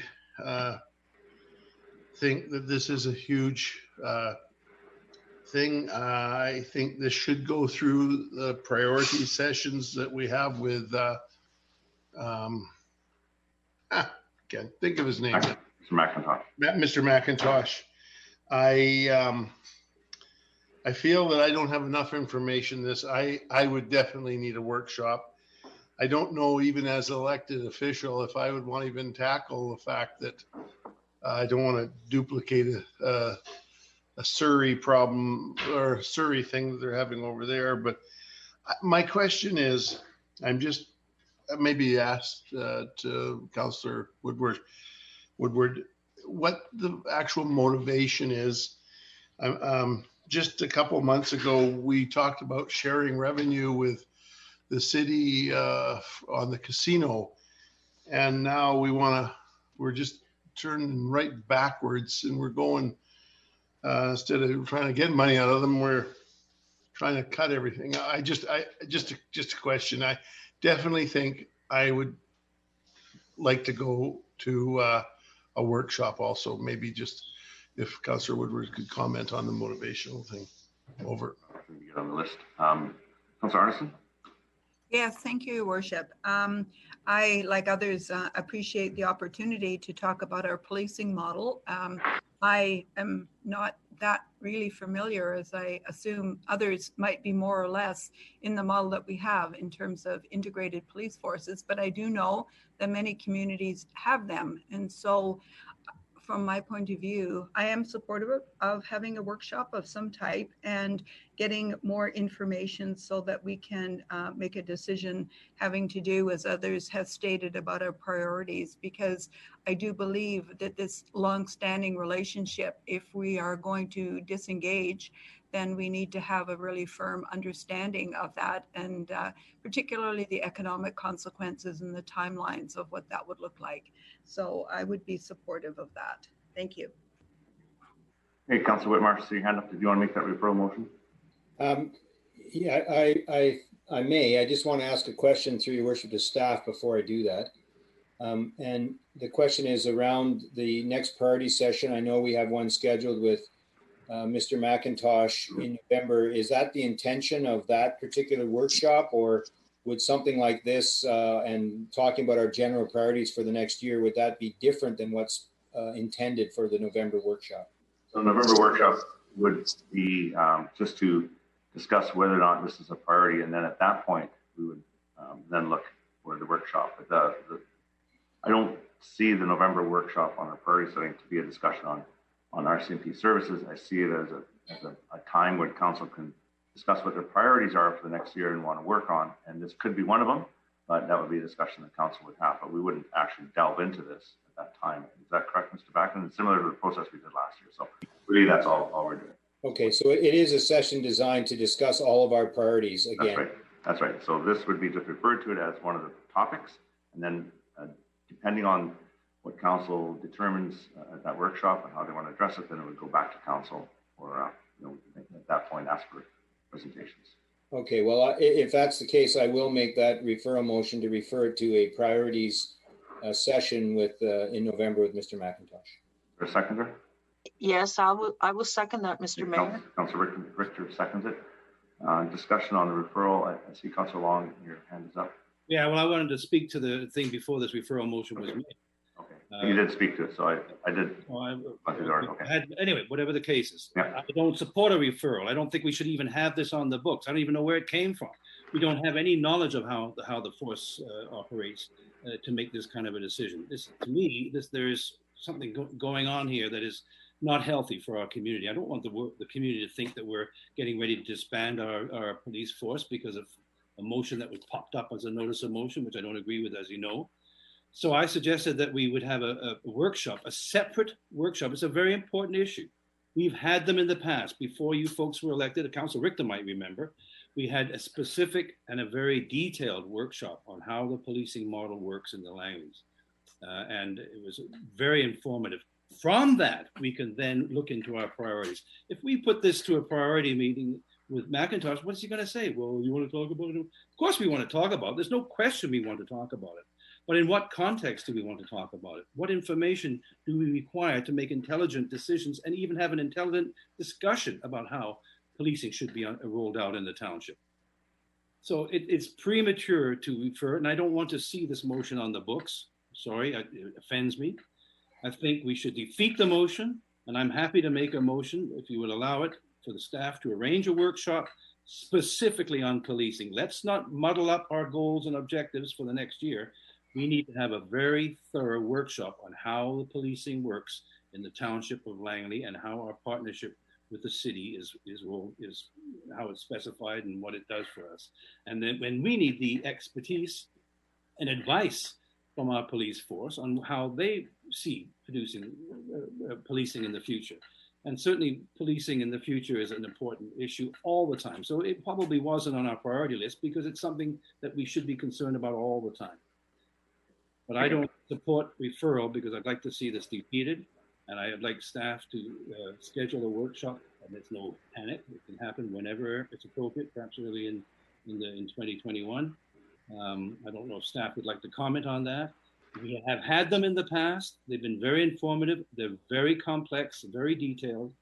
And I think it's something that the whole public, they weren't in a closed session, they were in a public session so that the whole township could understand why we have these split detachments, examples from other regions of Canada, and reaffirming really that we're moving in the right direction and that we have the correct protections for our citizens. Putting a motion like this out and referring it is sending a message to our citizens that, hey, we've got a problem here. And do we have a problem? Apparently, one or two people on council think we do. I don't. And if we do, we're going to find out. We're going to find out when we have our workshop. It's on the referral. So just to be clear, all we're doing is referring this to a priority session. It won't be discussed at the priority session in detail. Won't get a workshop at the priority session. We'll just decide whether or not we want to take it further and have a workshop on it or do whatever. But how we want to make this a priority or not make it a priority. And so that's all the motion is speaking to right now. Councillor Woodward.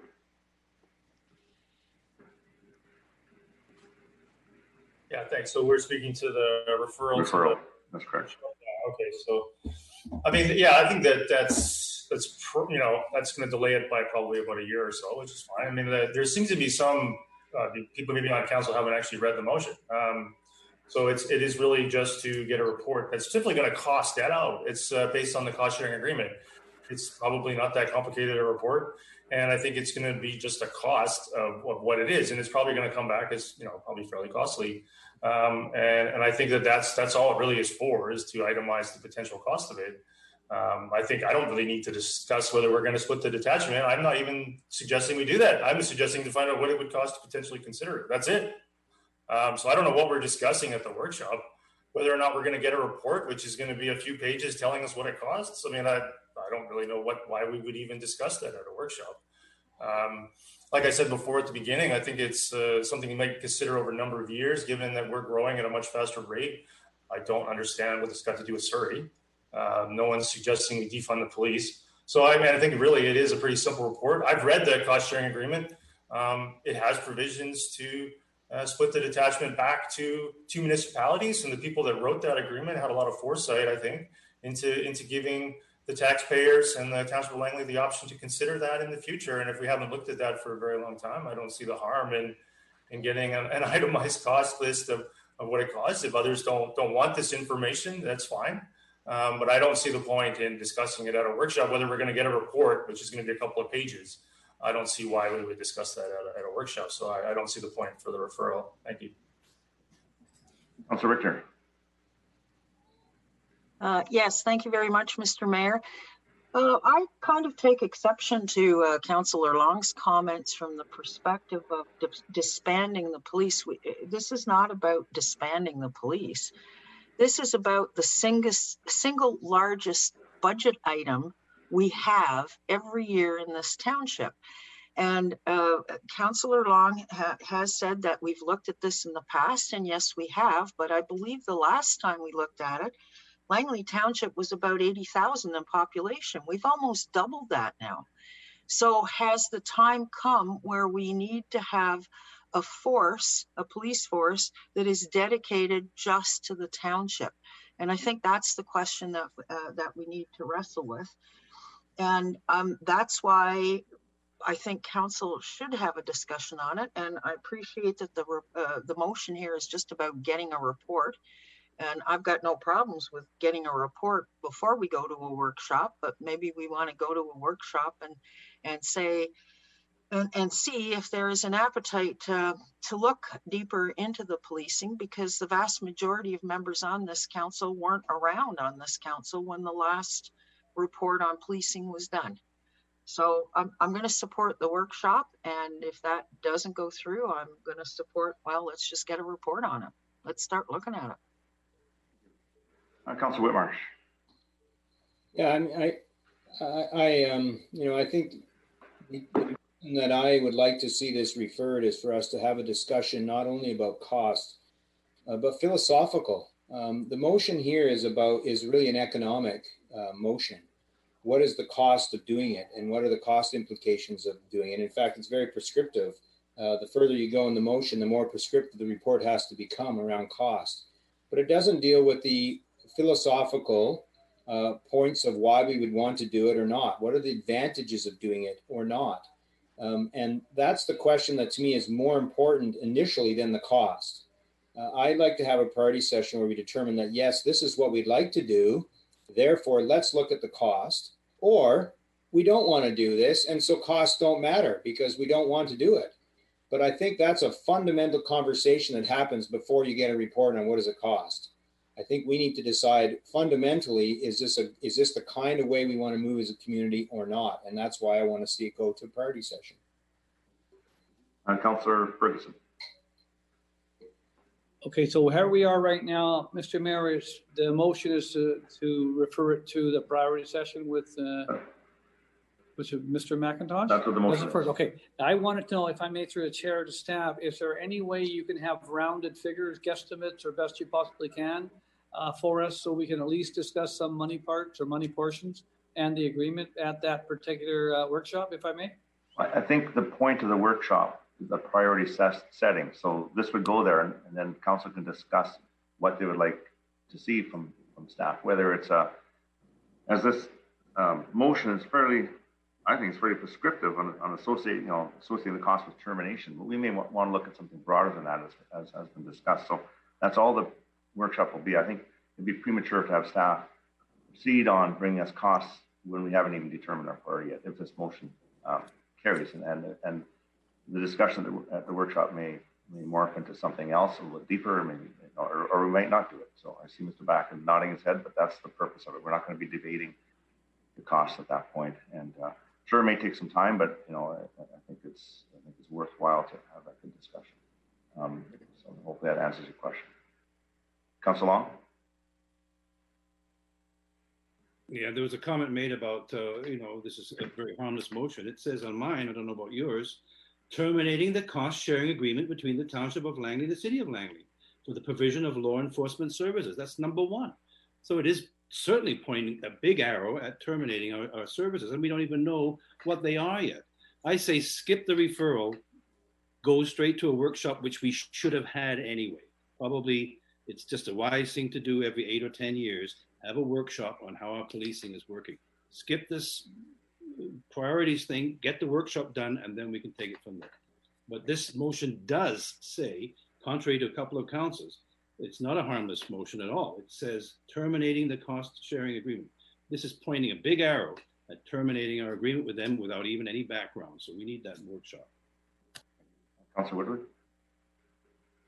Yeah, thanks. So I think I made my position on the referral clear. I think unlike members of the public, I've actually attended these workshop sessions and realized how little is actually discussed at them. We're not going to be allowed to do a deep dive on any one item. We're going to be a high level and show lots of photographs. And so, I'm not really sure what we're going to be discussing at the workshop session in regards to detail without knowing what it's going to cost. Like, how would we reach a philosophical determination without cost? That's what we're here to do. We're here to administrate funds.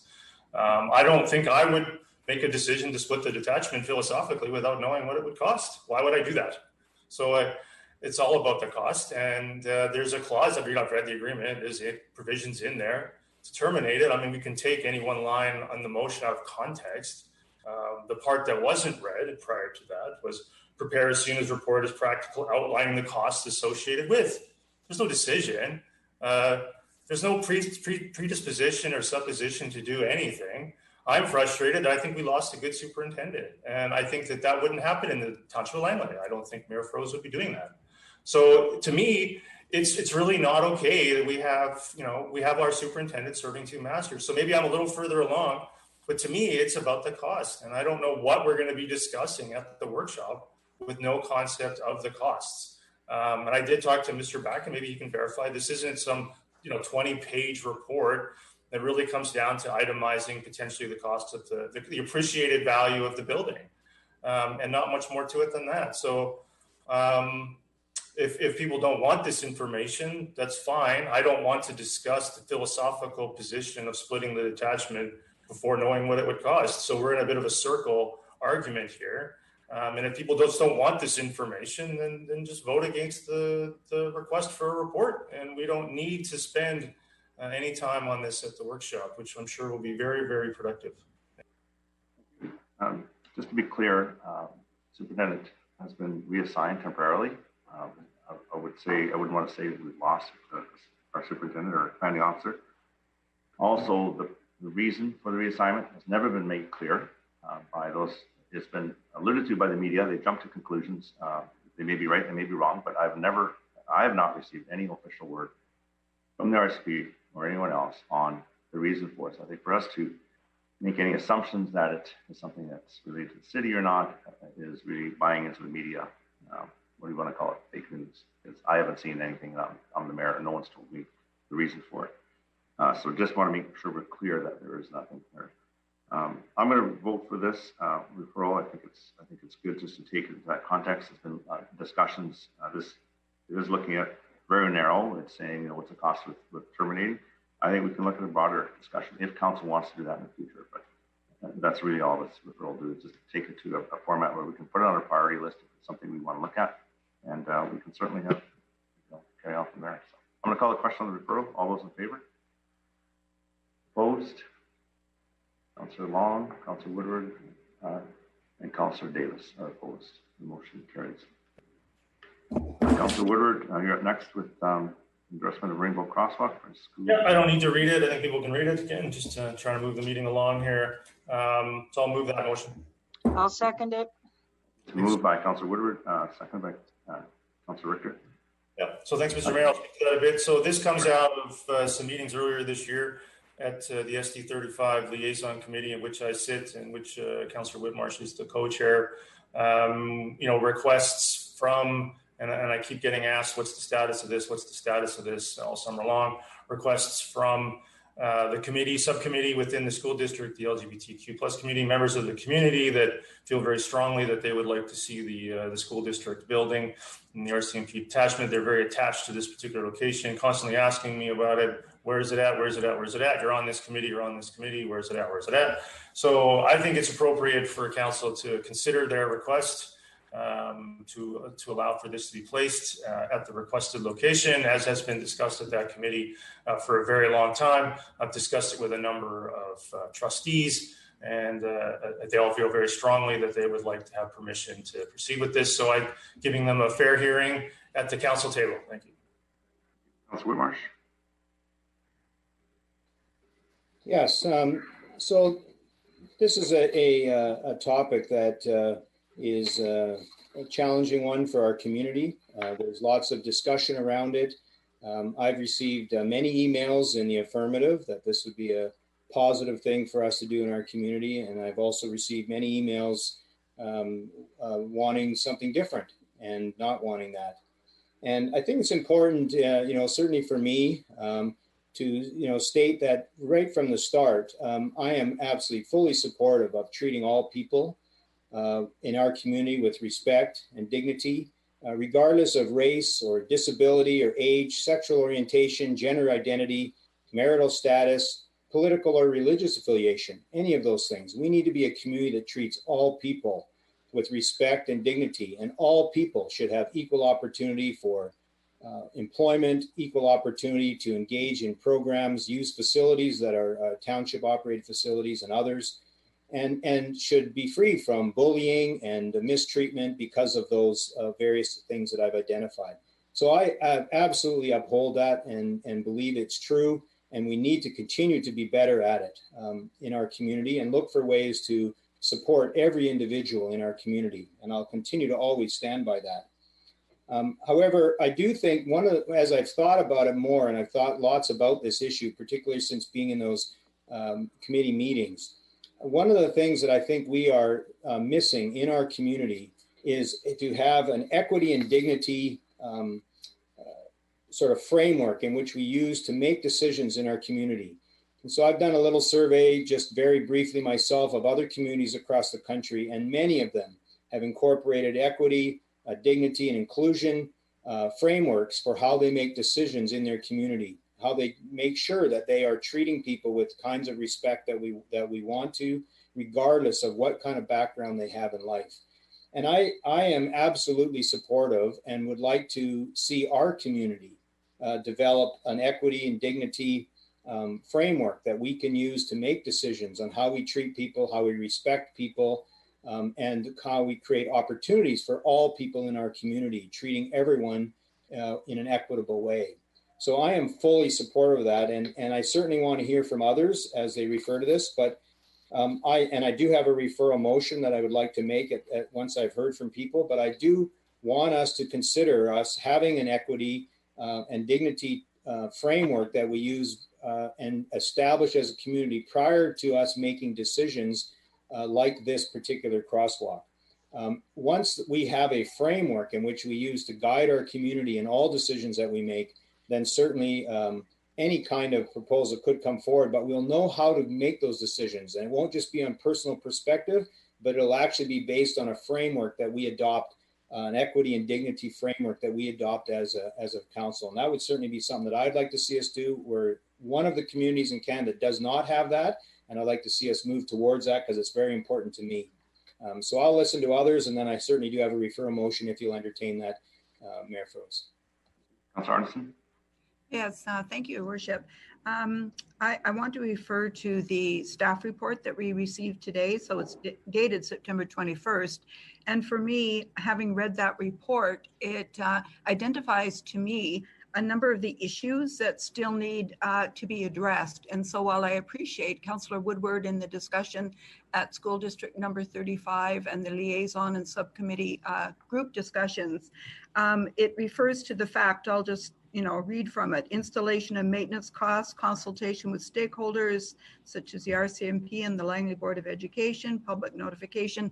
So I won't go into all of the details there, but further to the discussion that we had in Fort Langley about the installation of a crosswalk, there are a number of different considerations, not the least of which is the fact that it's a crosswalk, and we do have specific policies around that, irrespective of it's very symbolic and it's important, and communities put those in, but we've got a strategy already, I believe, to put it in a framework so we can make the best decisions about where they're located, how they are going to be created. This one talks in particular about one of my questions, which is the maintenance. I mean, if it is the permission that is being sought from the Township of Langley, but that doesn't really address the other costs, although it does go on to say that, we would have money in our operating budget. So for me, in principle, I would be supportive of this motion. However, I do feel that it would be appropriate to have a staff report coming back that would indicate to us all of the different protocols that we do, just to make sure that it is, we're following basically our own internal guidelines, whatever those are, because I don't believe we have formal guidelines for that, but just to make sure that we understand what it is and the cost, maintenance, and other issues that would arise from that. So thank you. Thank you. Councillor Davis. Thank you very much. I'm going to be consistent like I was at Fort Langley. For me, it's a safety issue. I grew up with 2 white lines, or it's a safety issue. I'm going to support the ICBC handbook for crosswalks. Let's leave the crosswalks alone. It's a safety issue for me. Thank you. Councillor Richter. Yeah, I was under the impression that both the RCMP and the school board want to see this proceed for safety reasons for students of theirs. And I appreciate certainly what Councillor Whitmarsh said with respect to the basic human rights in the Canadian Charter of Rights and Freedoms. And we are obligated to uphold those basic rights. I don't think we need to delay this crosswalk simply to get a equity, dignity, and inclusion framework. I mean, the equity, dignity, and inclusion framework is set in federal law. and we have an obligation to follow federal law.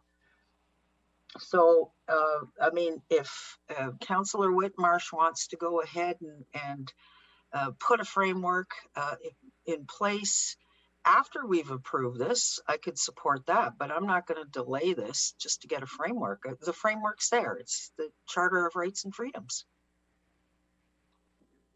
Councillor Arneson.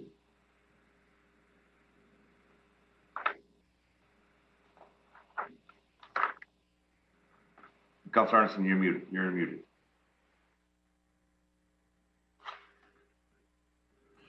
Zoom. Sorry, I've lowered my hand. Oh, sorry. Okay. Yeah. Thank you. Councillor Ferguson. Yeah, it's an interesting debate here, and I actually was at that meeting as well. I'm the alternate to that committee, and I try to sit in as many meetings as I possibly can.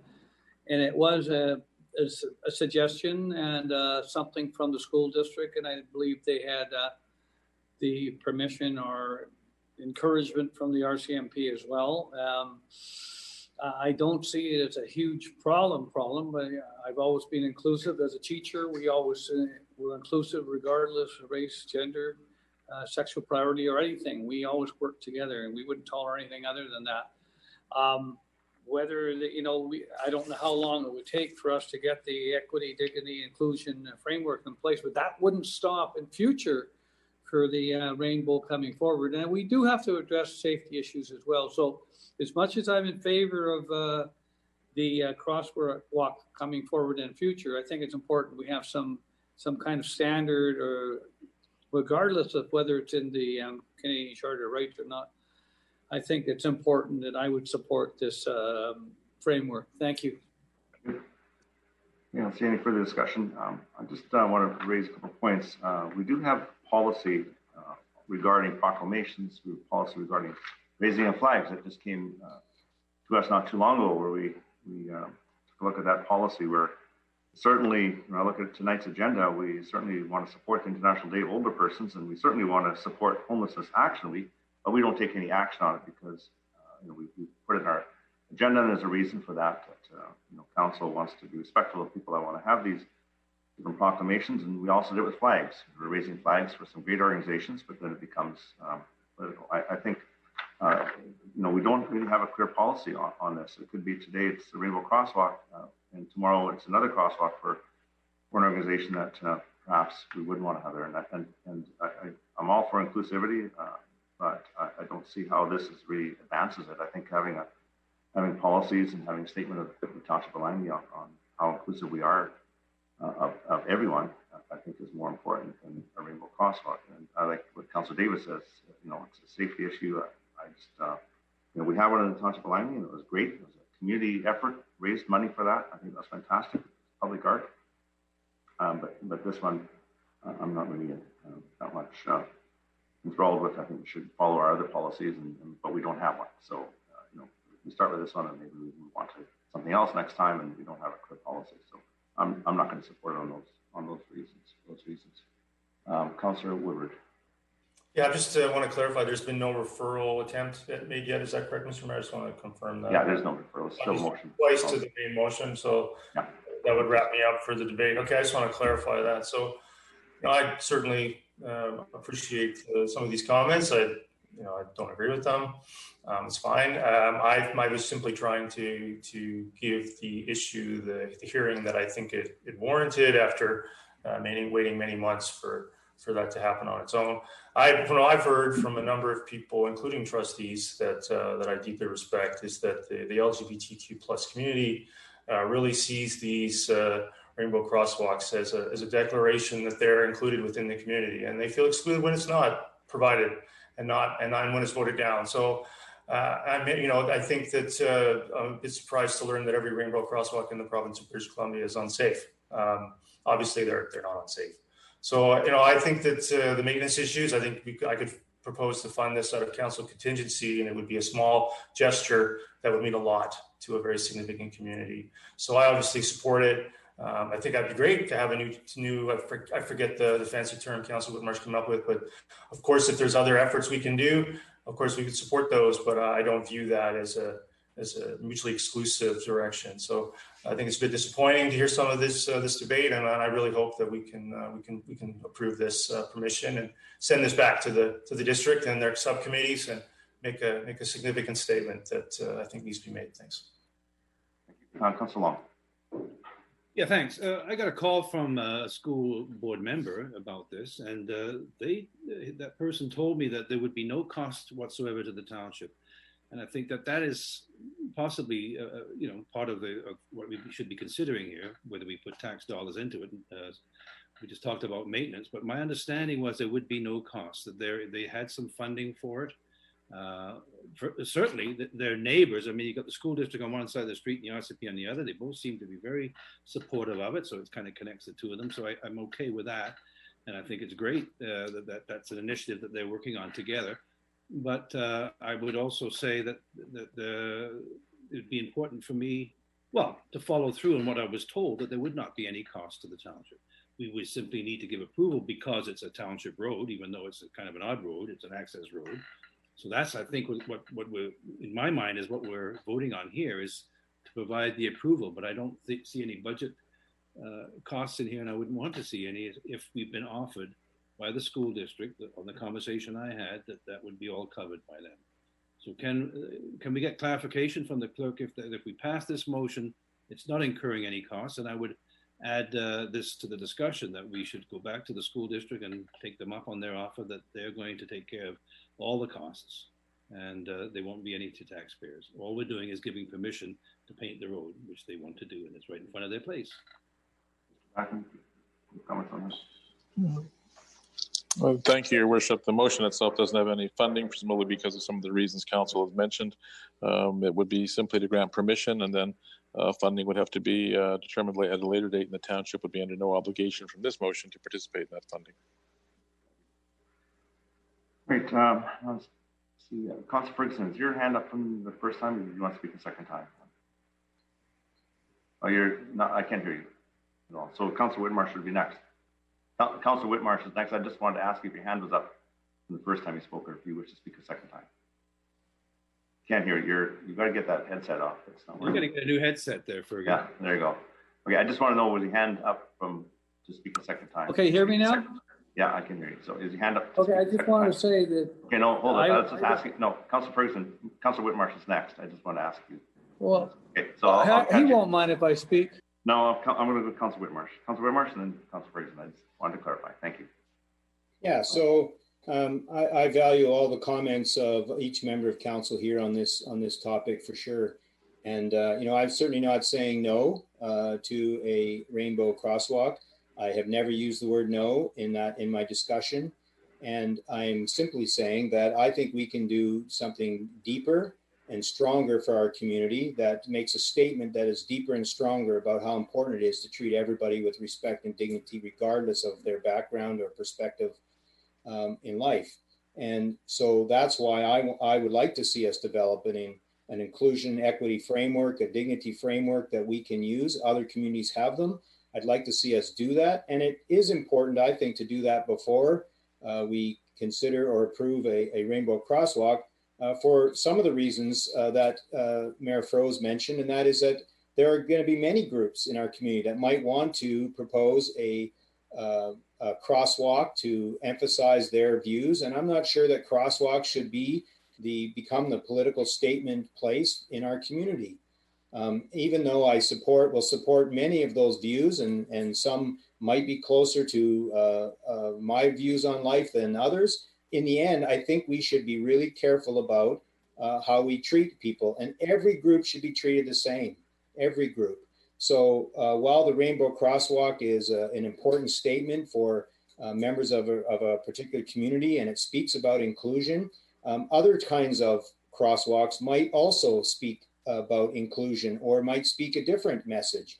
So I think we have to have a framework that guides the way that we think, that is a framework about treating all people with respect and dignity, regardless of who they are, and respecting everybody in our community, that no one should be denied opportunity or access because of their views in life, or because of their sexual orientation or gender identity or religious background, whatever it might be. Nobody should be denied anything. And so that's why you have a framework. A framework is deeply ingrained in becomes deeply ingrained in our community as to where we're going and where we're heading. And it is much deeper ingrained than any other kind of symbolism that we might engage in. So that's why I would do this. And then we could certainly entertain the idea of a rainbow crosswalk after. Nobody, or I'm certainly not saying no. I'm saying, let's just do it the proper way and make good decisions for our community. And then we can consider that in the future. Councillor Ferguson. You got me. Okay. So basically, I don't want this buried under some policy, and I think it's important. Even a school district, I think, would be important depending on when we meet again. I know with the COVID and everything else, with equity, dignity, inclusive framework, they include are doing that with their classes and their they have work plans for each school, and they have accreditation for each school. I'm sure that these numbers would be in there. So I don't want this buried. I want to make sure that we're not saying no to the crosswalk, but we're working forward with some more ideas to move forward. So thank you. Okay. Councillor Long. Okay, so great discussion, but lo and behold, here we are. So maybe we should have had this inclusion and dignity framework done sooner, but we didn't. So I'm going to try and put an amendment on here and say, because I have the be so resolved on my screen, I would like to add at no cost to the Township of Langley. I don't know if there's better wording than that. And further be it resolved that staff prepare an inclusion and dignity framework policy and bring it back to council for approval. So we would do it all at once. It's amendment motion. What I would like to do, Councillor Long, I know Councillor Whitmarsh is, I think those are two separate things. I think if you wish to make an amendment to this, that would be at no cost to the township, and then having inclusionary type of policy is really a separate motion.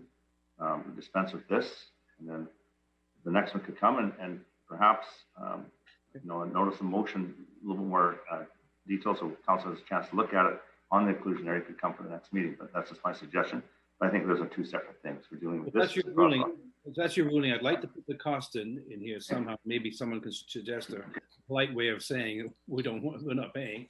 And then, but then I would encourage you, Your Worship, to entertain a motion, a subsequent motion that wouldn't spell it out, but would ask staff to come back with one.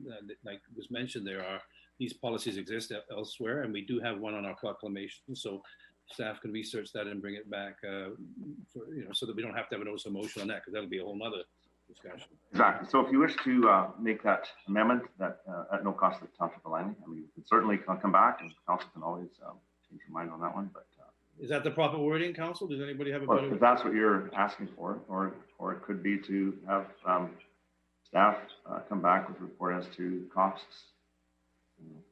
Mr. Back, no, I was told no cost to the township, so those are the words. Okay. So let's remove motion. Okay, is there a seconder to that amendment? No cost to the township. Add that to. Oh, we're going to pay? Right, I just don't see a seconder to. I'll second that. Councillor Richter, okay. Yeah. And so now we have that amendment on the table. Is there any discussion on that amendment? Let me speak to it. I don't understand why it wasn't seconded. Oh. I got a phone call. Seconded. And the gentleman said that there will be no cost to the township. This is not a money issue. This is not something we have to defend to our taxpayers that we're spending money on this effort. It is purely their idea. They're going to fund it. It's in front of their door, and they're going to be very happy with it. And there was no funds required from the Township of Langley. So that's important to me. So that was what I was told, and I just want to confirm that. Sorry. Councilor Woodward? Yeah, so I think that would have been interesting. I don't know why we're worrying about the funding of something that may not proceed. If it's a condition, I mean, I deliberately left funding out. So I think Mr. Backen already clarified that the funding issue, unless we have a separate motion to pay for it, that this is a bit redundant. So I'm not really sure why.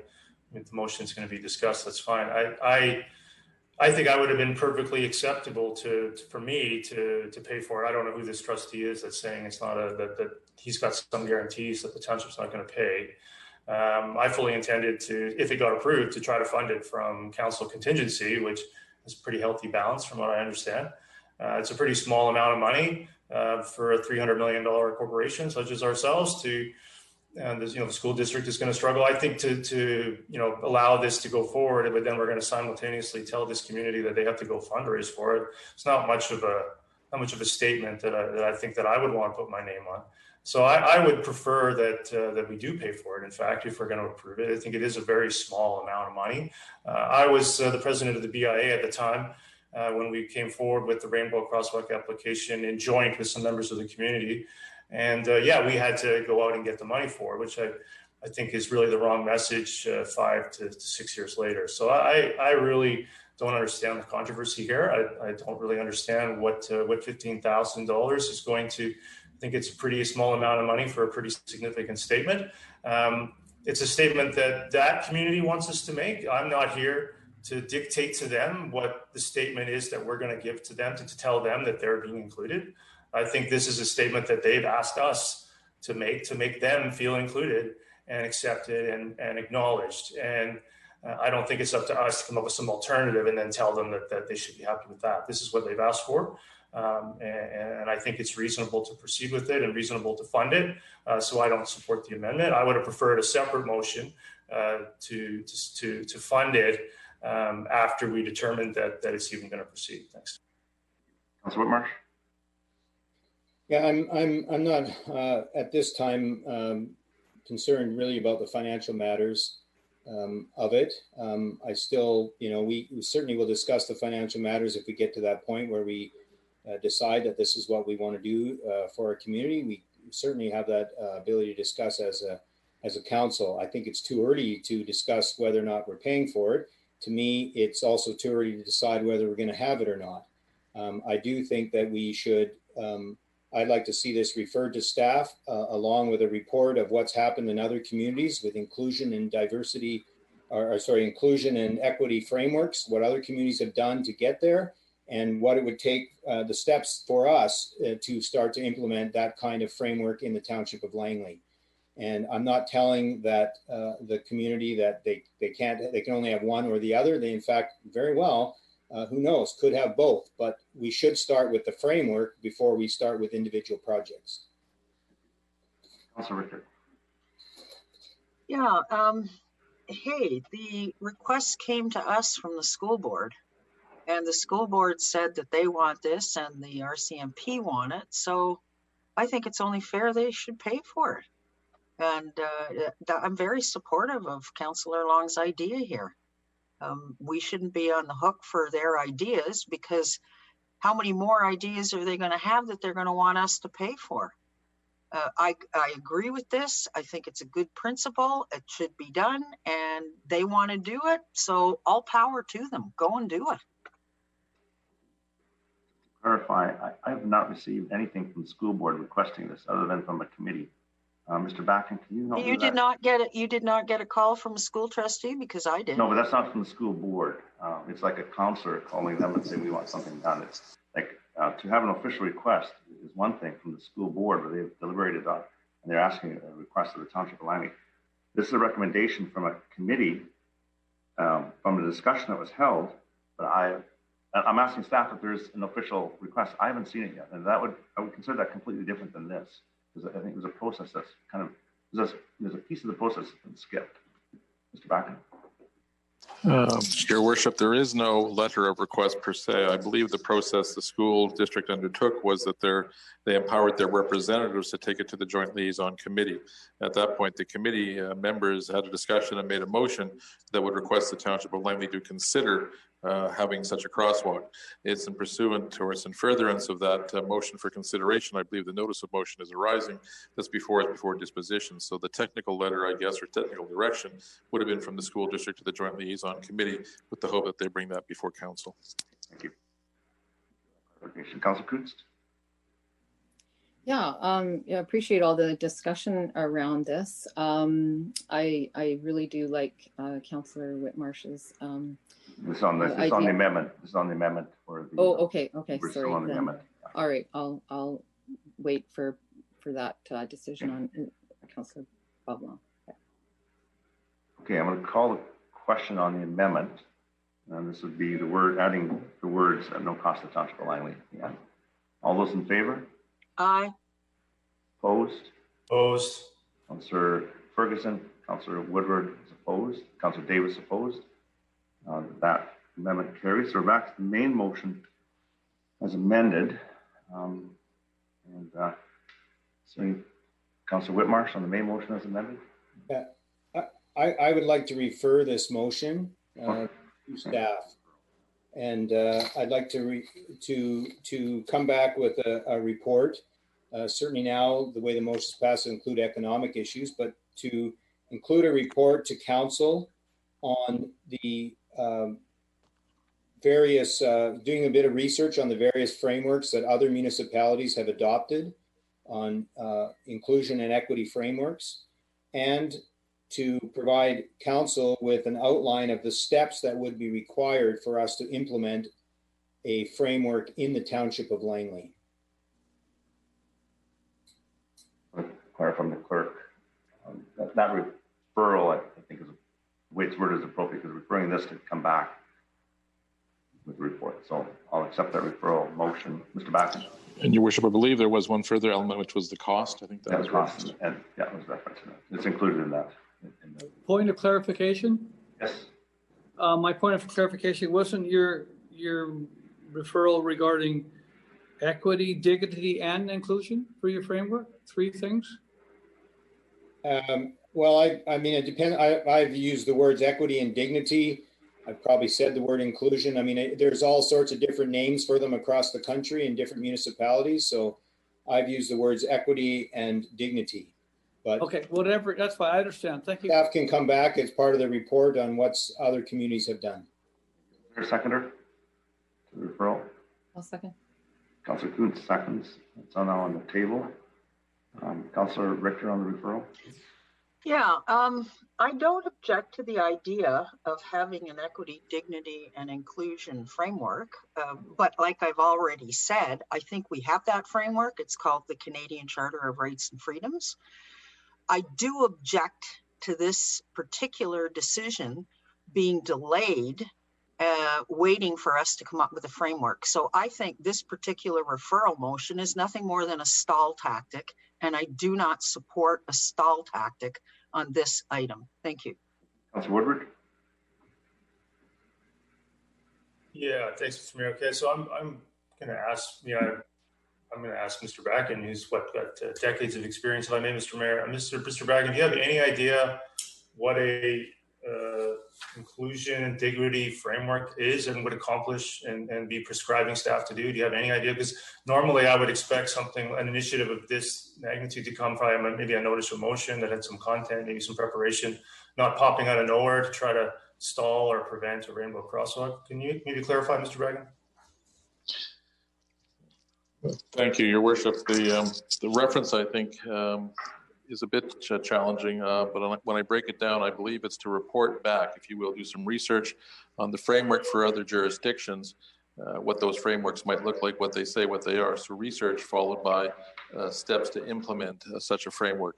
What council would do with that report, I presume, would be to then refer it likely for further discussion or for some discussion if we've having the appropriate framework for the township. But I look at this, if I interpret it correctly, as being framework first and then process effectively for a report for that. And that would then mean that the underlying determination as to the crosswalk would be deferred until that matter comes back before council. Okay, so maybe, it's interesting, maybe we should be discussing this at a workshop at length to determine whether this is even a priority that we want to even have staff working on. I'm a bit concerned about the inconsistency of the way we govern here. I mean, maybe this should go to the workshop rather than embark upon reports on lengthy research endeavors to find out some way to prevent rainbow crosswalks. This seems to be an inclusion and dignity framework that will exclude what the community we're trying to provide inclusion and dignity is actually requesting.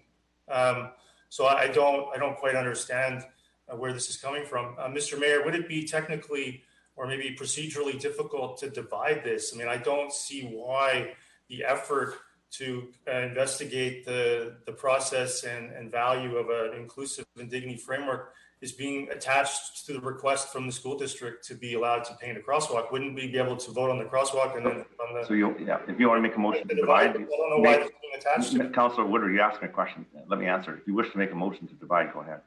I will make a motion to divide it. I will second that. Councillor Richter seconds. All right, moved by Councillor Woodward, second by Councillor Richter to divide. Just show of hands. All those in favor of division? Well, this is, Worship, what are we dividing? We have a motion. Dividing, okay, Councillor Long, you've asked me a question. I'll answer. The motion is, as I understand it, is the motion. The one part is be resolved, and then it's ended with your amendment, and then the next one is to have staff come back with report on inclusion that don't have exact wording. So there are two separate ones, and it's appropriate for those to be divided. So I'm going to call the question. Just a second, Your Worship.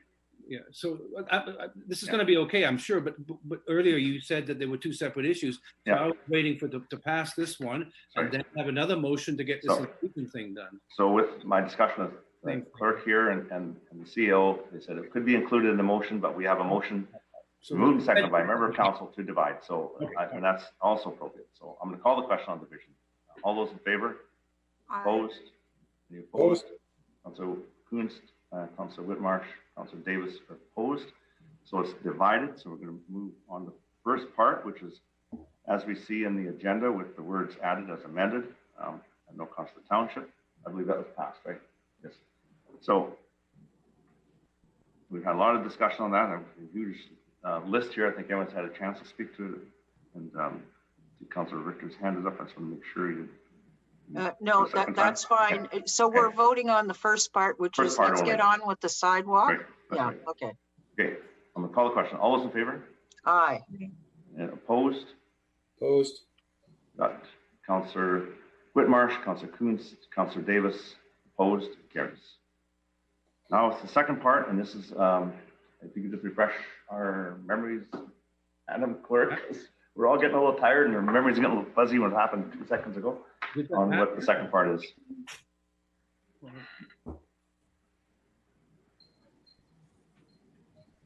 The second motion is to refer to staff to report back on the costs regarding a council framework of dignity, inclusion, and equity, as well as the steps to implement and review other jurisdictions.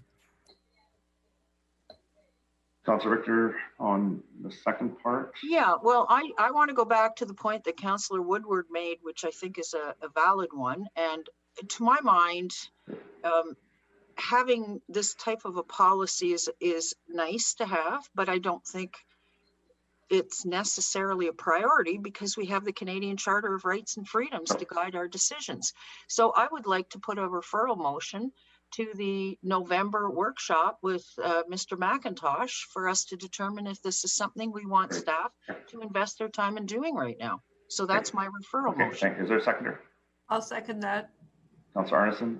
So on that referral, and Councillor Whitmarsh, you wish to speak to the referral? I see your hand is up. Yep. Councillor Whitmarsh. Yeah, so I don't think that the Canadian Charter of Rights and Freedoms is enough for us as a community. This is about creating something that's special for Langley and talks about how we specifically will make sure we consider all people and treat all people with respect in the Township of Langley.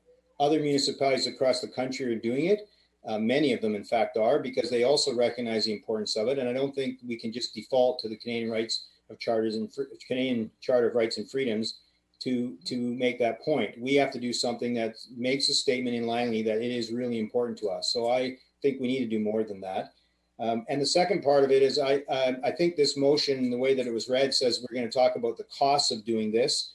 I think the idea was the cost. I think my idea was that we were worried about the cost of doing the Rainbow Crosswalk. I'm not, at this point in time, I really want to discuss the philosophical idea of developing a framework. I'm not sure the costs of it. I mean, I guess we could talk about that too, and staff could include that, but that wasn't a primary issue for me at this point. Certainly it will be at some point because economics is obviously always important. We have a motion that just passed, had the cost of, this is a motion, and again, similar to when we dealt with previously this evening, on just putting it into our priorities and whether we want to work on it or not, we'll be discussing the next priority session. So that's only a short time away. So if council wishes to put it there, that's certainly a place we could discuss whether we want to put it on a priority list. So that's all this motion is speaking to, is the referral motion. I've got Councilor Ferguson next. But thank you. You know, it's funny, we're all getting a little bit tired. I mean, it's unfortunate that I don't like to vote against division motions, but the thing is, we kind of divided something, but the motion is to having a crosswalk and having this inclusion framework. They're both important, and I still don't want to see the fact that we're burying the crosswalk situation. Still, it's important for it to come up again, if necessary, under some inclusion, dignity, and equity framework. So let's get those things done. Let's move forward accordingly, because I didn't like to see the fact that we're so quick with division. Thank you. Thank you. The motion did carry on the crosswalk. I think the policy we'd be talking would be for future similar requests. Councilor Wong. Right. So let's be clear. We dealt with the crosswalk. Yes, that one. This is the inclusion, equity, dignity framework. So it's only a month away. I suggest, I probably support it going to the workshop. Why not? And I think we should let Mr. McIntosh know ahead of time that we have this on our agenda, because he speaks to councils all over Canada. So have him gather up a few. Maybe we'll save some money, and we can have some suggestions from Mr. McIntosh on what other jurisdictions are doing in this regard. So I don't suppose that's a bad idea, especially since it's only a month away. If I'm Mr. McIntosh, we get a list of our items. Voting on referring this to the workshop, Mr. McIntosh will facilitate some discussion, then we can take it from there. Is that right? Councilor Davis. Call the question, please. Okay, I got Councilor Richter for a second time. They're not. Okay. Councilor Richter. You got to move on. I just want to say that I think Councillor Long's made some excellent comments, particularly around the depth of experience that Mr. McIntosh has, or Dr. McIntosh has, with working with other municipalities across this country and all the provinces.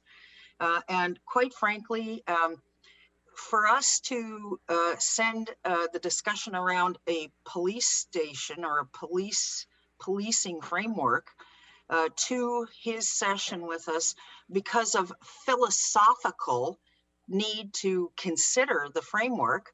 Well, what's the difference between the philosophical need to look at policing and the philosophical need to look at whether or not we need this framework, particularly in light of the Canadian Charter of Rights and Freedoms? So I am supporting, clearly, I put the motion forward, that we send this to have a discussion at the workshop. That's where it belongs right now. Thank you. Okay, I'm going to call the question. All those in favor? Aye. Opposed? Anybody opposed? Carries unanimously. And so now we had an item added to the agenda, and that was, oh, sorry. Is there one more? Oh, I missed one. Sorry. I've scribbled so much on my piece of paper here with all the lists of speakers that have obliterated it. Councilor Whitmarsh, you're on for the reopening plan for Township of Langley recreational facilities. Take it away. Thank you. So I won't read the preamble. This certainly is around the COVID situation, getting our facilities back as quickly as we're able to. And I recognize the significant economic challenges with that. But I wanted us to be decisive as a council. And could you move it? Could you move it first, and then and then you want to speak to it? Okay, sorry. I'll just move it. Yep. Okay. And seconded by Councilor Davis. Councilor Whitmarsh, did you wish to speak to it? I kind of did. I'm good. Okay, you're good. All right. I think this is something on everybody's mind. I certainly support getting some further information on this. Certainly, we are in very difficult times, and staff are doing an excellent job managing all of the needs, wants, requirements, pleading from the community on certain facilities we opened, and I don't envy the task that they have. It's very, very difficult, but I think council will be good to have a report on where we are with that and what next steps are. Mr. Bakken? Your worship, just a caveat as to the timing. There are no objections to being October the 5th, but because of the tight time frame, that may end up being a presentation that devolves to a report, because there's a limited number of days to try to get an update. So it'll certainly have an update and will be as comprehensive as we can be, but it may have to be by way of a presentation, so they have the weekend to work on it. So perhaps the change, rather than be prescriptive to the October 5th, is to a meeting of council as soon as possible. Would that be appropriate, Mr. Backen, or do you want to set the later meeting in October? It would be, Your Worship, but I'm afraid that may not be acceptable to some members of council. So how about October 28th? What I was suggesting was perhaps provide a presentation to council at the October 5th. We can have something for that. Okay, presentation. So, Councillor Whitmarsh, would you be amenable to an amendment to change the word report to presentation? I'm amenable to that, or I thought we could put report and put and/or presentation, so that it just gives options. And/or presentation. Okay, so you make that amendment. I'll ask if there's any objection. We'll take it as I'll make that amendment. As unanimous consent. I don't see anybody objecting, so I will consider that as amended, and we'll move on to this. Councillor Richter. Yes, thank you very much. Thank you very much, Mr. Mayor. Again, I want to go back to today's statistics on COVID. BC has 366 cases reported after this weekend, 4 deaths. There's 60 in the hospital, 21 of those are in ICU. There are 1987 active cases in BC, and the vast majority of those cases are in the Fraser Health region. Alberta, for the first time since this pandemic hit Canada, Alberta is lower than us in terms of reported cases. We have the highest number of active cases per capita in Canada. And that to me is a very significant factor. Now, the other thing that I'm quite concerned about, and I've seen it this weekend, we got a batch of emails come through on Sunday morning at exactly 11:59 p.m. We had another batch of emails come through in the afternoon at exactly the same time. And today we had another batch of emails, and quite a significant batch of emails, like over 30 at the same period in time.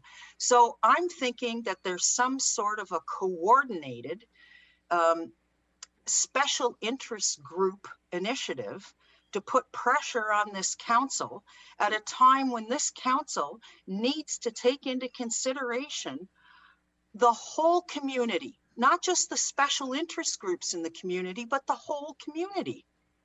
We have to look at the risk factors for our community members, for our staff, the liability issues that are involved in this. Just because some group or another group wants to have pools open doesn't justify putting the entire community at risk. So I am opposed to this report. I think we're just being pressured into doing it, and I reject that pressure. Thank you. Thank you. Councilor Davis. You know, I was going to bring up, I think we really need to know as a council, where we are and what is our next step. Reopening plan for the township recreation facilities, I think, is something that we need to know. However, I too got, so many, unbelievable, and they came in groups, 20, 30, 40 at a time, 1 minute. And what I'm concerned about is the uprising. So I guess I'll focus. I love a report or an updated plan, but we have to add the provincial medical guideline. We have to look at that, because I know I'm going to get in the heck for this. I'd much rather not have my son play soccer and not be part of the problem than to be, so that's why if we make any decision, we need to know all the facts. And I'm going to support this to come back, but it has to be supported by medical. It has to be supported by the provincial medical guidelines too. Thank you. And I don't think this is prescriptive in saying we open them. It's just, I think, an updated presentation on where we are and what the process is. Yeah. And next steps. That's the way I understand this motion. I don't see it as being prescriptive that we're saying. But I think it's a step forward. And I think that We have to know where we're going, and we absolutely have to put in the economic and the risk factor that the provincial medical is involved in. Thanks. Answer to date, council has done that by deferring to our Emergency Operations Center for their decisions on the reopening plan. And, council could always reverse that, but, I think we've spoken about this over the last 6 months during this pandemic and state of emergency, and I believe that is the path that we're continuing now, but certainly having an update, I think, to council is appropriate because it has been 6 months. Would be nice to hear from staff on what's happening. Councillor Ferguson. Oh, I just wanted a quick question to staff, and it's an isolated incident, but I mean, regarding recreation and the baseball people, how far apart do the new rules do you have to be before you're not in the 50-person or the certain bubbles? How far apart are these darn bubbles? Your Worship, unfortunately, like many things, it's a bit complicated because the number 50 is thrown around in a couple of contexts. First of all, for sports organizations, they're allowed to have a cohort of 50 that is the players, excluding the participants being the coaches and spectators. But that's the cohort size. When it comes time to play an event, then the total limitation is a maximum of 50, including players and coaches and spectators and whatnot. And as was referenced before, our concern or challenge is that these confusing numbers are also being utilized when we're seeing a definitive increase in some of the risk factors. And that's our caveat on this. When we began this process, we predicted that there may be a bit of an escalation come fall, and we're in the very early stages of that. So that all then leads us then to the economic consequences, which of course we are seeing that many communities are only seeing for their facilities about 20 to 25% of the participants that they had previously. But of course, their costs are higher because of the cleaning and whatnot. So it's a very complicated matter. And I guess that's where it comes back down to the original question about the sports organizations. They are playing, and there have been some positive responses to which they have had to suspend teams and have groupings break down to ensure that they met their medical health guidelines. Yeah, Mr. Mayor, it just seems just kind of so odd. I know that I'm looking forward to this report that you've got hundreds of people that can congregate in a place like Costco, hundreds of people, and yet, you can't have somebody watching baseball from the outfield for the third baseline on a fence. It just seems so odd. I'm just trying to get my head around it. Thank you. But that's not something that's totally out of our control. But we do need to be cognizant of what we do control and not worry about what others do, because that'll be their problem if things go sideways. Councillor Arneson. Yes, thank you, Worship. I just want to say that, excuse me, I'm happy to have this conversation now. As we can recall, in the summertime, although the situation changes all the time, I think it was a result of council's direction that we decided to open up a pool and also elements of George Preston so that we could allow at least some recreation to take place. So my recollection from staff reporting back is, for example, that the outdoor pool was highly successful, so 96% utilized. I take that as something very positive in terms of what otherwise would have been an incredibly bleak summer for many. So I do understand nobody wants to take undue risk. I don't think we should be subjecting our citizenry to any kind of measures that we don't anticipate will, we got to look at it, and there is always some risk in anything. So I look at this and say the most important thing for me is that we get a report that indicates what potential timeline we have to initiate something, in the knowledge that, based on past experience in other communities, by the time you initiate that conversation, there are going to be a lot of other factors you're now going to have to consider in that, which potentially includes yet another wave but to me, it would be very regrettable and actually wrong from my perspective if we didn't start this conversation so that there was a terminus that we had in mind, because we can always change that. And I strongly feel that if we're following the guidelines, we're doing the right thing. I think part of the challenge is that many of these strokes, and I'm not saying that they're wrong, but they're very broad. So they look at different groups and say, well, the risk associated with this group based on the short amount of feedback is very high. I personally have not seen a huge spike in recreational users having COVID. I could be wrong, and there could be people that are, having that, and you find out later that you were in a contact situation. But I think it's most important. We don't talk a lot about the huge benefit that recreation is to the individuals that live in the township of Langley. So it's all age groups. So from seniors to young people to really everybody, and especially with all the stress and the challenges that we have, I really think it's a key consideration that we start looking towards a finite date in which we're going to open up our rec facilities. So that's all I want to say. Councilor Woodward. Thank you. Yeah, this is pretty a tough one. I mean, I hear the residents, people that want to get back to work, people that want their rec facilities open, they want to swim. They feel that the lack of access to these facilities is hurting their health as much as potentially COVID is to some. But the problem with COVID is it's extremely dangerous to the vulnerable in the community.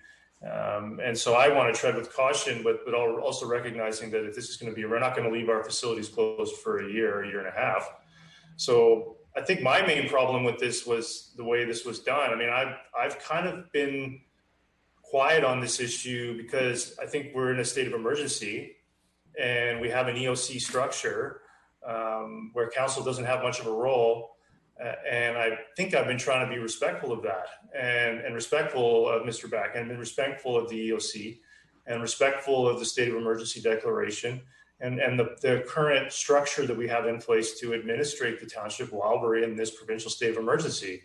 So are we going to start passing all kinds and proposing all other kinds of notices of motion to I think, question why we're still pursuing or having that structure? If we're getting back to notices of motion on rec facilities, then let's get back to notice. I could have filed one months ago and I could have pushed this issue. I could have pushed a lot of issues, but I've been respectful of the EOC process and I've been respectful of the provincial state of emergency, understanding, of course, that this frustrates some and we do have to get on a path to reopening these facilities and getting people back to work and trying to return to some semblance of normal life. Rather than, but we are technically still in a state of emergency. Well, I'd like to clarify, that, maybe with Mr. Back or you, Mr. Mayor, given the EOC structure, really, whether this motion is even kind of appropriate, wouldn't there be a better process for council to consider maybe relaxing or reconsidering the EOC structure rather than making one decision at a time like this, based on lobbying efforts, which I largely respect and in some cases agree with. And want to try to find a right solution to get people back to work and get these facilities open. But is this the right way to do that? And I'm not so sure that it is. And I don't know how we can respect a state of emergency and an EOC structure and file motions like this. Thank you. Well, you've asked me my opinion. I think this is really just a presentation, an update. It's been 6 months. And I, as I say, I admire council. Every member of council is respecting the EOC structure. We're hearing a lot from the public and we're starting to give answers, but we're leaving it all to staff. I think having staff give us just an update is advisable. If something comes out of it, something comes out of it. But I agree with you, Councillor Woodward, that we don't want to, we made a good decision and it's great. And Councillor Rick has mentioned how the numbers have risen again, and we certainly are respectful of that. And things can change in a week and 2 weeks, but having an update to council, just kind of a where we are. And this is only one specific area, but I don't think it hurts. A presentation, as Mr. Back said, would be a presentation by some of the staff who are dealing with this every day and in an open meeting. So I don't see it as so prescriptive, but that's my opinion. So, Councilor Whitmarsh, we should call a question and move on. Yeah, I think, I certainly have great respect for the EOC process and asking for an update of where we're at with our recreation facilities. Lots of other communities are opening theirs, and there may be very good reasons why we don't open ours. I just simply am asking for a report. It's very general, a report where we're at. It considers economics, it considers health factors. And so that's the question. It's not a lack of respect by any means, great respect for what's happening in our program and our staff. And to suggest otherwise is simply inaccurate. So I think it's good to get information. Call the question. All those in favor? Opposed? Opposed. Councillor Richter opposed. The motion carries. Now we move on to the item that's added to the agenda. Councillor Ferguson, I believe you're asking for an update on. Yeah, thank you very much, Mr. Mayor. I think we get an awful lot of correspondence. I'm sure all members of council have, and we're doing our very, very best to get information to our residents regarding, it's a brand new interchange, so 216th, right at the freeway #1.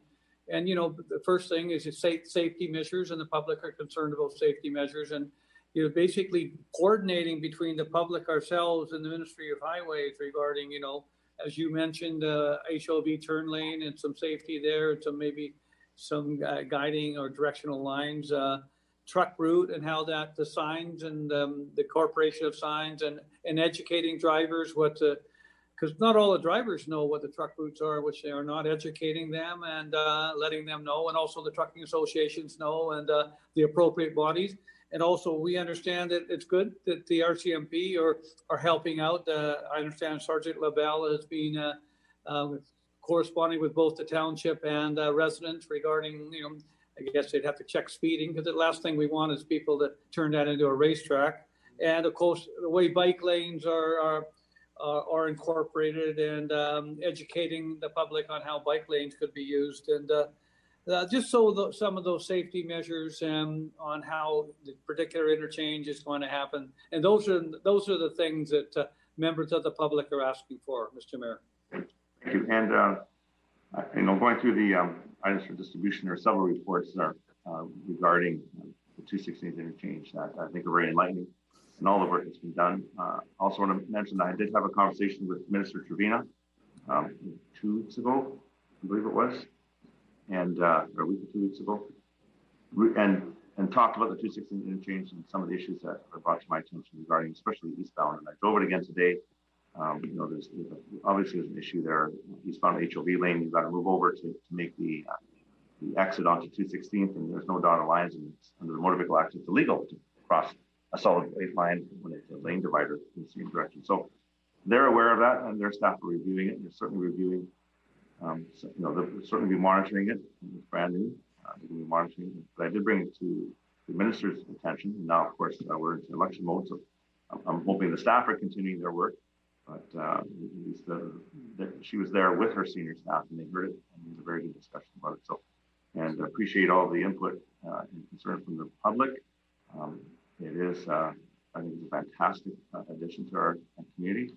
And driving down there and looking at the work that the township has done, and I know it's listed in our report, I'm pretty impressed with what we've done to address some of those concerns. Mr. Backen, do you have any comments on? Thank you, Your Worship. And I'll just be brief. I was going to point out documents 8 and 9 in the distribution list. They're there, and I think they address many of the issues. We certainly are aware of the residents' concerns. We've tried to communicate with the residents, and quite often, if the response doesn't meet their expectations, which we understand are quite justifiable given the impact on the neighborhood, they then reach out to other parties. I'm just advising council, the other parties sometimes then speak, whether it be Ministry of Transportation or even the RCMP, not fully realizing some of the limitations of municipal jurisdictions, that they offer some advice, well-intentioned and very good. A good example is some suggestions are that the municipality can have its bylaw officers stop and ticket trucks if they're in an inappropriate area. Unfortunately, we can't do that because bylaw officers are not permitted to deal with moving violations. Only the RCMP can. I give you that as merely an example of some of the challenges in the communications, because quite often we're going around after the answer has been given to other entities to explain the answer to them and come back full circle. So I think I fully understand the sensitivity and the implications that Councillor Ferguson's raised, and I'm hopeful that the items distributed today will help actually clarify where we're at with the process and where we're going. Thank you very much. Sorry, you get a question? You're muted. Sorry. Yes, thank you. Thank you very much, Mr. Mayor. And I wonder, there's a number of open mics. Councillor Whitmarsh, Mr. Backen, Councillor Arneson, maybe because you were coming through a little bit garbled. And I know that when you're in Township Hall, the feedback is an issue. So thank you very much. Yes, I wanted to thank Councillor Ferguson very much for raising this. I note back from the September 14th items distributed. There were a number of different reports, item number 16, as well as item number 21. And yet again today, we have received an email from one of the residents up in Walnut Grove with respect to what they're seeing the impact of this new opening being in terms of truck traffic on 216th Street from 88th Avenue North. So these people are very concerned about the schools up there. They're very concerned about the children up there. And they've been raising flags all the way along. At what point are we going to start listening to the flags that they are raising? Because they're quite concerned that the volume of truck traffic coming off that new 216th Street interchange is not decreasing, it's increasing. So can staff give us some sort of an idea what's being done to monitor the volume of truck traffic there and the safety, the schools, because there's 2 schools on that 216th Street stretch of road. What's being done to protect the safety in those schools? And I might add, Mr. Mayor, when staff is done with this, I've got 2 more items out of items distributed I'd like to discuss. Thank you. So I know one thing while this is being debated before it's constructed, staff would be doing traffic studies once it's operational. Before it's operational, they can only make estimations. So I believe that work will be ongoing and we're going to get a lot more answers. It's only been open for a couple of weeks, I think. So Mr. Back, can you give any insight into some of the concerns about the Richards race? And that's correct, Your Worship. There was, I guess, a suggestion of a study. The study was broken into 2 parts, pre-opening and then post-opening. There's some confusion that the post-opening study is done. It's not yet done. It's still underway. The area in question is a bit complicated because of the multiple jurisdictions. 88th North to 96th is recognized as a truck route. And yes, there is 1 school on that stretch and also a school on the south east corner, the French Immersion School. Staff are looking at signs to restrict the use of engine brakes, as was suggested. We are monitoring the truck volume, which appears to be mostly southbound, not a lot northbound, at least not yet, but we're not saying that couldn't occur. And as well, there seems to be some movement in terms of some additional signage, keeping in mind, for example, we have to distinguish between playgrounds and school zones and try to make sure that that the representation we make as to what's there is accurate to avoid additional confusion. So there is continued works underway, and we'll continue to communicate with residents to address their new issues and new questions that arise, and we'll try to mitigate some of the impacts. Yeah, I'm a little bit confused where we're at, but we are talking about the interchange, but it's only been open a couple of weeks, so the post study isn't going to be ready for a while. So I'm not sure if we're.